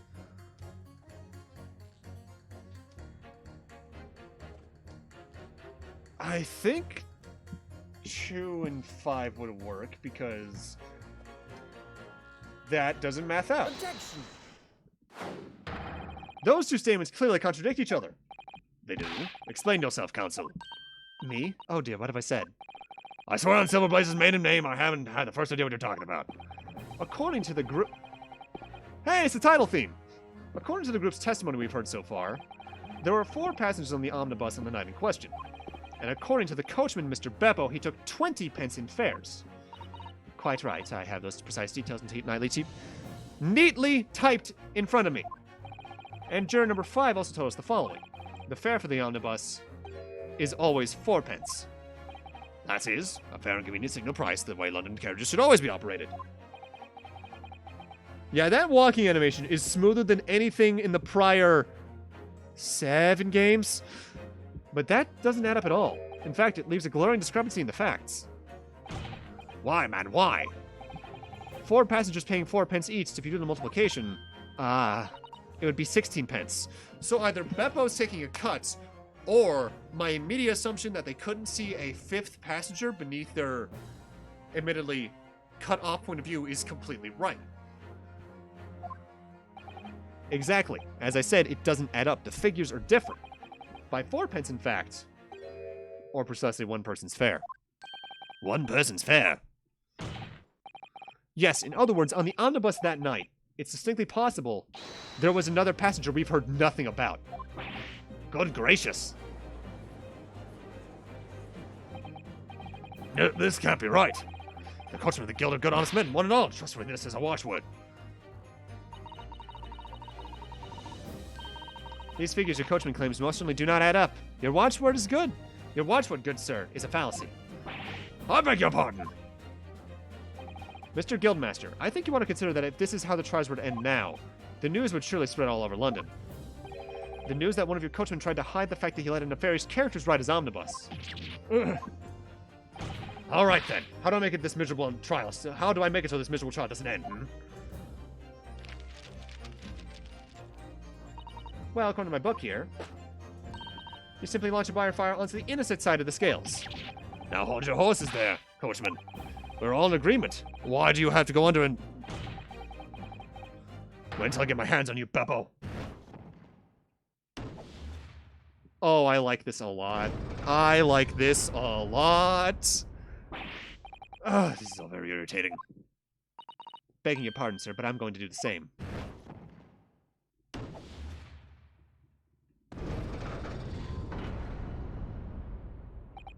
For the love of Mike! Not you as well. A penny can be the difference between a smile and a tear, after all. I certainly can't trust my trust in someone who doesn't follow my exacting standards in financial matters. Oh, really? I, for one, think it's only proper that we hear from the witnesses again. Oh, well done, Mr. Naruhodo, we did it! We can manage to change 2 more jurors' minds. We can force the trial to continue. 2 more. Actually, there is something else that's bothering me about a couple of their assertions. That's where we must strike next. So we need to put 2 more jurors against each other and show that there's another contradiction in their assertions. Yeah, this gives a lot of depth. We could have had this so much earlier if Apollo Justice just had the fucking jury system moving forward. Ugh.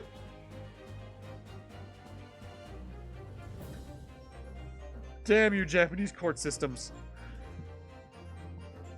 Exactly. You can do it. Well, the scales of justice have shifted, but they're still way heavy on the side of guilt. Counsel, you have the floor again. Continue with your summation examination. Alright, so they've completely changed. They even have darkened text for that.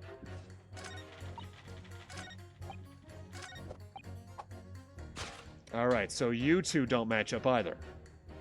Objection! Because is it next to him or on the floor? These 2 statements are completely contradictory. What? Explain, counsel, post-haste. Oh, dearie me, I was only knitting a jumper for my other half. What's all this claptrap? What does contradiction even mean, I ask you? We've heard from more than one witness that they allegedly saw the victim, the actual moment when this defendant stabbed the victim. Now, out of curiosity, juror number 3. Why, can't you see I'm busy here? How would you say the defendant stabbed the victim? What sort of motion was it? Wanna taste me, do you? It was like they stuck the fella next to him without even getting up. Just like the prim banker said. Yes, that was what Mr. Fairplay said. Quite true. Now then, juror number 6. Oh, is that me, is it? What can I do you for, young man? How would you say the defendant stabbed the victim, madam? Oh, well, dear, as far as I understand it. It was like this. He stabbed the poor man after he collapsed on the floor. The coachman said so. Now don't move. Take a look at those 2 jurors. He stuck the fellow next to him without even getting up. And he stabbed the poor man after he'd collapsed on the floor. Well, I never. They're stabbing in totally different directions. What? Bless my stitches, what a muddle. What this tells us is that there's a strong possibility one of the witnesses isn't telling the truth. Oh. But why? Why the dickens would they lie? I don't know that yet. What I do know is that the trial ends at this point. We may never find out. We may never know the real truth. Ladies and gentlemen of the jury, can you really let that happen in all in good conscience? Lies, you say? Oh, dearie me. I can't abide people telling lies.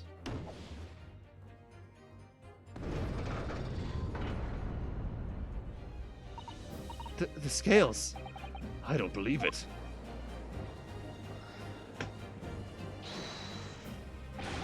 Wait! Now hear this, my fellow jurors. I warn you, you cannot listen to this man. Look at him in his black suit. He's clearly some sort of deep... Well, you're just a racist. Fuck you. I thought I could use magic. Do you really think I'd be putting myself through all this? Answer me this, Dark Jinx. Huh? Me. What exactly is the problem? What of it if two witnesses have slightly different recollections of events? What of it? Let's say... the Sherlock did stab the victim as he was sat next to the victim on the omnibus. And this young dandy saw him do it. And now let's say the victim collapsed on the floor, then the Sherlock stabbed him again. And this old lady saw him do it. Well, let's say it didn't happen like that, hmm?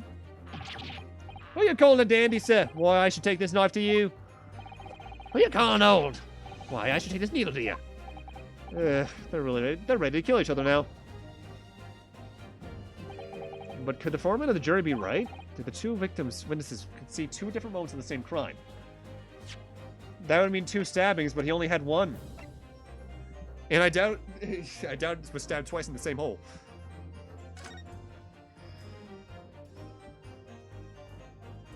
Unfortunately, Mr. Foreman. What is it, you Dark Jinx? Come on, out with it. What you're suggesting is impossible. It's out of the question.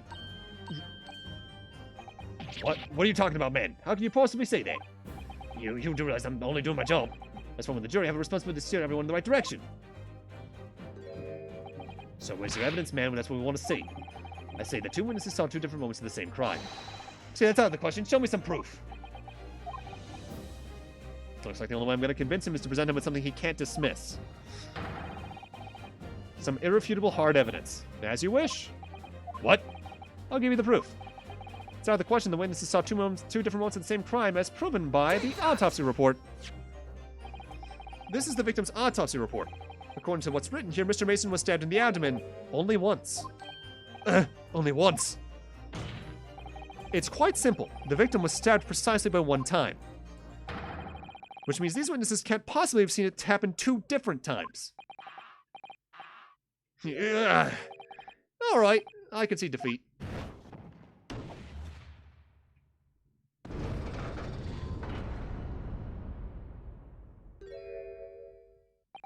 Wait, that means 4 jurors are now leaning to not guilty. We've done it, Mr. Naruhodo. We've won. What are you playing at, you dandy fool? Shut your trap, sir. No one deceives me. Oh, shit. Was clicking on DMs. No one deceives me, but we had a consensus. I said shut your trap. I know a liar when I see one. If the chap ever dares cross the threshold of my shop, I'll take this razor-sharp blade and shave every last hair off his head. Please tell me he's a barber. Well, in a quite remarkable turn of events, the defense's summation examination has flipped the balance of the scales of justice. The jurors now stand at 2 for guilty and 4 for not. Accordingly, there's no longer a large enough majority among the jury for me to adjudicate, and the trial must continue. I like that a lot. I hereby ask the defense, prosecution, and witness to return to their places. And I call upon all of you to pursue the truth. Continue to pursue the truth. Say point? Say point? Oh, no. So, Lord Van Zeeks, continue to substantiate the case for the prosecution, if you please.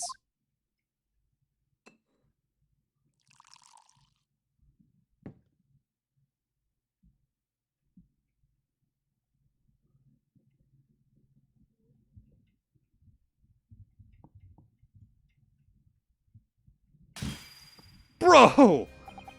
Having savored the rich aroma of the carmine contents hallowed chalice,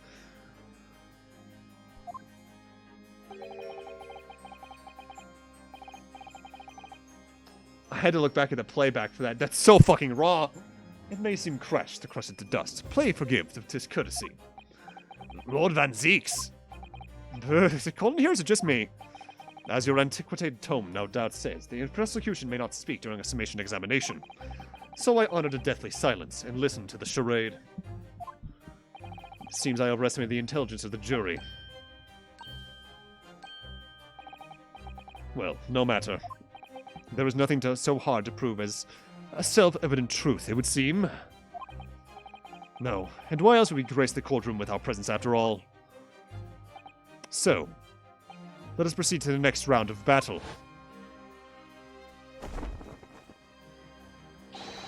Bring forth the witnesses once more.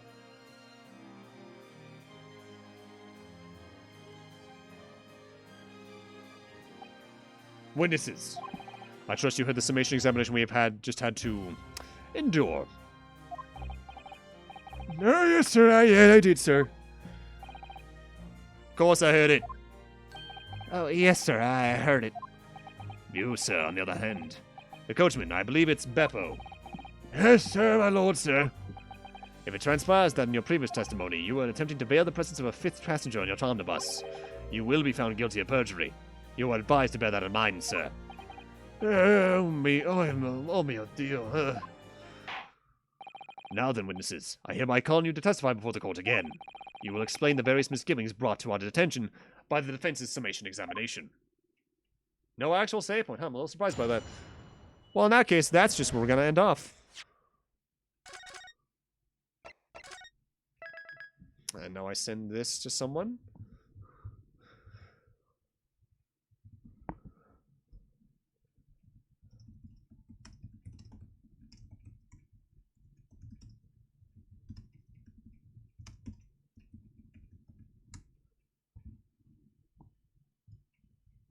That's gonna be where we end off for the night.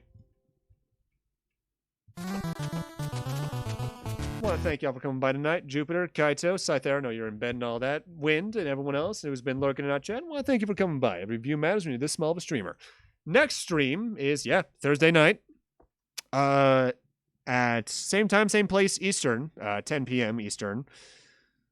For you, Jupiter, you're in Mountain? I believe, 7 for Pacific. Mountain, I think that's 8.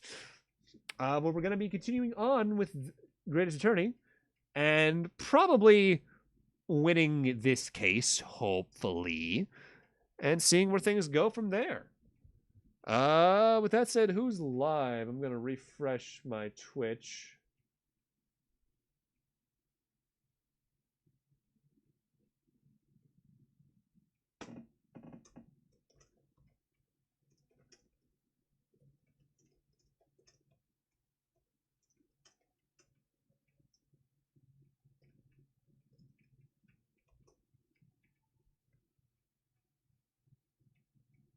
All right, so, one of my favorites. We are going to be rating Dark Wolf. He is currently playing Chrono Cross, the sequel to Chrono Trigger. I just tried to rate Chrono Cross. It's Dark Wolf 7786.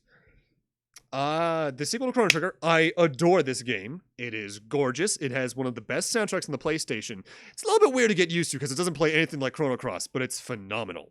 Send some love their way, and I'll see you guys Thursday night. Have a great night, and take care.